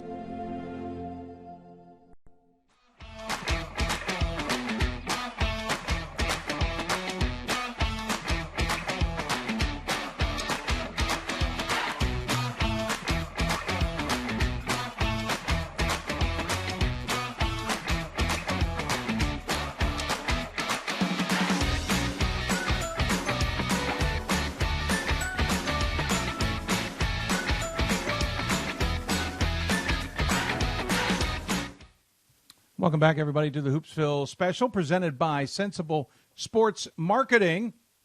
We should probably mention Sensible Sports Marketing, shouldn't we? Sensible Sports Hold on a second. I try and click on 6 things. Sensible Sports Marketing is proud to be the title sponsor of tonight's show. They're their go-to source for promotional products, graphic design, printing, and web design with solutions catered to fit the D3 budget. For a quote on your next project, visit getsportssense.com or call 800-575-4765. Also want to thank our friends at Sport Tours International. If you are looking to do a trip somewhere abroad with your team, or you're looking for a tournament in season like the D3Hoops.com Classic, give Sport Tours International a call. They'll certainly take care of you. We love our friends at Sport Tours International and thank them for their assistance on tonight's show. I want to thank all those who've contributed to the fundraiser, we call that. We are up to 4,400 plus. Really appreciate that. Our goal is 7,500 by the end of tomorrow night. So please consider doing that, and we would appreciate it. All right, so let's talk about an interview. One of the teams that is into the tournament is the Rams of Framingham State. Walter Pascal got his team in for the first time in program history, despite coming oh so close over the years. Of course, he also got another program in at one time when he was at Fitchburg in the exact same conference.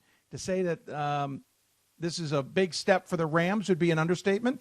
but it's also a significant step for Coach Pascal. And we appreciated him taking the time to chat with us earlier today about the win, about what it means to the program, and so much more. Here's what he had to say for us.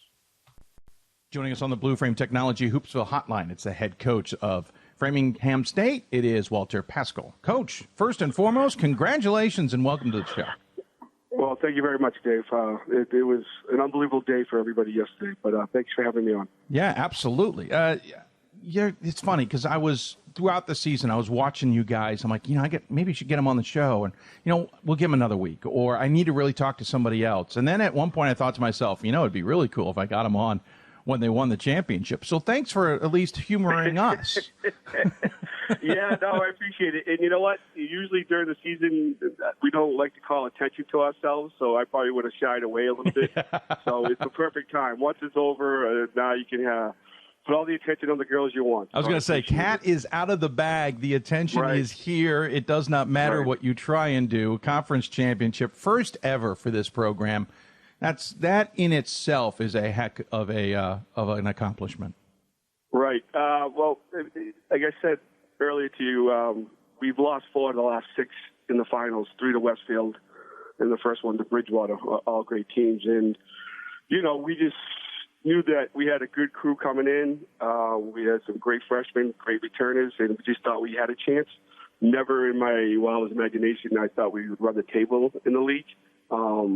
But the kids just got better and better each game, and great atmosphere yesterday. The place was jammed, over 1,000 people, I believe, and they did it. They held on, and as the kids we talked about afterwards, everything was just surreal. It's just like it's like slow motion. It's like it's not really happening, but it happened, and they're pretty excited.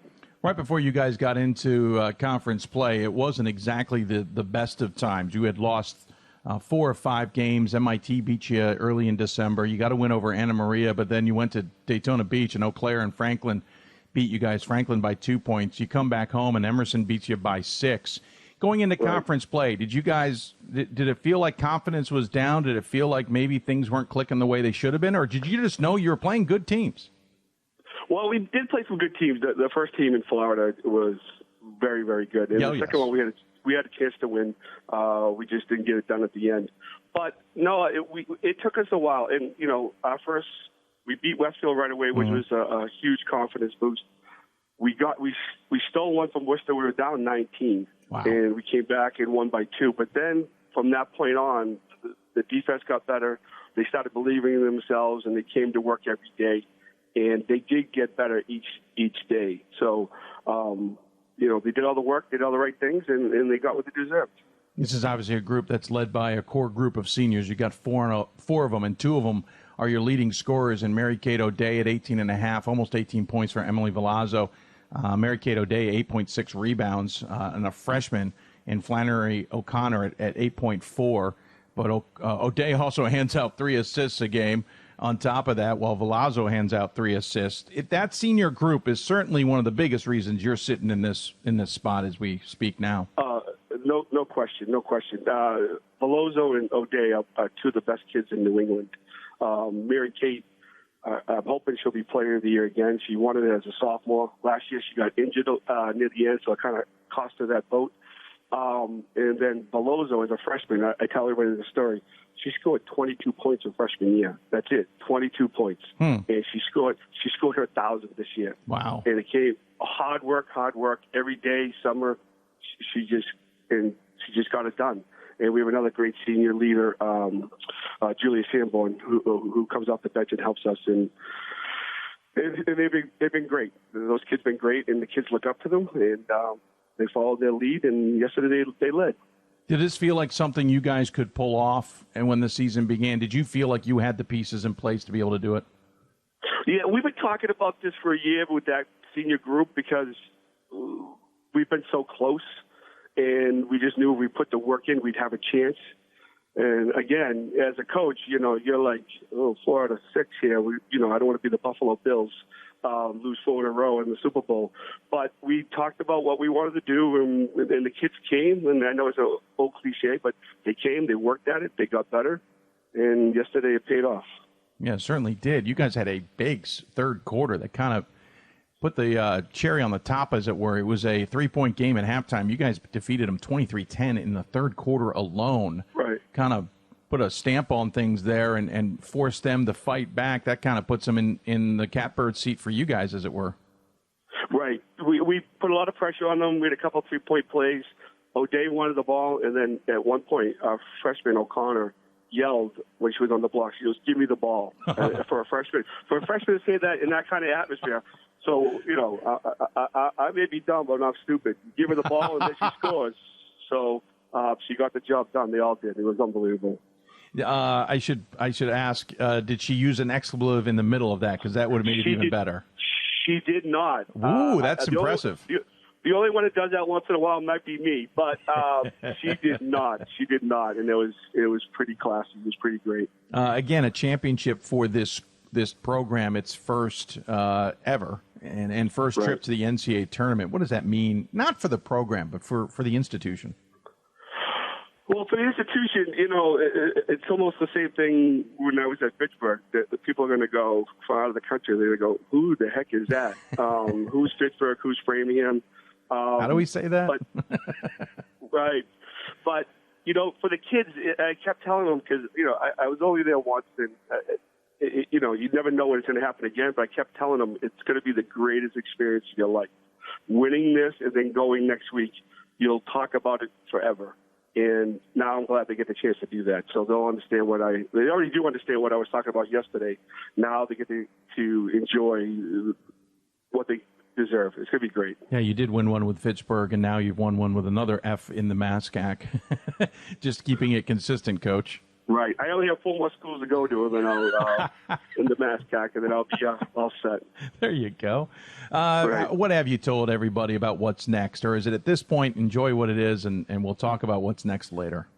It's enjoy what it is. We'll gather tomorrow, watch the selection show in a classroom. We'll have a light practice tomorrow and just enjoy what happened over the weekend. And then we find out who we play, and we'll do a little scouting, and then just go up and have a good time, and hopefully put on a good show. If people are trying to get a sense of what you guys are as a team, what is it about you guys that works? You know what works lately? It has changed our season around. The kids on the bench are tremendous. And they must have watched a lot of college basketball because they do all stuff on the bench. They do the rowboat. They do the bowling. They do whatever it is. I stepped on one of my kids the other day. I turned around and know she was on the ground. I stepped on her. They bring that energy level, and people tell me that the bench is great. And the best part about it is when the kids come off the floor and they're on the bench, they're into it. So the starters are into it. So it really it carries. Oh, sorry. It carries, it flows into the game, and it really is a huge help. Well, clearly it's working because you guys have a title here, and you're playing pretty well. Can you use this season as a way of helping them get ready for the NCAA tournament? Can you go back to an Eau Claire game and go, hey, this is the kind of teams we're going to face now. What are we going to do different to be better? Honestly, see who we get. We're hoping whoever we get, we're just going to prepare, go out and play hard. And, at Fitchburg, we were lucky enough to win the first round. Mm-hmm. We were a few minutes away from beating Southern Maine that year. Yeah. So, just go, play. The other team will be nervous too, and we'll see what happens. But I just want them to enjoy the whole experience. Well, it is a joy so far. A 15-point win to win the championship, and a dominating win in the semifinals. By the way, I do have to ask, what's it like to play your old opponents, though, as you kind of make your way through these conference? Right. Well, I went to Bridgewater, as you know, Yep. and Bridget's awesome. She's won 6 championships, very close friend. She does a great job there. And beating Fitchburg, I do enjoy it. Yeah. It has a lot of memories, but I love being in Framingham. The president's great. Athletic directors are great, and I love being there. Well, Coach, I congratulate you guys once again. Heck of a run this season, heck of a championship, and the first ones are always fun to chat about, and I appreciate you taking the time to join us. We have a tradition on the show. We always ask the coach or the guest your final thoughts for those who may be tuned in. Yeah, I just want to thank you. The kids are great. Framingham State, they play tough basketball. We got some leaders, and hopefully we'll go out and put on a show next Friday and enjoy ourselves. There you go. But I want to thank you for having us. Absolutely. Thank you for taking the time. Enjoy the selection show and all the pomp and circumstance that goes with the week, and enjoy the game and or games ahead of you in the NCAA tournament. And thanks for the time. I appreciate it, Dave. Take care. Absolutely. He is Walter Pascal, the head coach at Framingham State. They're on to the NCAA tournament for the very first time, and he joined us on the Blue Frame Technology Hoopsville Hotline. Thanks to Coach Walter Pascal for talking to us about Framingham State. Congratulations to them. Heck of a trip into the tournament. Coming close several years in a row. He finally had the program to put together. Might be fun to see where they get matched up in the tournament, and appreciate his time. Can take another break. When we come back, we'll tell you who we've picked so far on the women's side and where we're stuck now. You're watching the Hoopsville Selection Special, presented by Sensible Sports Marketing, Sport Tours International. When we come back, we have the Capital Elite Agency Women's Mock Bracket, or Selections, not Bracket, Selections, when we return. You're watching Hoopsville, presented by D3Hoops.com from the WBCA NABC Studios. More Hoopsville when we come back.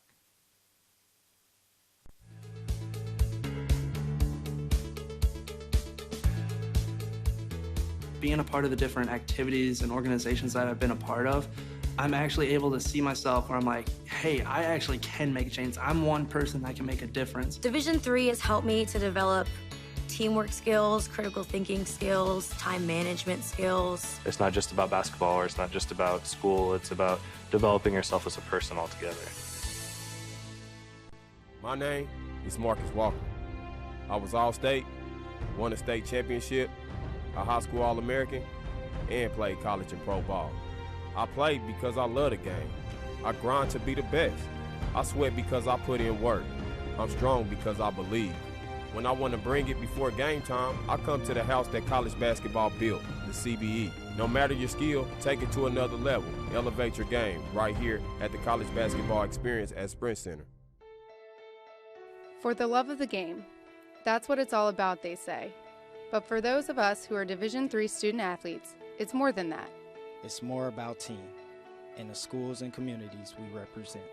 And for the many of us blessed with the strength to compete in sport at the college level, we understand that with what we were given comes a special obligation. Our obligation to help those who have their own special needs and whose love for the game is no less intense. That is why NCAA Division III teamed up with Special Olympics. Since August of 2011, we and others from Division III campus communities have volunteered more than 250,000 hours, time away from the classroom and practice field, reaching across the country to coach and mentor Special Olympics athletes. And to learn that in giving, we receive so much more in return. Help us keep that dream alive. Be part of it. Get involved. You can make a difference. It's on us to stop sexual assault. In any way that we can. To get a friend home safe. To never blame the victim. It's on us. To stand up. To make our community safe for all. It's on us. It's on us to look out for each other at parties. It's on us. To be more than just a bystander. To step up and say something. It's on us, all of us. To stop sexual assault. Learn how and take the pledge at itsonus.org.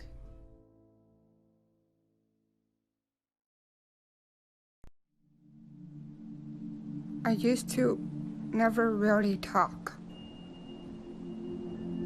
Ever. I was scared and shy. It was hard to look at people's faces. I was afraid if I said something wrong, everyone would laugh at me. But then I started to play golf with Special Olympics. I made friends and won lots of gold medals. But I learned more than just playing golf. Special Olympics helped me to find my voice.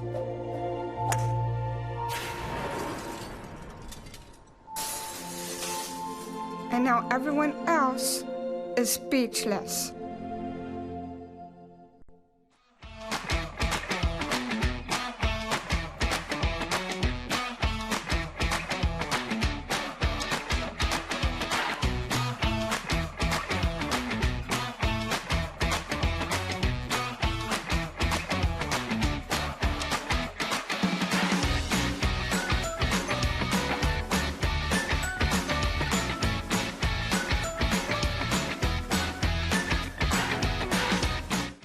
I want to thank our partners at Blue Frame Technology for sponsoring our hotline tonight, and especially our streaming platform, as they have all season, really. They've been great. We really appreciate their support, and we hope you are enjoying them as well. If you are interested in finding a new way of streaming, whether it's streaming platform like Blue Frame Technology, give them a ring. You can also check them out for their production truck software. There's a guy on our panel who will tell you plenty about PT. I'll tell you plenty about production truck as well, but the guy on our panel was a little bit ahead of the curve on that one before I finally jumped on board. Also want to thank Capital Agent Elite. I'll get it right. If you're looking to make a change or looking to have some representation as a college coach, give them a call. We'll have more information at the end of this next segment. So we've made some picks, so we will go back to the gentlemen who have joined us for this fun. I've left the table and everything where we had it last, so that you all can understand where we were, and then we'll go from there. Gentlemen, welcome back. In the upper left, it's Alan Babbitt of Hope, whose women's team has probably put them asleep in most games because they're out of control by halftime. You got BJ Spiegelmeier, who does know about production truck a little bit. Of course, that was under a different regime when he tried to look like a sports game during his broadcasts, like EA Sports. Chris Mitchell from Wash U joining us. Chris is one of those who definitely married up. And Gordon Mann, who's got the gaming headset. And, Gordon, I'm not going to say anything negative because you're a cool dude to come on tonight via Skype. Gentlemen, thanks for coming back. Good to be back. Yes. The banana is my go-to in Fortnite, if you were curious. Oh, you do Fortnite, sir? No, I'm just kidding. I've just seen the banana. You know more about Fortnite right there than my son has taught me. Well, we have esports at the sales. If you ever wanted to come and do color commentary or play-by-play, I've talked to some of your conference mates, and I've told them that I am going to come and I'm going to watch. I'm tempted to put that into my next play-by-play gig. I did wrestling a week ago. I'm just at this point. I'm doing everything. So let's go. All right, gentlemen. We made a number of picks. I left the table where it was so that we can step through real quick. I'm not going to say who we picked over who in detail, but let's just quickly recap where we were. We had Montclair, Wheaton, SUNY Cortland, Trine, Gettysburg, Western New England, Texas, Dallas, and Whitman on the table for pick 7. Pick 6. I'm sorry, pick 6. Yes, you're right. Pick 6. That's a football term. Pick 6. Aha. Yes. You know about football at the sales? Yeah, I watch it every Sunday. There you go. Well played, sir. Well played. So does Alan because he's off. Oh, my team's undefeated ever since they were founded. That's about the only thing they're undefeated in. All right, so let's pick 6. We went with. I'll let someone give that one up. I'll happily make the case that we picked Trine. I've, of course, seen them up close and personal twice, and they made things about as close and tight for Hope fans as it's been all season. Just a tremendous defense, can hit some threes, and really some quality performances. Their regional rank record is 2-5, but 3 of those losses are to Hope. But they played Hope as well as anybody, and with Hope being the unbeaten team left in D3. I just think they have a strong resume. Just really one kind of shaky loss to Ohio Wesleyan early in the season, but they made things really uncomfortable at Hope, and I think it'll be a tough out in the tournament. Yeah, they may be. You're right. All right, so that puts Ohio Northern into the Great Lakes with a 20-7 record. 741 is that winning percentage and a 556 SOS. Best we can tell, 3-4 results versus regionally ranked opponents. And gentlemen, where'd you go from here? Go ahead, Gordon. Well, from here, we with Trine, we brought Ohio Northern to the table, and we ended up focusing on three different teams: Texas, Dallas, Wheaton, and Whitman. We think that based on what we heard from the committee, that they are going to look at who you lost to, and bad losses are going to weigh you down. And Wheaton has a loss to 9-16 Carroll.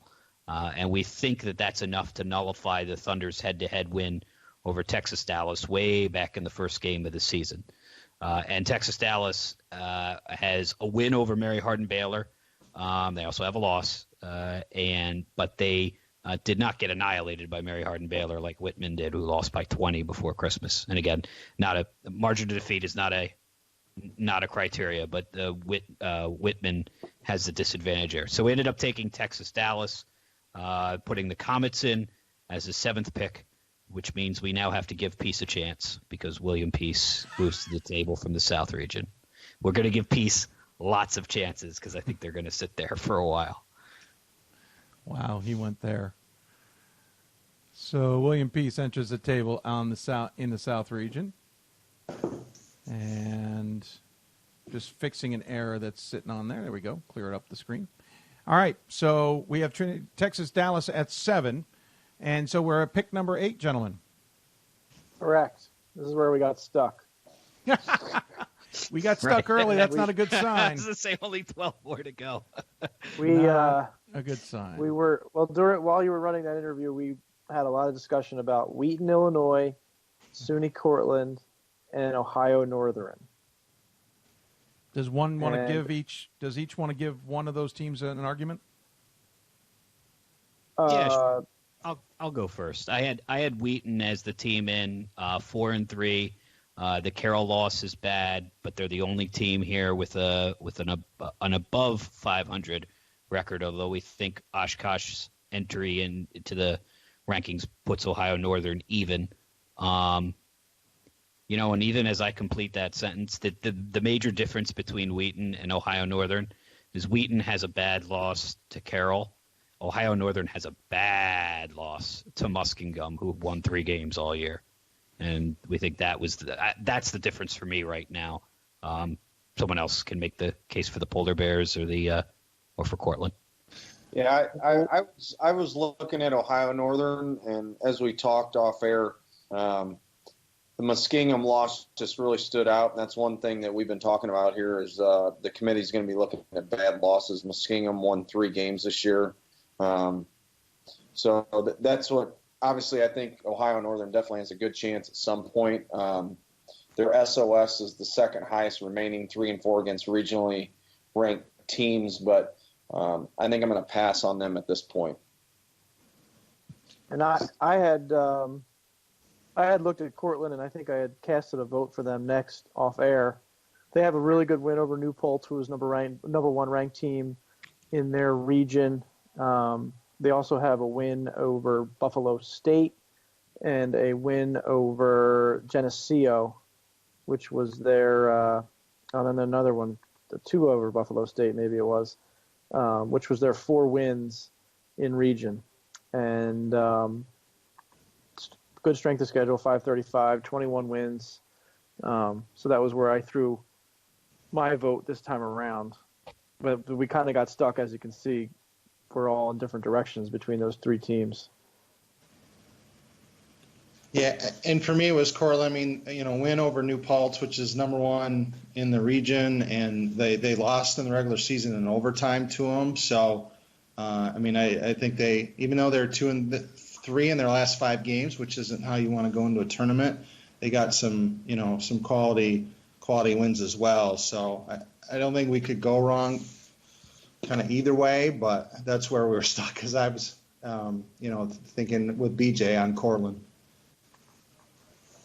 Dave? Is that leaving it to me, guys? Seriously? Killing me. Well,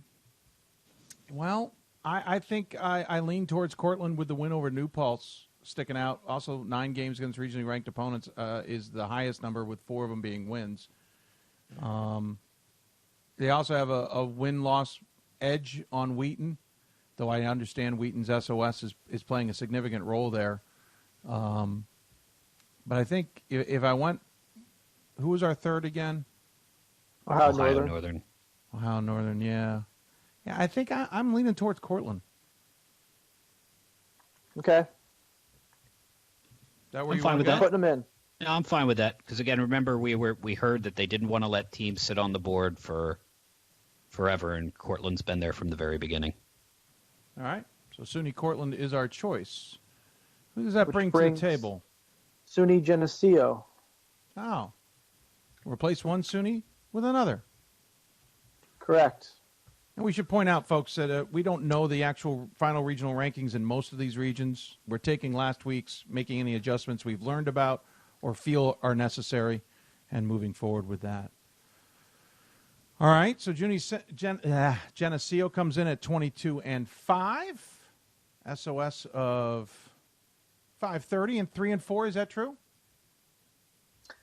22-5, 530, 3-4. You're correct, sir. Very good.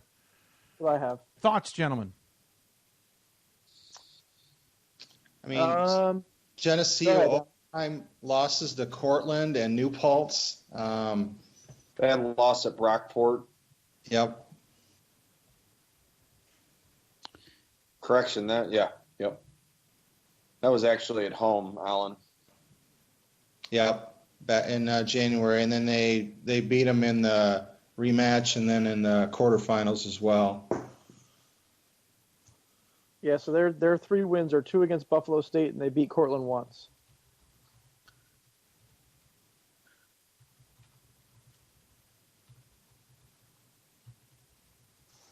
Well, I don't think that's. I mean,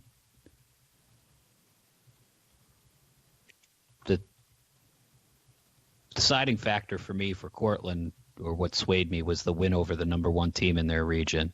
Correct. And Geneseo doesn't have that. Yeah. Nope. So, I would take Ohio Northern, I think, over Geneseo. And I would take, I'm back to Wheaton again. I would take Wheaton over Ohio Northern. So I'm back on the Thunder's bandwagon here. It's thundering at my house right now. There you go. It's a sign, Chris. And you can't take Trine because they're already in. So right now, if we're comparing Wheaton and Ohio Northern, I would agree with you. I don't like the loss to Birmingham Southern, which was a long time ago for Wheaton. That was back on November 30th. That was in Santa Cruz, California. And we talked a little about the Carroll loss. Good win over Illinois Wesleyan a couple weeks ago. They did lose in the rematch. 2 wins over Illinois Wesleyan. That does stand out for me right there. yeah, and they still have that. I know it was a long time ago, but they still have the win over Texas Dallas. Yeah, that's well, a long time ago, still even. Yeah. As I say, what happened on November 8th matters just as much as what happened on March 1st. It's possible that if the committee just strictly adhered to head-to-head, that Wheaton would already be in, but yeah, I think they're going to, they're not going to slip too much farther, so they're going to be in. But I think I'd vote for Wheaton here. I second that, BJ. I'd be good with that. Gordon, thoughts? Good? I favored Wheaton the last 3 rounds. So. Yeah, I know. Just making sure. So Wheaton's our next choice. Yep. Which brings, to the best of our knowledge, Wisconsin lacrosse to the table. We believe Wisconsin lacrosse is ahead of any of the NAC teams. Wisconsin lacrosse was behind Benedictine last time out, but apparently from what we're gathering, especially considering Benedictine lost today, that lacrosse is now going to sneak ahead of the, unlike what happened on the men's side, Benedictine will fall here, and lacrosse will enter the fray. Correct. They're 18-7, 588 versus a really high strength of schedule, and they're 1-4 against regionally ranked opponents. That hurts a little bit. What did they do against Oshkosh? Because remember, we added them. Oh, true. I am looking right now because that will add to their thing. So they were 1-1 versus Oshkosh. That would make them 2-5 if Oshkosh does in fact get into the rankings. Yeah. BJ, you would think that they would get in, right, when we were talking off air? I think I don't remember what did we say there. We said they were going to get in over North Park. Yeah, that was my guess because they would be 18-10, a little better than North Park. They have a better strength of schedule. They have a similar regional ranked. So that was my guess. Was they replaced North Park at the table, but it is totally just a guess. at the bottom of the Central Region rankings. Yeah. So if we want to make that guess, then we should adjust lacrosse's VRRO to 2 and 5. Yeah, and Ohio Northern would be 4 and 4. They beat Oshkosh. That's right, didn't they? Let me check. I don't know. Let's look that up. Maybe I'm making that up. BJ, I'm looking at last year lacrosse. Yeah, Ohio Northern beat them over Thanksgiving. Last year we left out lacrosse at 22 and 5, 531, 3 and 5. So obviously they upped their SOS just a bit, huh? Yeah. Yep. Yeah, it's funny. I tried to do that comparison when I was writing the little blurbs as teams were eliminated, and you're trying to make these blind guesses. It's Wednesday or Thursday whether a team has an at-large chance, and I said, well, lacrosse probably doesn't have a good at-large chance. They got worse overall record this year than they did last year, and now we're not even halfway through, and they may be the next one on the board. So that is an exercise in futility that early in the week. And lacrosse was a victim of that, playing the same opponent, twice in less than a week. I mean, they win at Eau Claire convincingly by 19, and then the WEAC semifinals at home, and they lose by 3. So conference play, when you're playing a league opponent back to back like that, it's that can be a doozy, and that they could have certainly gotten that one. That would have helped their resume tremendously. Yeah. I just saw a question on Twitter. I thought it was a worthy one just to consider. In the South region, we have William. We're basing this off of last week's rankings. William Peace, then Emory and Henry, then Emory. Is there any reason to think that anybody behind William Peace might have jumped them? Well, I mean, if anybody, I would go Emory. Yeah. Yeah. Yeah, I mean, that's a good point. This could be another one where, kind of similar to, I forget who it was earlier, where we said the committee might step in there. Oh, it was Cabrini, who hasn't gotten to the table yet.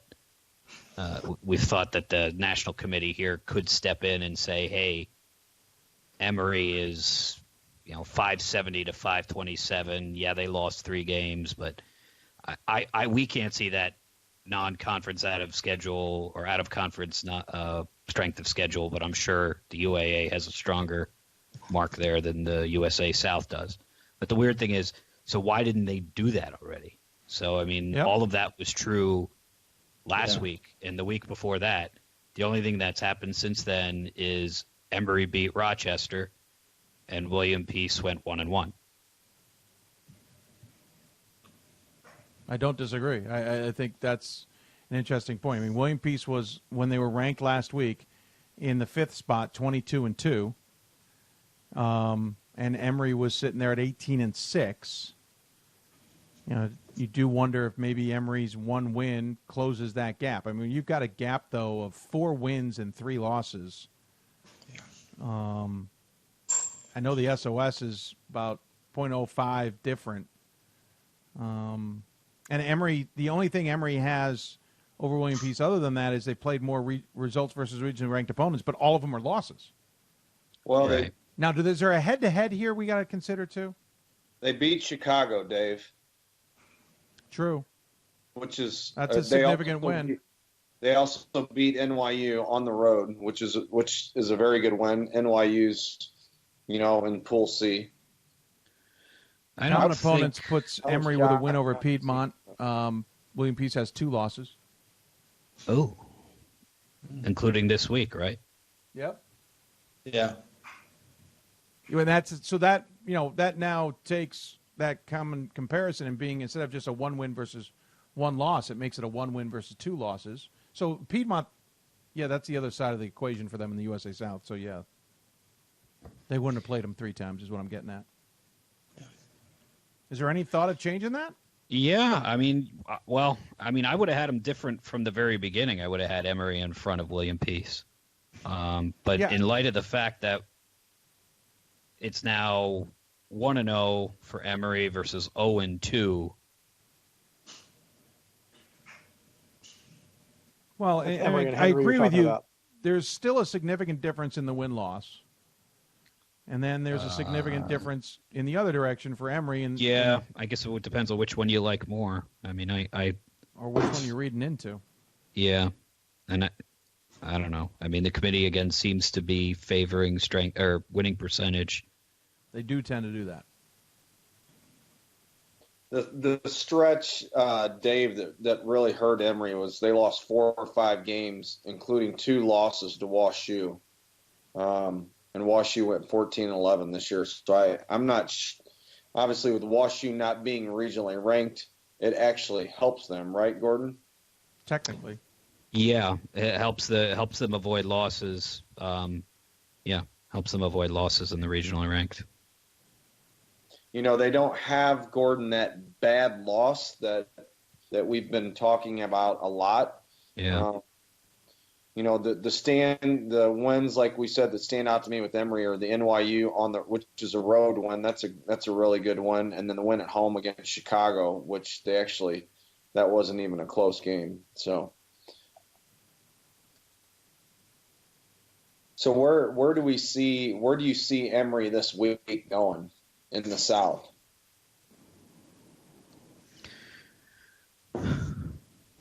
I don't know. I'm torn because, again, I would have had Emory in front of William Peace all along, but I'm not sure that what happened this week, even with a second loss for William Peace to Piedmont, would have flipped however many weeks it's been since William Peace has been in front. Or flip a difference of 4 wins and 3 losses. Yeah. Gordon, I'm surprised Emory is not ahead of Emory and Henry last week. I agree. Yeah, I mean, same thing. Emory and Henry is 529. It has more. This is a case where having a conference tournament with 10 teams can help you, because part of the reason Emory and Henry has a 22-5 record and Emory has a 19-6 record is Emory and Henry had the chance to play 4 games in the last 10 days, and Emory had the chance to play 1 because they don't have a conference tournament. And the end of the conference here, you just play your travel partner. How big is the win for Emory and Henry over Oglethorpe? Pretty big. Yeah, I mean, Oglethorpe could be. Is that the difference? That's got to be the reason. Yeah, Probably. So that it's weird then that the logic didn't hold for Emory and Piedmont, or for Emory and William Peace. But yeah, that's probably the reason. And again, nothing has changed. You know, they have 1 regionally ranked win, which is obviously a great win, but I personally think the win over Chicago and at NYU would have more significance than just the 1 win over Oglethorpe. Yeah. That's a good point. Well, but then you've still got a difference of, well, I mean, it's closer with Emory and Henry, but you've got a difference of 3 wins and a loss.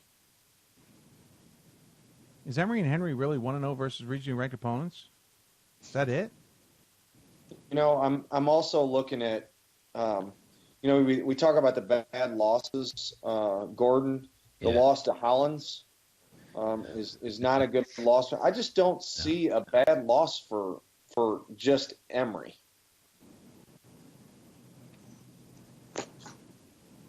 So yeah, I agree. That's why I'm surprised. I would support Emory stepping in front of and Henry. I double checked Emory and Henry. Their only regionally ranked opponent was Oglethorpe. Yeah, they play. The other problem is they play in a conference where they have 18 games. I mean, it's a big conference. Yeah. Now they have an overtime win over Piedmont. But yeah, the Oglethorpe. So their best win is Oglethorpe? Yeah. And their worst loss is Hollins. They do have a win over Piedmont as a comparison. Yeah. So does Emory? Yeah. No. Yep, so does Emory.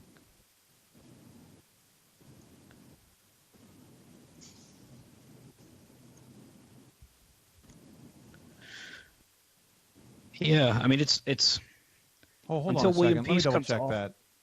Until that is correct. Yeah, I just double checked it. Until William Peace comes off the board, it doesn't matter yet. But I would move Emery in front of Emery and Henry. Remember last year too, Emery and Henry lost not in the semifinals, but in the first round, and they slid way down the list. So we had them in, I forget where we had them in, like, I don't know, 11th or something like that. And they missed out entirely because a bunch of teams jumped them when they lost. And I could see that happening here with Emery. Gordon, who are the 2 wins for William Peace, regionally ranked? It's Christopher Newport and actually Mary Washington, so that one actually doesn't even count anymore. No, it will, because they don't. You keep it as week 3s. Oh, that's right. Yeah, so it's Christopher Newport and Mary Wash. I just put all the regionally ranked wins next to the teams' names. If you see on my sheet there. Okay.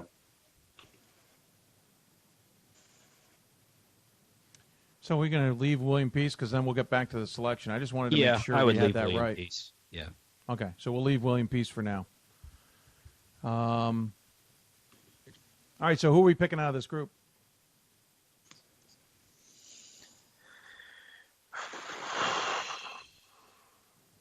I'm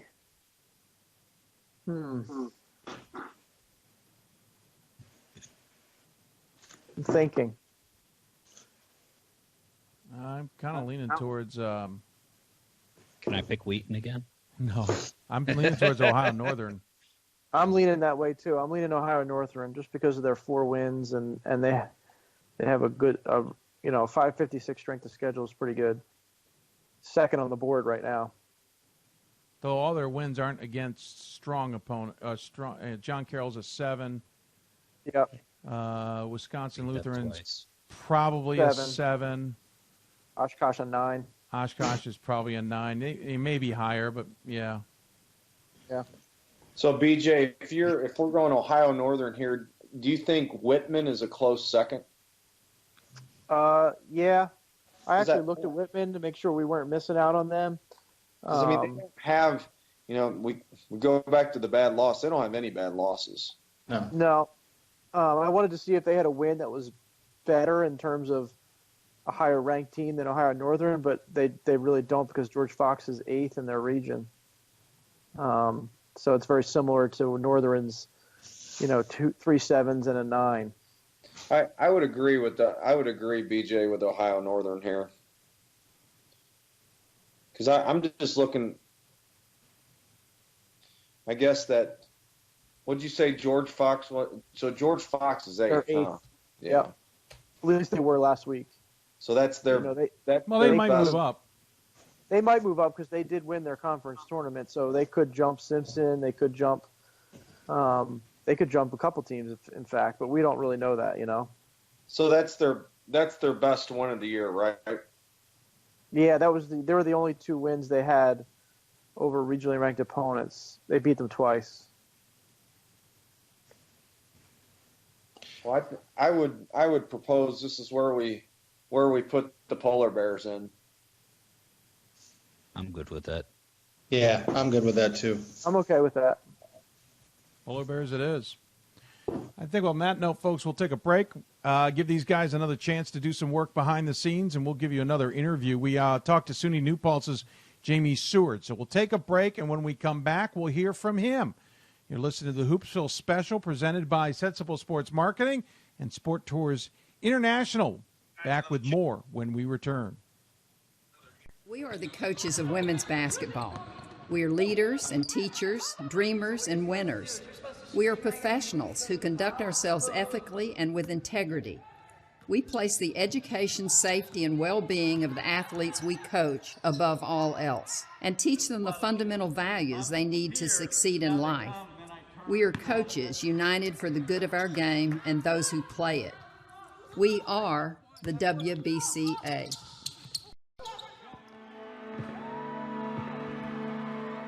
Great moments are born from great opportunity. That's what you have here tonight. That's what you've earned here tonight. This is your time. Now go out there and take it.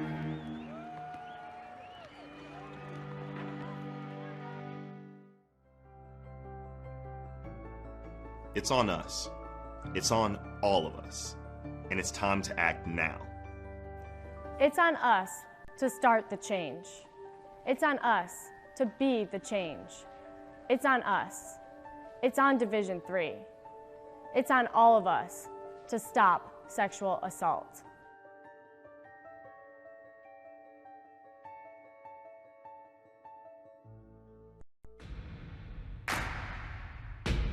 It starts right when you hit the court.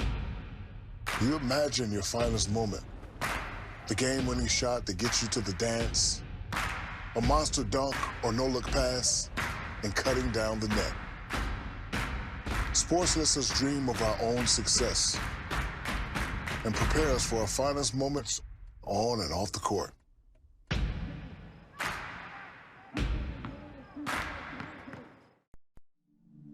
I used to never really talk. Ever. I was afraid if I said something wrong, everyone would laugh at me.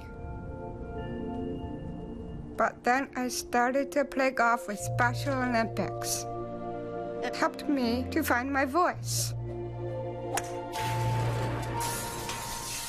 And now everyone else is speechless.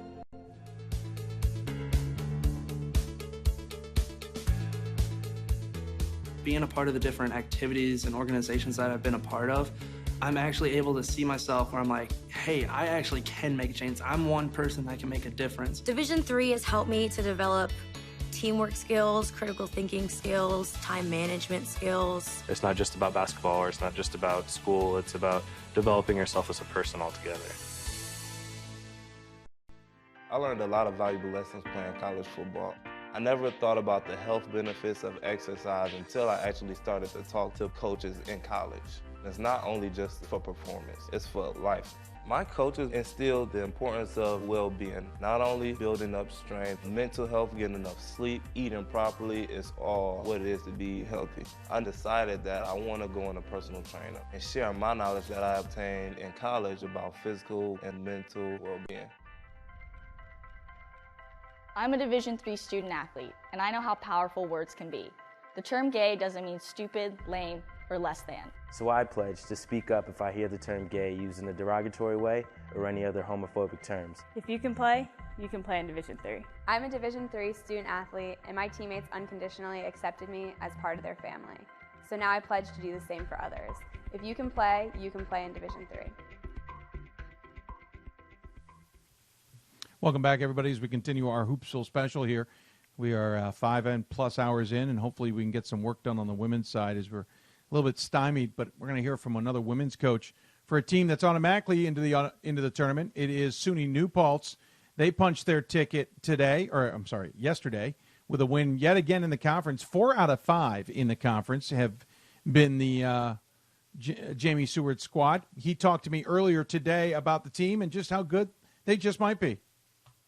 Joining us on the Blue Frame Technology Hoopsville Hotline, it's a head coach of the SUNY New Paltz women's basketball team. It is Jamie Seward. Coach, first and foremost, thanks for joining us on the program, and congratulations on yet another championship in conference. Thank you, Dave. Always good to be on. Always good to be on. Appreciate it. I think you guys, I don't want to say you flew under the radar, because I certainly been keeping my eye on you guys the last few weeks, even month and a half, and not that I'm the radar, but I do feel like it wasn't as much pomp and circumstance this time around, despite the fact you're 24-3. Yeah, I mean, it came into the season. I think we might have even been ranked in your preseason poll, or one of the also receiving votes. I don't remember exactly. And then kind of did fall off the radar a little bit. And but the nice thing is, at the end of the day, you got to go win games, and you win games to get in the tournament, and you got to lose one to get out of the tournament. So it's not college football. It's you don't need those votes to get in position. So we just went about our business and tried to get a little better every day, as cliche as it is. To all those out there wondering what we're talking about, yeah, it doesn't matter necessarily what the top 25 says, and that's not a knock at our own work. You guys were receiving votes in the preseason top 25. you guys have been pretty darn good. What, 4 conference championships in the last 5 years, if memory serves? Yep, that's correct. That's including some really good Geneseo teams at the time. You guys seem to rise to the occasion when the occasion presents itself.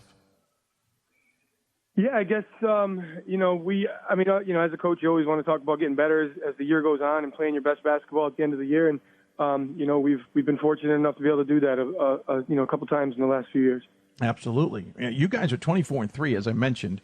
Your last loss is back early mid-January, we'll call it, to Cortland. Cortland certainly started pretty darn well in this conference. They ended up 21-6, 14-4 overall. Geneseo tied with them in conference at 22-5 overall, though. You guys, that's the last loss, though. After that, it's almost like the light switch went on. Is this about that example of you want to be playing better at the end, and now you are clearly playing better at the end?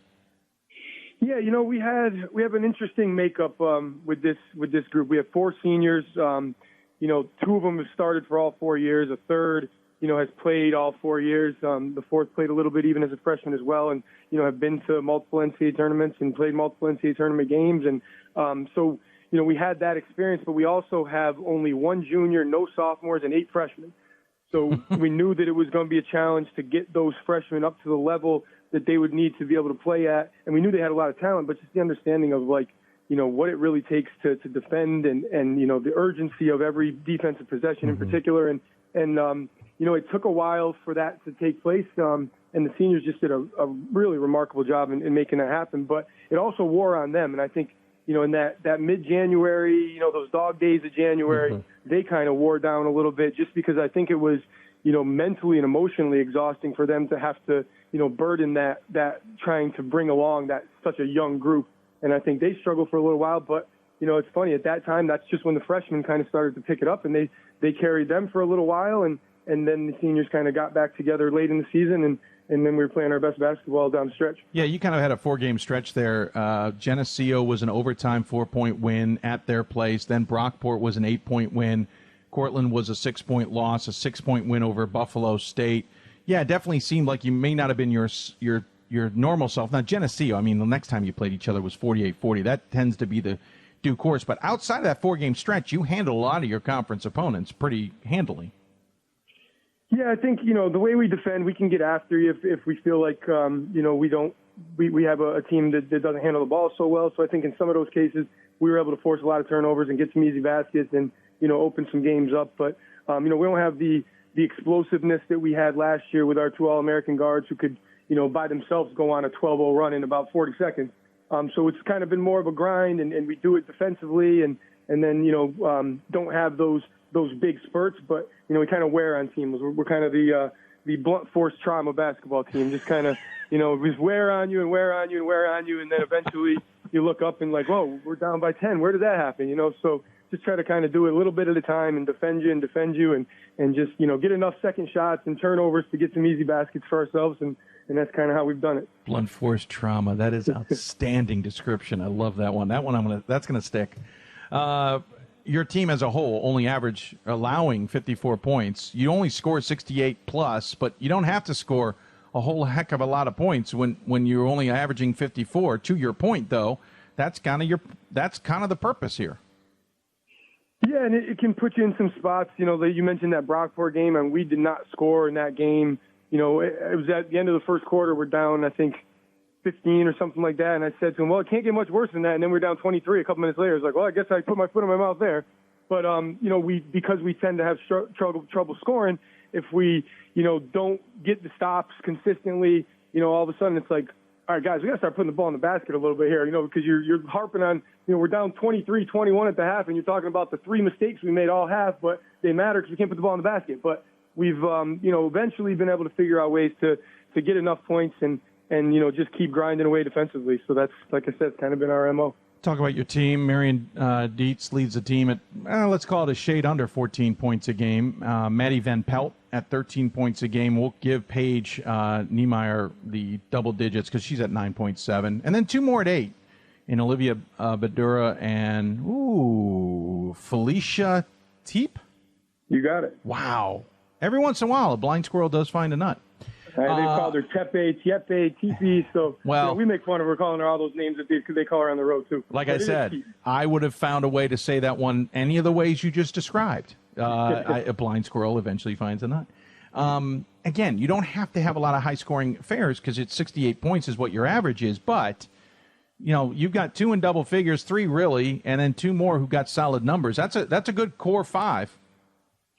Yeah, and we've been able to, they different people have stepped up at different times. As I said before, when we were struggling, when our seniors were struggling, scoring the ball a little bit in the middle of the season, Olivia Badura had a couple 20-plus point games, had a 30-point game on the road, and so people have stepped up when we had trouble scoring that weekend at home against Geneseo and Brockport. A different one of the freshmen, Maddie Gillis, had a couple, 14, 15-point games, and really helped us get over the top there. So yeah, and I mean that's ultimately. I guess what a team is supposed to be about when somebody else is having a tough day or struggling, somebody's there to have her back. Yeah, it's impressive. You talk about the interesting makeup of this roster, and I certainly noticed it myself. While you don't have a lot of seniors, you certainly have 4. Well, I shouldn't say you don't have a lot. You have 4. That's a considerable amount. But they are clearly giving a lot of knowledge and experience to that huge freshman class that you have. Yeah, for sure. They're. I mean, I think I've tried in different places with different people to explain to them just how much they mean to our program, to our team this year. To me personally, I mean, but words don't do it justice.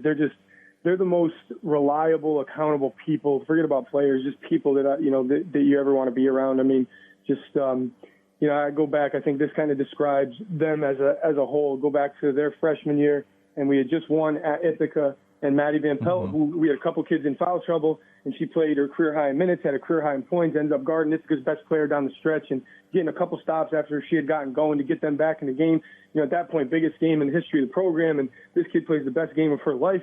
And after the game, I said, we made some mistakes. It wasn't pretty. We made some defensive mistakes. And she stands up and raises her hand. I know I went under that one screen that time. It's like, you played the best game of your life, but that's how accountable she is, and that's how accountable this whole group is. And it really makes it easy when you don't have, you can, as a coach, you can kind of skip 2 steps. You don't have to, convince them they made a mistake and then have to actually convince them that they need to do it better. They skip right to that step themselves of all right, what did you say? Okay, that's what I got to do. Fine, let's go do it. And there's no roundabout ways. It's really a direct path, and they're very accountable and they've done nothing but show this group of young players, and they have nothing but that kind of example to follow. It's made it a lot easier. We can just kind of coach basketball with a young group and not have to sell them on the urgency and the accountability part. Sometimes being your own worst critic can be a detriment, and in many cases, like you just talked about, it can be a benefit. And that's pretty darn impressive when a student athlete's willing to call themselves out when after having the best game of their career. Yeah. Is this team designed, or is this team structured in a way that can do some damage come the next couple of weeks? I mean, I think so. I think that, because we defend well, I think that puts you in a game and gives you a chance. We're going to have to make some shots at some point along the way. And, I mean, a lot of the NCAA tournament, a lot of postseason play is matchup based. And the one thing that we have tried to do over the last several years is build a program and build a team on a given year that isn't going to be, detriment. There's not going to be a detriment based on matchup, that we can kind of morph into different ways of playing, and we can be a little more aggressive on defense, a little less aggressive. We can get the ball inside. We can play, a little more perimeter-oriented game. And so we think that gives us a chance, once the matchups do come out, that we're not going to be in that's the kind of team we're going to struggle against, that we can kind of change into a team that hopefully gives them a problem. And again, the way we defend, we're going to have to shoot the ball better than we have throughout the season. And we've done that at points, and you're going to have to do it at the right points coming into the tournament, because there's not going to be any easy ones. But I think the way we defend and the versatility we have, at least gives us a shot. When we look at what you guys have accomplished in the past and what you want to accomplish in the future, is this program, the way you've built it, going to stay? Are we going to see a lull? I think sometimes we get used to teams staying at the top, but then we don't appreciate teams when they get there. And I'm kind of curious, should we start appreciating now, or do we have some more time to appreciate? Well, we're going to try to appreciate now, because you never know what's in store moving forward, especially with such a young group. And I've kind of busted their chops all year long that, hey, we're going to lose 18 games next year. If you guys don't figure this out, these guys aren't going to be here next year. And, at one point I finally said, I don't believe that. But But it's going to be challenging losing this group because they have played so many minutes and have such experience. And as I said, they're such reliable, accountable people that's going to be impossible to replace. But at least having a chance to play a couple postseason games thus far, and then whatever we have in store for us in the NCAA tournament, that this young group is going to get some great experience too, and they've certainly been a huge part of it. I mean, yesterday we had freshmen playing 37, 33 minutes. Unfortunately, our point guard, 15 minutes, our freshman point guard, 15 minutes before the game, we found out she wasn't going to be able to go.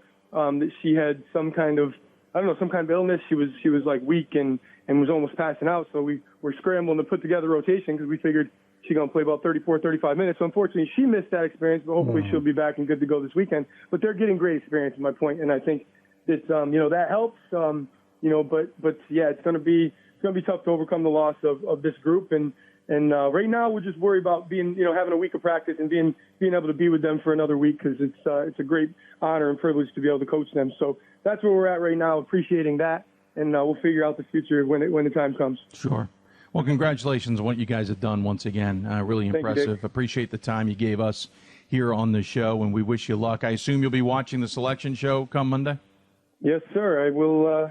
I've got a bunch in class, but those who aren't, we'll get them together and see where we're at and who we're gonna be able to prepare for. Get them out of class. No one cares. Well, hopefully we're gonna have to miss a couple down the road for games, so we'll save them for the more important stuff. Fair point. Hey, Coach, thanks for the time. As always, we give the coach the final word. Any final thoughts you want to share with those tuned in? I mean, just kind of reiterate what most people say when they come on. Just the appreciation for you and for your whole team and what you guys do to bring the kind of to be able to, as a Division III athlete, to be able to go and have somebody who's covering you and the notoriety that they have through you guys. It's just really appreciated. So thanks for all you guys do and keep up the good work. Well, thank you. I appreciate that. Have fun this week and in the weeks to come, if it allows, and we'll look forward to talking to you down the road. Thanks so much, Dave. Absolutely. Jamie Seward joining us from SUNY New Paltz women's basketball here on the Blue Frame Technology Hoopsville Hotline. I want to thank Jamie Stewart. Thank Jamie Stewart for coming on the show. Really appreciate it. I got a kick out of it. I'm glad others who on Twitter got a kick out of it, calling his team the Blunt Force Trauma Team. Certainly is a good line and one I'll remember for a while. Congratulations to New Paltz. 4th title in 5 years out of the SUNYAC. Certainly impressive, especially considering how good Geneseo had been early in that run for New Paltz. We're going to take another break. When we come back, the guys have made a couple picks, and we will get an update on those picks and see where we stand, see if we can get some of this done maybe before it turns midnight, though kind of doubt it on the East Coast. You're listening to Hoopsville, presented by D3Hoops.com from the WBCA NABC Studios. This special presented by Sensible Sports Marketing and Sport Tours International. More on them when we come back. I got nothing else to add to that. We'll be back after this.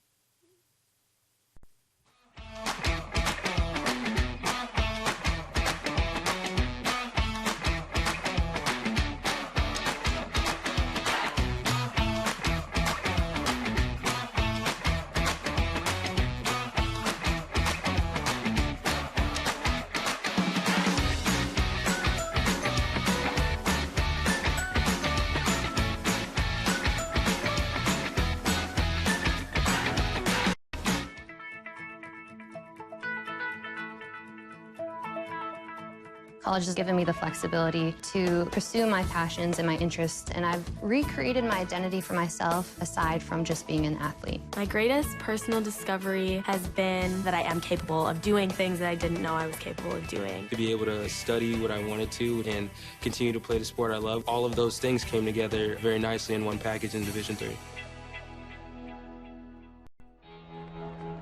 Cheer for the stumbles. That he should have had that.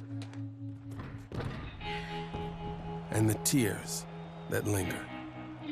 For in those moments, greatness lies. There, you will find the provoked, the determined, the unified. It's in those moments that champions are born. College basketball lives in Kansas City at the College Basketball Experience at Sprint Center. The College Basketball Experience is the place to get your game on. It's not a museum, it's an experience you won't forget. Discover the history of the game in the National Collegiate Basketball Hall of Fame, featuring the Gallery of Honor, Mentor Circle, and Honor Theater. Suit up in the latest CBE logoed Nike gear at the CBE Hoop Shop. Elevate your game today and visit the house that college basketball built.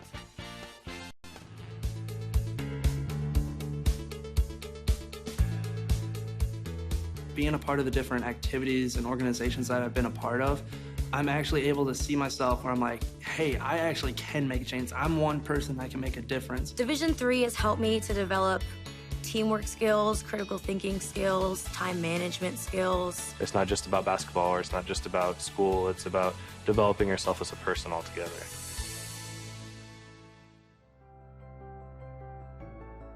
It's on us. It's on all of us. And it's time to act now. It's on us to start the change.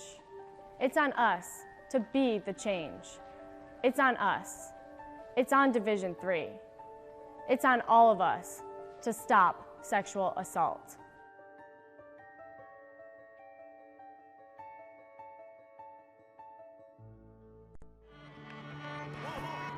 I coined my definition of success in 1934. My definition of success is peace of mind attained only through self-satisfaction and knowing you made the effort to do the best of which you're capable. It's like reputation and character. Reputation is what others perceive you to be. Character is what you are. We are the coaches of women's basketball. We are leaders and teachers, dreamers and winners. We are professionals who conduct ourselves ethically and with integrity. We place the education, safety, and well-being of the athletes we coach above all else and teach them the fundamental values they need to succeed in life. We are coaches united for the good of our game and those who play it. We are the WBCA. Welcome back to the Hoopsville Selection Special presented by Sensible Sports Marketing. Looking for promotional products and apparel? Sensible Sports Marketing has the largest selection in college athletics. If you can dream it, they can do it. From game day giveaways to premium donor gifts and more. GetSportsSense.com. You can check them out online or call them at 800-575-4765. Also presented by Sport Tours International, who's our partners at the D3Hoops.com Classic in Las Vegas. If you'd like to be a part of that event in Las Vegas or any of the other tournaments that Sport Tours puts on during the season, you can also talk to them about traveling internationally with your program. Give them a check them out as well. And, of course, this segment brought to you by Capital Elite Agency, who's our presenting sponsor of our mock selections. If you're a college coach looking to take the next step forward in your career, check out Capital Elite Agency at capitaleliteagency.com. I want to thank our partners, most importantly, for that help, and we certainly appreciate their support of this show and our work, as it were. Now, going back to the panel du jour, as we continue, we have not updated the tote board, as it were, yet, as we will here shortly. When the guys give us our updates. Last we checked, we were at pick number 10, Ohio Northern, but we've got some more to add. And gentlemen, anybody want to give us the quick update? Sure. We put number 11 pick, we put Whitman in out of the West region. And that put Augsburg on the table, correct? It did. And we immediately put them in. Because John Stoner will sleep good tonight. Yeah, their resume was very similar to Whitman's, and once we compared them to the other teams that we had compared Whitman to, we just felt like Augsburg should go right in. And then we made one more pick after that. We put this one took a little longer, but we eventually put John Carroll in, and we really valued their win over Baldwin Wallace, I believe it was. Yep. As a really, really good win, something that stuck out to us versus the other teams we were talking about. Baldwin Wallace is ranked number 2 in their region. They're 26-2, and they're stuck at number 2 because they're behind the only undefeated team in the country in Hope. And so they're obviously a really, really good win, and so we gave them credit for that. We put them in as the next team. So there's your update. Chip Miner, by the way, 2:30 p.m. Eastern Time, the women's bracket will be announced. 12:30 p.m. Eastern Time, the men's bracket. Go to d3hoops.com. We'll have those links and videos and all of that to those selection shows, which hopefully I'll be awake for as we continue our work here on the women's side of things. We are to pick number 14. Don't worry, gentlemen. It's only 7 picks left here. Oh, gosh. And you said you wanted to be done by midnight? Well, I highly doubt that. That was half Pacific time. Yeah, Pacific time. Nice. Time. Real quick to remind everybody, in the Atlantic region, we still have Montclair State sitting there. Central is UW La Crosse. East is SUNY Geneseo. Great Lakes, St. Vincent. Mid-Atlantic is Gettysburg. Northeast is Western New England. South is William Peace. And west is St. Thomas. So there you go. Where do we start, gents?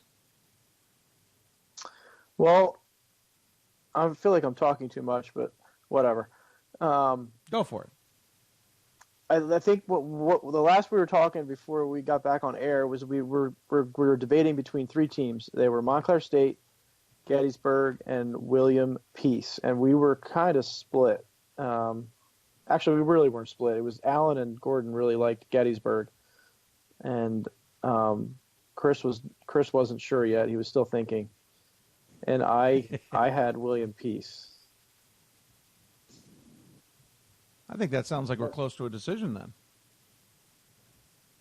We're just waiting for Chris to make a decision.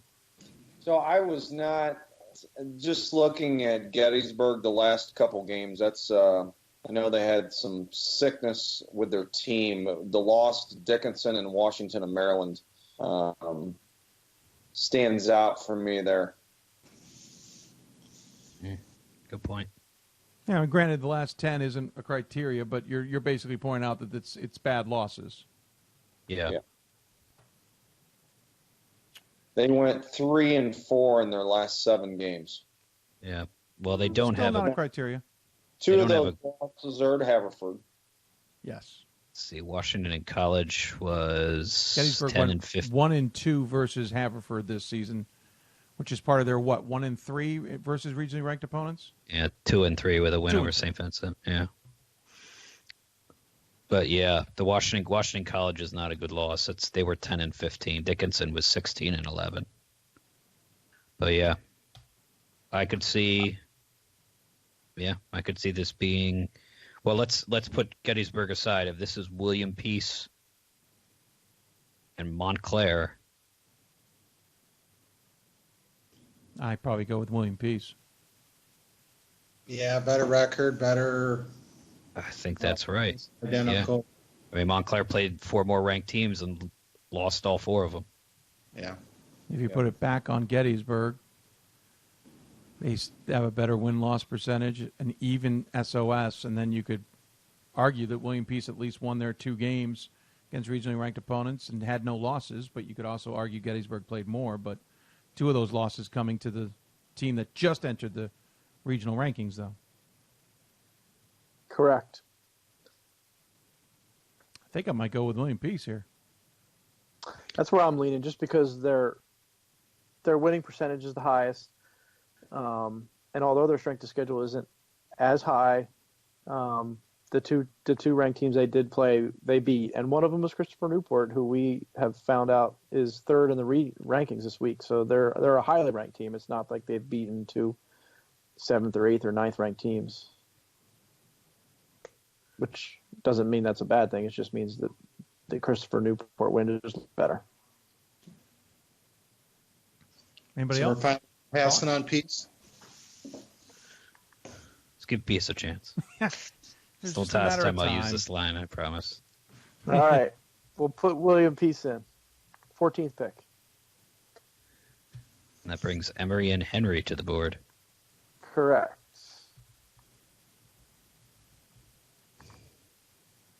They're 22-5, 529 strength of schedule, 1-0 versus regionally ranked opponents.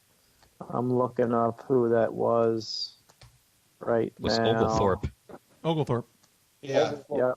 Only team to beat the Stormy Petrels. Yep. That was third game of the year. Not that matters.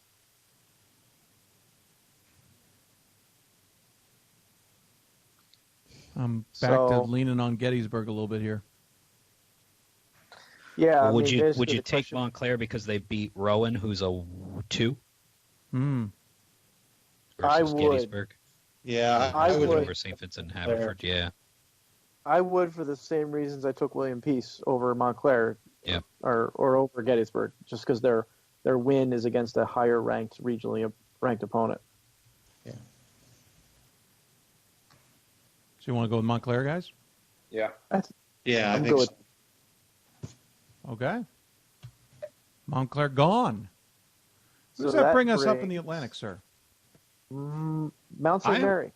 Yeah, either Mount St. Mary, I guess, although I think Cabrini has a better overall record. I think they have a better resume.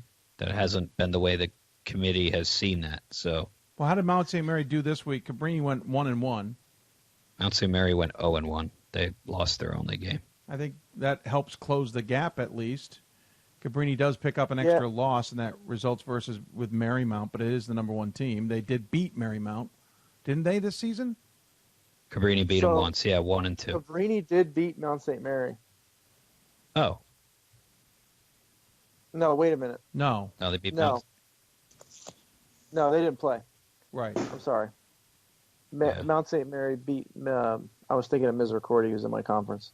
Mount St. Mary's only got 1 game against regionally ranked opponents, and it was. I'm looking for it. Misericordia? No. Misericordia. Yes, that's it. And they're 0-1. And Cabrini, that's another one I don't understand why I wouldn't mind Cabrini's putting not. Cabrini up at this point. I think they closed the gap going 1-1. Yeah.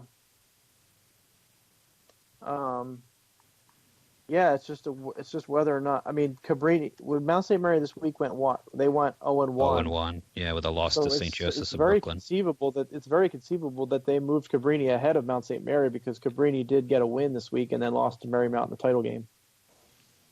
Yep. And their strength of schedule is much higher. I mean, it's 553 versus 517. Want to lean on it just for the fun of it? Yeah, let's do that. Let's just. I mean, we have no knowledge of whether this happened, but let's just pretend like it did. And what the heck? and if it did, and we end up putting Cabrini in, we'll look like we're actually smart. Ha! And Cabrini's got a really good resume. I mean, yeah, it's not bad. I mean, I've seen them in person. They beat DeSales at home. I mean, they were really good that day that I saw them. Not that matters, but they played really well that day. I mean, I'm just looking up who they beat. They beat NYU, they beat DeSales, that's a good and one. they beat Marymount once. Wow. Yeah, 1 and 2.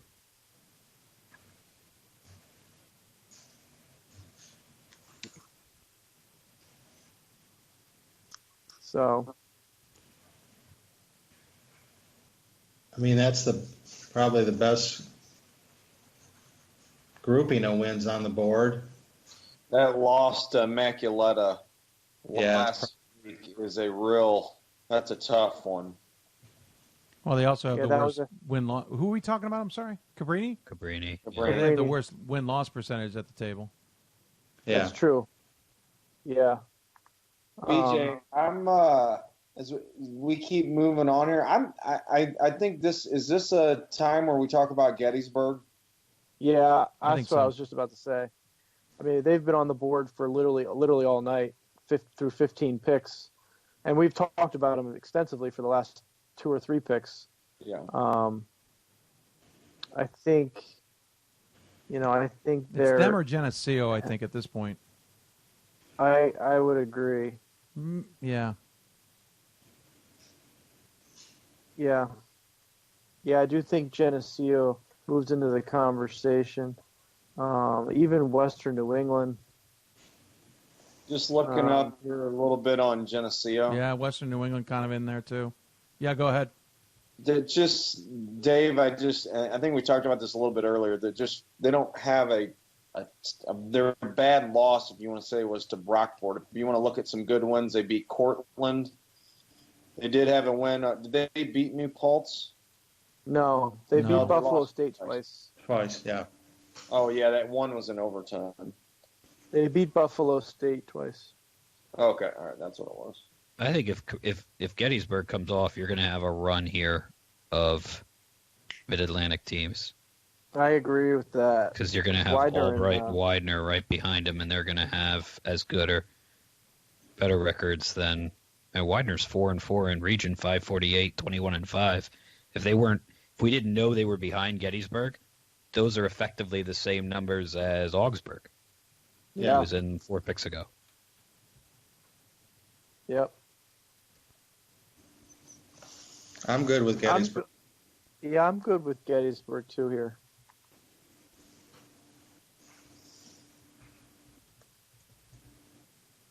Set, boys? All right. Yeah, I think let's do that. Unless somebody doesn't agree. Gettysburg is in, which brings, we believe, Albright to the table. Correct. Who just beat Widener. Yes, that's why they went ahead of them in the rankings. Semis, which is why we have them ahead of them in the rankings. Albright's 2-4 against regionally ranked opponents. So both would be Widener. Yep, 3 losses would be Messiah, and the one other loss for Albright is Widener. So Widener 3 with Messiah, and then 2 wins over Widener. So basically 2 opponents. No, they didn't play Widener 4 times.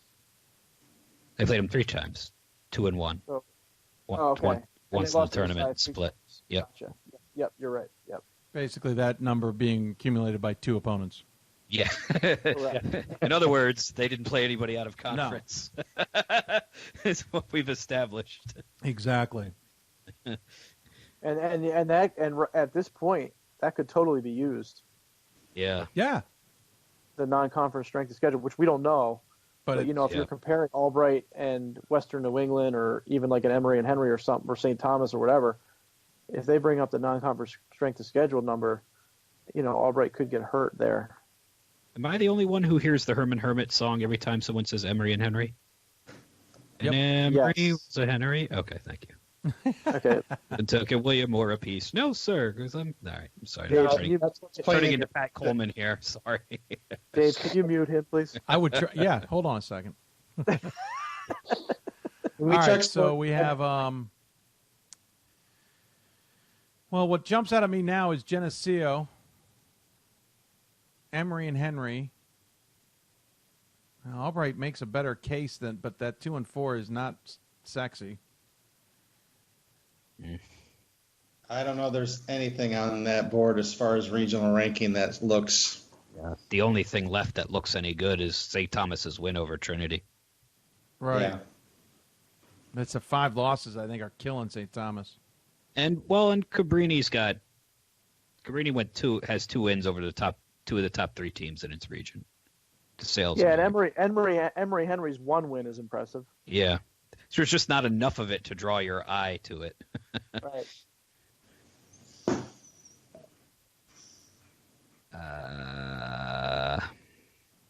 St. Thomas lost to Augsburg 3 times this year. Right. Yeah. I would say losing to Messiah is, well, where was Messiah's 1 in their region, right? So that's probably stings a little less than losing to Augsburg 3 times. Yeah, I mean Messiah has over a 600 strength of schedule. I mean they're really. So if you want to do if it wasn't for, then Albright's going to be 2 and 1. Who did Western New England beat? Babson in Eastern Connecticut. Eastern Connecticut. And lost to? Hold please.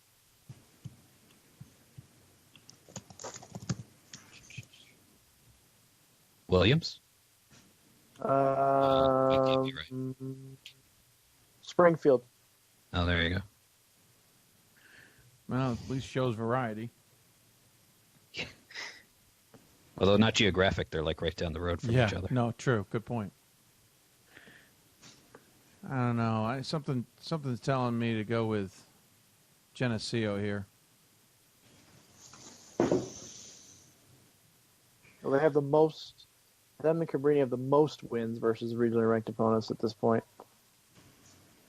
Yeah.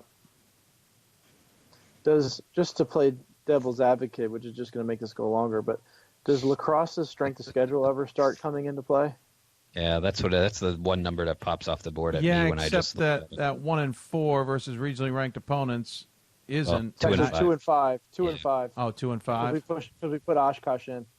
And then the other thing is, I remember this women's committee doesn't tend to reward the low win-loss with a high SOS.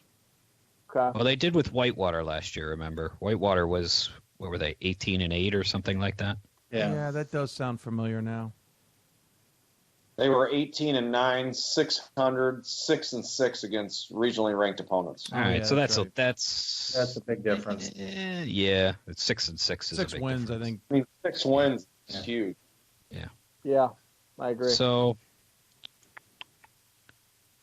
yeah, I think I'd go it's either Geneseo or there's a bunch of them who are clumped up now. Cabrini, Geneseo, Albright, Western New England are all kind of blobbed together there. I like. Now let's just pick those 4 and be done with it. For those there. Yeah. Yeah, except that if we take them one off, somebody else will come I on know. and might enter the conversation. If only, right?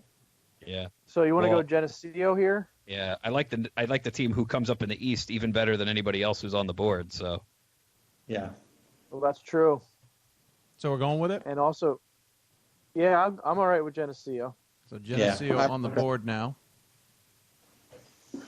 That brings up very interesting case, New York University. Oh, boy. Oh, boy. Here we go. And Here we go. Are you supposed to recuse yourself now, Chris? No, I told him, I said, I think they're going to get to the board, but I can't guarantee anything. Is he awake at this point in time? I haven't spoken with him tonight because he was hosting the UA Track and Field Championships, indoor track. So, not sure on that one. So NYU's wins are against St. John Fisher and Emory. Lost twice to Chicago. Yes, and another interesting loss for them, Cabrini. which could really come into play, is they have a head-to-head loss to Cabrini. Oh, boy. Oh, so much for that. And head-to-head is pretty important, I believe. It is, though NYU's got a 1 win advantage and a 3 loss advantage. Yeah, I don't know. It's a good question. Yeah. BJ, their numbers actually look pretty good, especially with the SOS numbers. I know, but I'm not. It's going to be really hard for me. It's going to be really hard for me, and I literally mean nothing in this process, to take them over Cabrini just because when they were on the court together, Cabrini beat them. I agree. I mean, that's what number is that in the head-to-head? In the head-to-head competition is one of the primary criteria. Yeah. Do you have any common opponents between the two?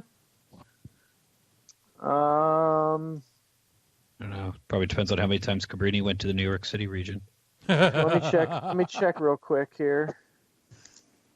Well, they played Brooklyn.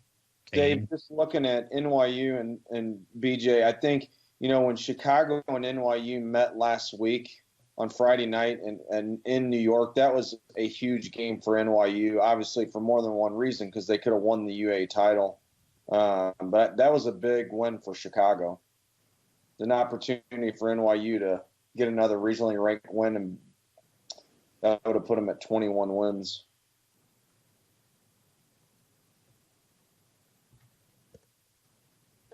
Yeah, the only common opponents I'm seeing are Brooklyn. They both beat handily. So I don't really think that tells us much. Okay. It's part of the primary, so I figured I'd check it. Yep. They beat them both. They both beat them by more than 15, so. You don't see any others, do you, Gordon? No. None that are going to matter. They both beat. I think that's the only one. Yeah. So. Man. Well, I Yeah. can give you guys a favor. I got another women's interview we can go to if you guys want to take a break or do it behind the scenes and hash it out. Sure. How long's the interview? Probably about 10 minutes plus our break, so you get about 15. Yeah, all right. That's fine. We could probably finish it in that time. Yeah, we should be able to. All right. Well, we'll take a break, folks. When we come back, I have a chat. Who am I chat? Oh, yes. Speaking of Mount St. Mary, Michael Capalino joins us. He's not there anymore. He's at George Fox. But he chats with us about getting into the tournament the easy way, winning the AQ over Whitman. You're listening to the Hoopsville Special presented by Sensible Sports Marketing and Sport Tours International. We'll be back with more of the Capital Elite Agency women's basketball mock selections after this break. We are the coaches of women's basketball. We are leaders and teachers, dreamers and winners. We are professionals who conduct ourselves ethically and with integrity.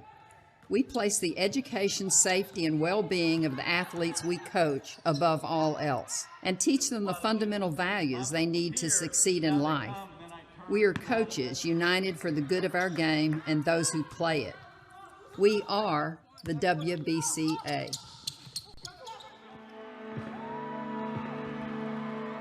Great moments are born from great opportunity.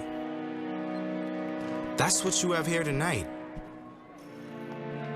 That's what you've earned here tonight. This is your time. Now go out there and take it.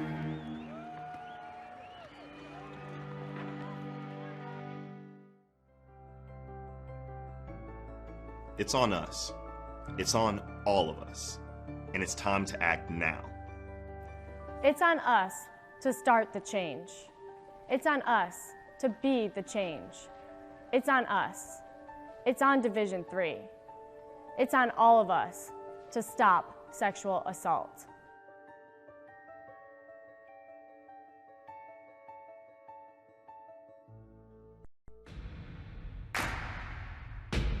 It starts right when you hit the court. You imagine your finest moment. The game-winning shot that gets you to the dance, a monster dunk or no-look pass, and cutting down the net. Sports lets us dream of our own success and prepare us for our finest moments on and off the court.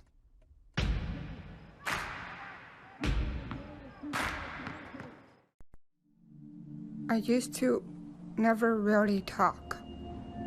Ever. I was afraid if I said something wrong, everyone would laugh at me. But then I started to play golf with Special Olympics. It helped me to find my voice. And now everyone else is speechless.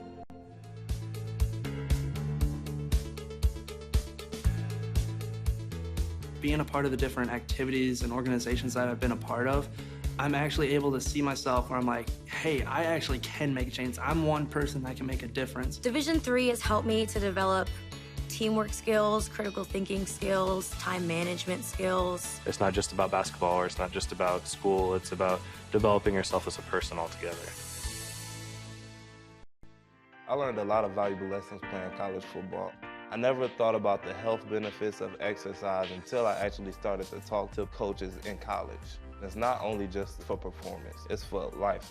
My coaches instilled the importance of well-being, not only building up strength, mental health, getting enough sleep, eating properly is all what it is to be healthy. I decided that I want to go into personal trainer and share my knowledge that I obtained in college about physical and mental well-being.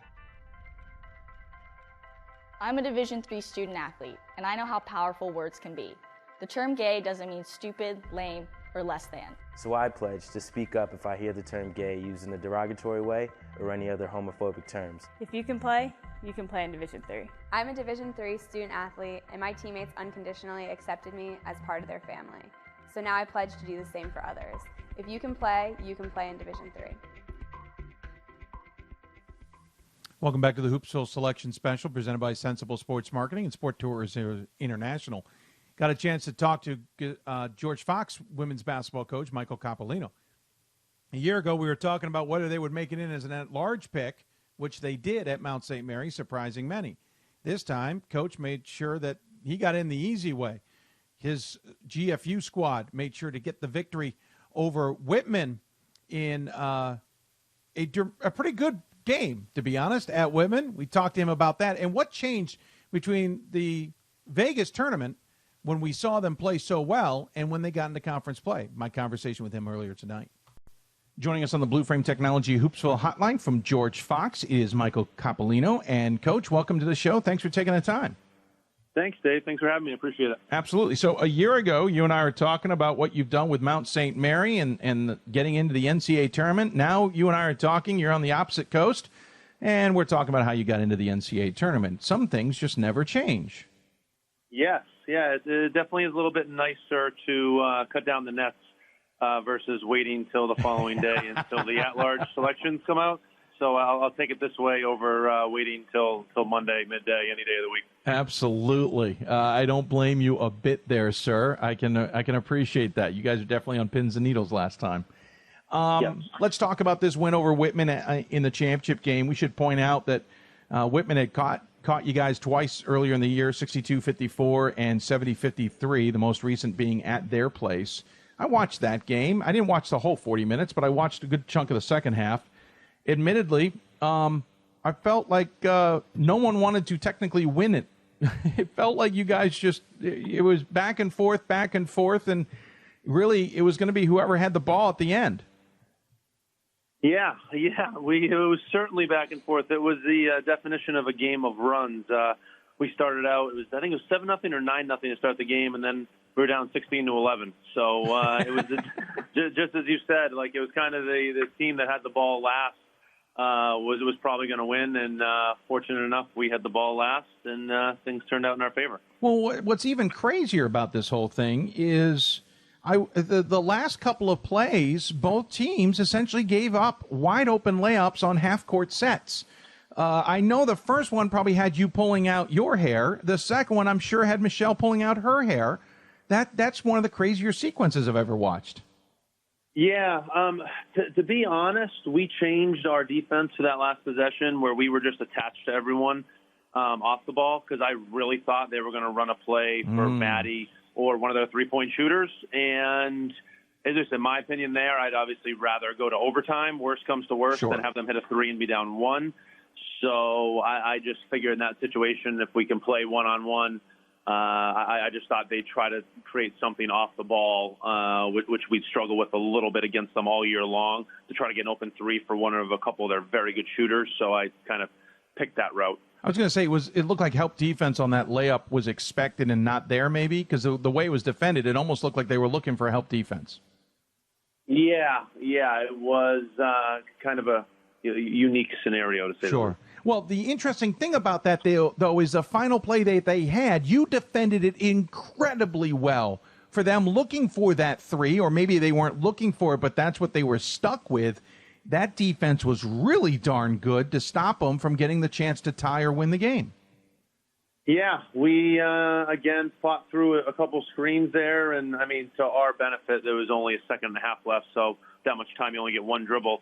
I think it would have been a little bit different if it was like 3 or 4 seconds. They had 3 or 4 dribbles. Sure. But, again, I mean, we did a good job of communicating the timeout to get through the screens, and I thought we did well in that situation. Let's go back in history a little bit. By the way, I'm sure it's wonderful to celebrate on the home or on the visiting court. I know it'd be better to do it at home, but the visiting court's fun to always celebrate a championship. But let's go back in time. We saw you guys at the D3Hoops.com Classic in Las Vegas. You beat Scranton 54-44, and to be honest, it didn't even feel that close.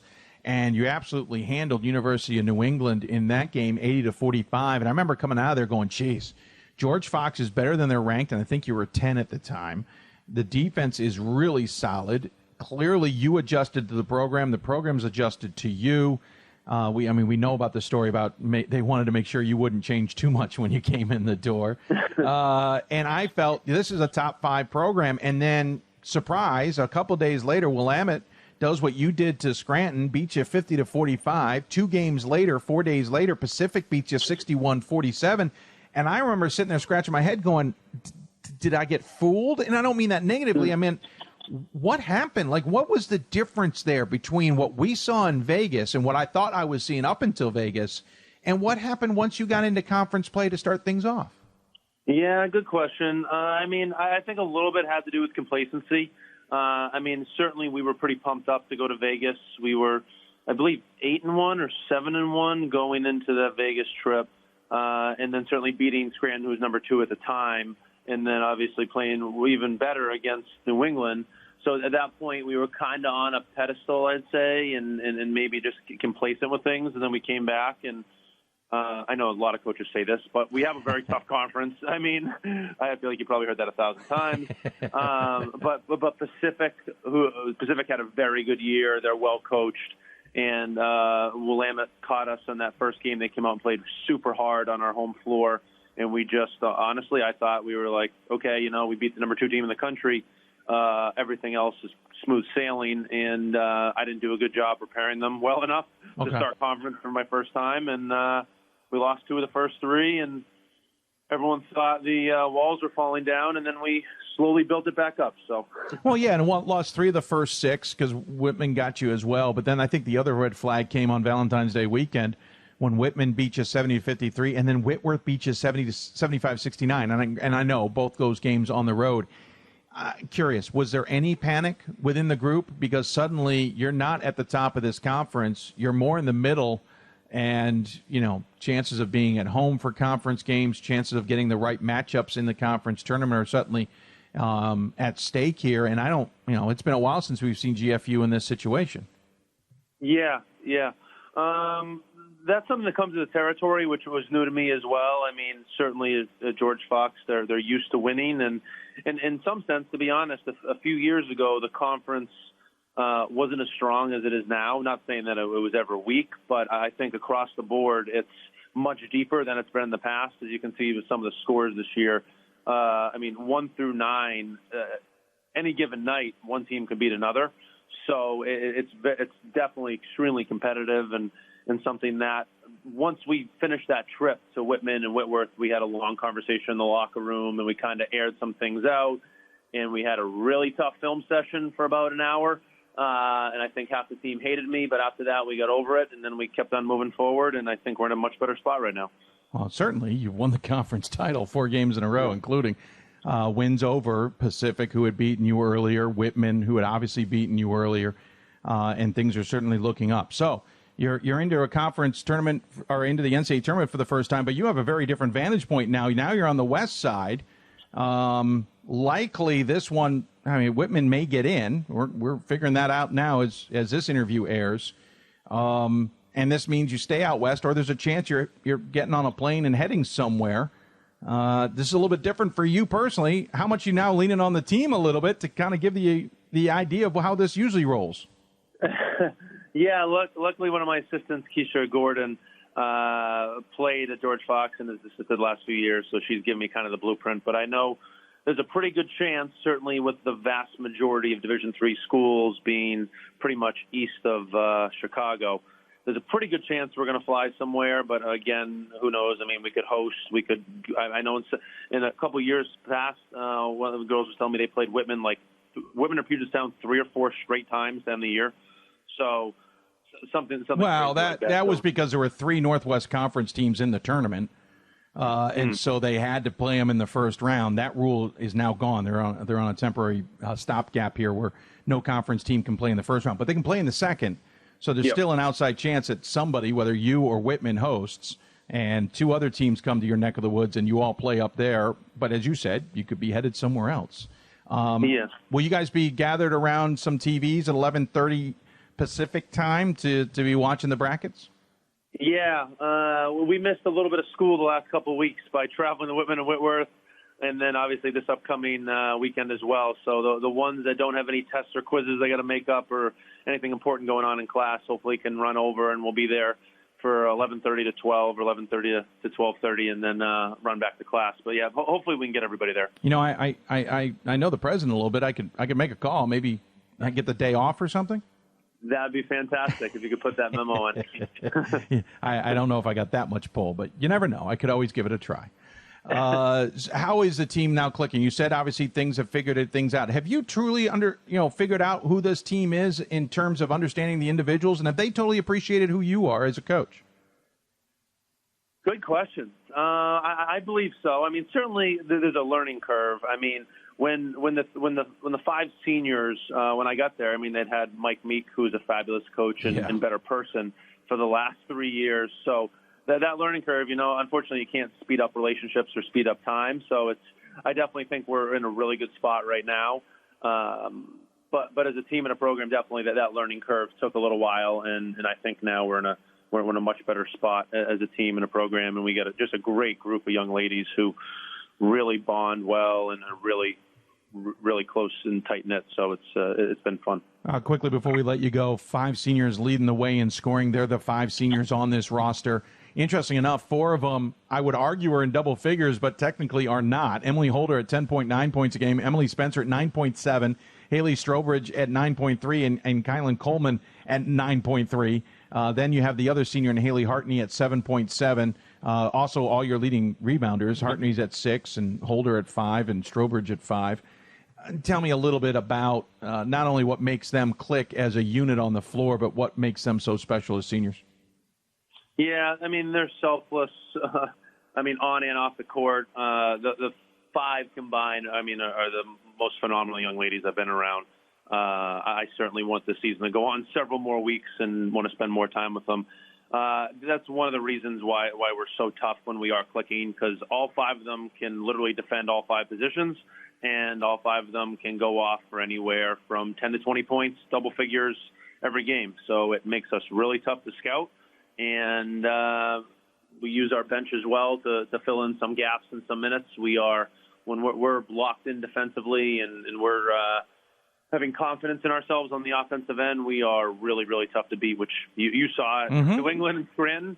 And at the end of the day, it's not how you start, it's how you finish. So I'm hoping we can continue to rise and climb here over these next couple of weeks.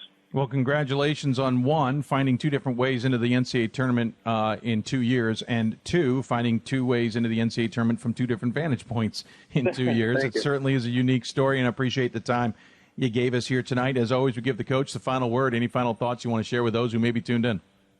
Yeah, no, I know people say it a lot, Dave, but what you do for Division III basketball, men and women, is absolutely priceless. Certainly, the amount of time and effort you put into certainly the website and all the podcasts, everything that you do.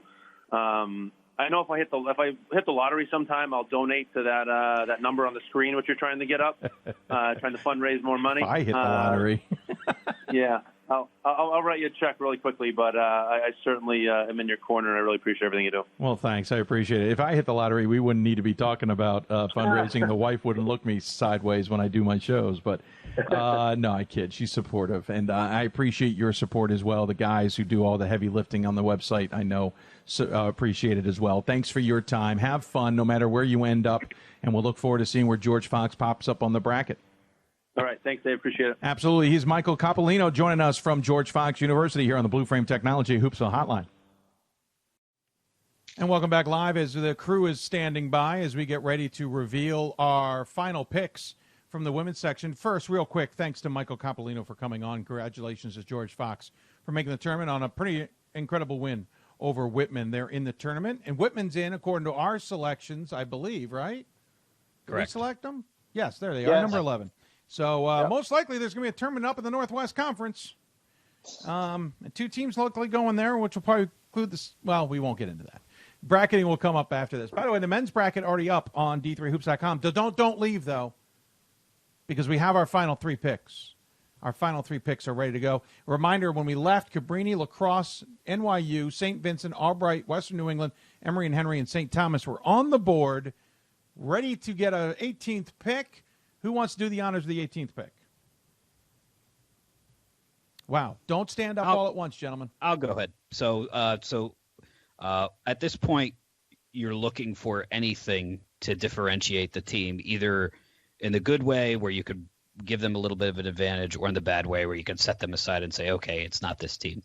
And St. Thomas has the best win of everybody at the table at this point. Now, it came very, very early. It was against Trinity of Texas.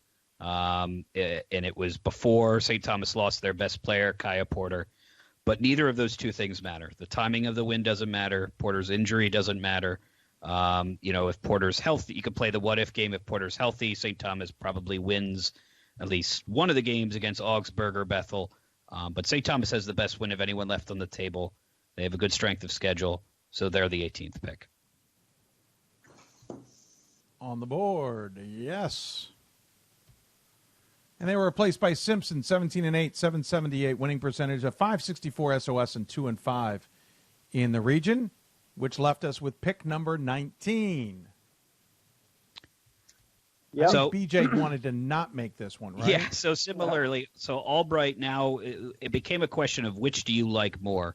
If you like strength of schedule, then UW La Crosse with its 588 is the pick. And if you like winning percentage, it's Albright.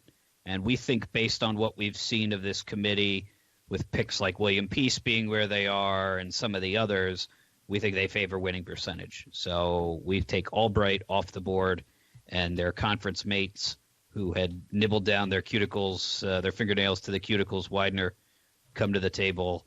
And the last 8 teams in consideration were Western New England, Cabrini, NYU, Widener, St. Vincent, Emory and Henry, La Crosse, and Simpson. And then ultimately, go ahead, BJ. Yep, go ahead. Well, then ultimately we decided once Widener got to the table and we took a look at their resume, they were 21-5, 548 strength of schedule, 4-4 against regionally ranked opponents, and 2 of their wins were just tremendous wins over Rowan, that is ranked number 2 in the Atlantic, and Messiah, that is ranked number 1 in the Mid-Atlantic. And we really valued those strong wins over other strong wins, and we put them on the board and took them right off and made them the 20th pick. Which, just for the record, made Catholic the last team to arrive to the table, but too late. The door has been closed as the teams are in. So there's our picks on the upper corner and who's left at the table. And we should point out, there's some good resumes here, but you start playing this game. Like NYU looks great to get in, but they have a loss to Cabrini. And when you're starting to pick things like this, we don't really feel like the committee's going to pick NYU over Cabrini because Cabrini beat them. Yep. Yeah, you had, those rankings, the regional rankings, some of the spots where you kind of scratched your head in week 2, if they stay where they are, they end up keeping teams, putting teams in position to basically miss the tournament. So, if you were looking at the East region and thinking, why isn't NYU in front of SUNY Geneseo, it ends up being important. If you're looking at the South and saying, why isn't Emory in front of Emory and Henry or William Peace, it ends up being important. And Western New England, the New England region has traditionally put, almost a half dozen teams in the tournament each year. This year, Tufts and Amherst come off the board first, and they don't get another bid the rest of the way. Western New England becomes the blocker, and everybody else, Babson, Springfield, Williams, never even gets to the table. So there it is, folks. That's how we got to got to this one. Don't know if we're right. We'll see. We missed, Gordon, you said we missed 3 last year? That's correct, yep. Which is actually kind of high. Yep. We usually average missing about 1 or 2. Yep. I blame BJ. Yeah, well, it's usually BJ's fault. Yeah. Well, last year it's my fault. This year it'll be Chris's. There we go. We'll go through it from seniority randomly here. Alan, your thoughts on this process and so on and so forth. Yeah, it's been an educational one for me, and I'm glad I had a chance to chat with you guys. And it's just, I know early on when I started covering Hope as a reporter, there were some times Hope got left off the board with, what you think is a really good resume. But when you start looking around and learn about the process and kind of what comes into play, it's just, and to see women's basketball improve, it's to me good for the game to see these kind of conversations need to be had. That means we're getting more and more good teams, and looking forward to, hopefully for me personally, a deep run, but I think we're going to get a worthy national champion to come out of this field. We'll go down to the corner. Chris, your thoughts? Well, this is my first time being involved, and want to thank you guys for allowing me along for the ride. know, a lot of things that Alan said, I learned a ton here. There's so much that goes into this. And, you know, I look on the board right now, Emory and Henry still on the board with that big win over Oglethorpe, and that's their one loss of the year. You know, you wish a team like that could have played, you know, a few more regionally ranked games, because that's a big time win over Oglethorpe. But so just so much that goes into this, and appreciate you guys letting me. I learned a lot, and hopefully can do it again next year with you. Absolutely. BJ. So I have a question, Dave. I'm wondering, since the NCAA alternates preference for hosting in first, second round, and Sweet 16, Elite 8, you know, 1 year it's the men, 1 year it's the women. Why don't we ever get a chance to go first in the selection show? And we always have to stay up till midnight to help you do this. So You know, it's a next valid year I'm question. proposing that the women get to go first, so that Gordon and Alan and Chris and I can be in bed by 9:30. We can research it for next year. Have you been saying that for all day, BJ? That's a very Yes, Mac I'm Free conference trying thing to do. Trying to think of something funny to say at the end, and Gordon laughed. So I was 33% successful in my attempt to be funny. I don't know. Chris may have to work late on Sunday though before he gets to us. So True. See, I think I got an hour on all you guys, right? Oh, that's No, true too. seriously, but seriously, thanks, Dave, letting me do it again. And I have a lot of fun. Anyone who knows me knows I'm a stats geek and love looking at numbers. And you know, none of what us, you know, the five of us do means anything. But we have fun doing it. And you know, I think we just said offline 1 year we got them all right. And so it's cool every once in a while that we get to try this and try to get them right. I know one of my Twitter followers is Joe Lenardi, who does the D1 men's bracket. And so it makes me feel like I'm like 10% of Joe Lenardi right now, which is kind of a cool thing. So, yeah. Gordon, your thoughts? You know, same thing we always say this time of year. If you were one of the last 8 teams and you weren't at the table, take that and you didn't get picked, take that as a good sign. Because as BJ said, we don't get these all right. And that means, you know, we think you're in the ballpark. It works the other way too. You know, if you're, you know, probably one of the last 5 teams, I think, you know, we had Montclair and Gettysburg in the last 5, and I think I don't think any region's going to get shut out. So I think they're relatively safe. But the other 4, SUNY Geneseo, St. Thomas, Albright, Widener, us picking you isn't necessarily a telltale sign unless you're really in the top, I don't know, 10. Yeah. It's 11. Whitman, I think, is probably pretty safely in. Unless you're in that top 10, top 11, whatever it is, it's going to be close. There's a lot of teams. When you do this, you have a few that come off the board immediately, very easily, and you have a few at the end that you look at and you go, okay, I know that team's not getting in. But in between those two extremes, you have a lot of teams grouped very closely. Yeah, I mean, we even said when we were doing it, once we got to like 8 or 9 or 10, like it got really difficult. Yeah. True. So. Well, thank you, gentlemen. I really appreciate the time you sacrificed to do this. Really, it made a big difference. I thank you tremendously. Enjoy your Mondays. Enjoy the rest of your weeks and all that jazz. And I'll look forward to talking to you guys down the road. All right. Thanks, Dave. Thanks, Dave. Nice meeting you guys. Yep. All right, guys. Thanks so much. Really appreciate it. Real quick, let's see. Capital Elite Agency was our mock selection sponsor.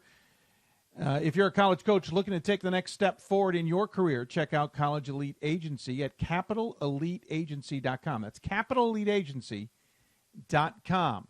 I want to also thank our partners at Sport Tours International. Play the world, they say. It includes not only tours to maybe see different parts of the world with your basketball team, which are allowed through the NCAA.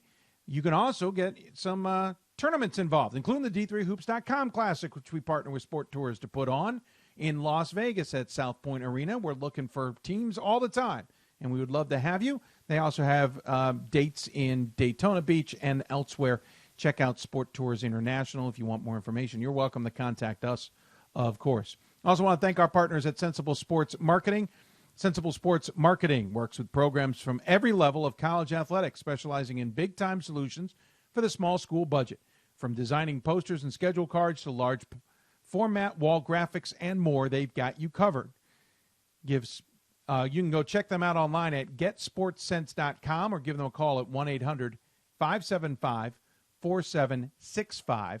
And I would be absolutely remiss if I didn't point out our partners at Blue Frame Technology, our sponsors of the hotline, but also our streaming platform, as it were. You can watch them on the Team One Sports app. You can do that on the Apple TV, Roku, Android TV, or Amazon Fire TV. You can also find our portal at teamonesports.com/Hoopsville. Blue Frame Technology is not only a streaming provider, they also have the pretty good production truck software, which I certainly endorse and enjoy using myself. Production truck software is pretty good technology from Blue Frame Technology to help with your streaming needs. If you have any interest in contacting them, do so, but make sure you mention them that you heard about them, I should say, on the show. So there you go. There you are, folks. That is it for the show. I want to thank everybody who participated. As far as our guest tonight, Emory men's basketball coach Jason Zimmerman, Framingham State's women's basketball coach Walter Pascal, Brooklyn's men's basketball coach Jeffrey Jean Baptiste, Grove City women's basketball coach Shelley Fous, SUNY New Paltz women's basketball coach Jamie Seward, Johns Hopkins men's basketball coach Josh Leffler, George Fox women's basketball coach Michael Capalino, and UW Oshkosh men's basketball coach Matt Lewis. Also want to thank the sports information directors. I don't think I'm going to get all of their names right, so I'm not going to try and name them all. But the likes of Briggsy and Kennan and certainly the others, John. I want to thank everybody for giving us the help that they provided in getting those guests on the air. And, of course, I want to thank my selection group partners from the women's side. It was B.J. Spiegelmeyer from DeSales, Alan Babbitt of Hope, Chris Mitchell of WashU, and, of course, Gordon Mann, senior editor at D3Hoops.com. And on the men's side, I want to thank Bob Quillman of IWUHoops.com. Also, Ryan Scott, national columnist for D3Hoops.com.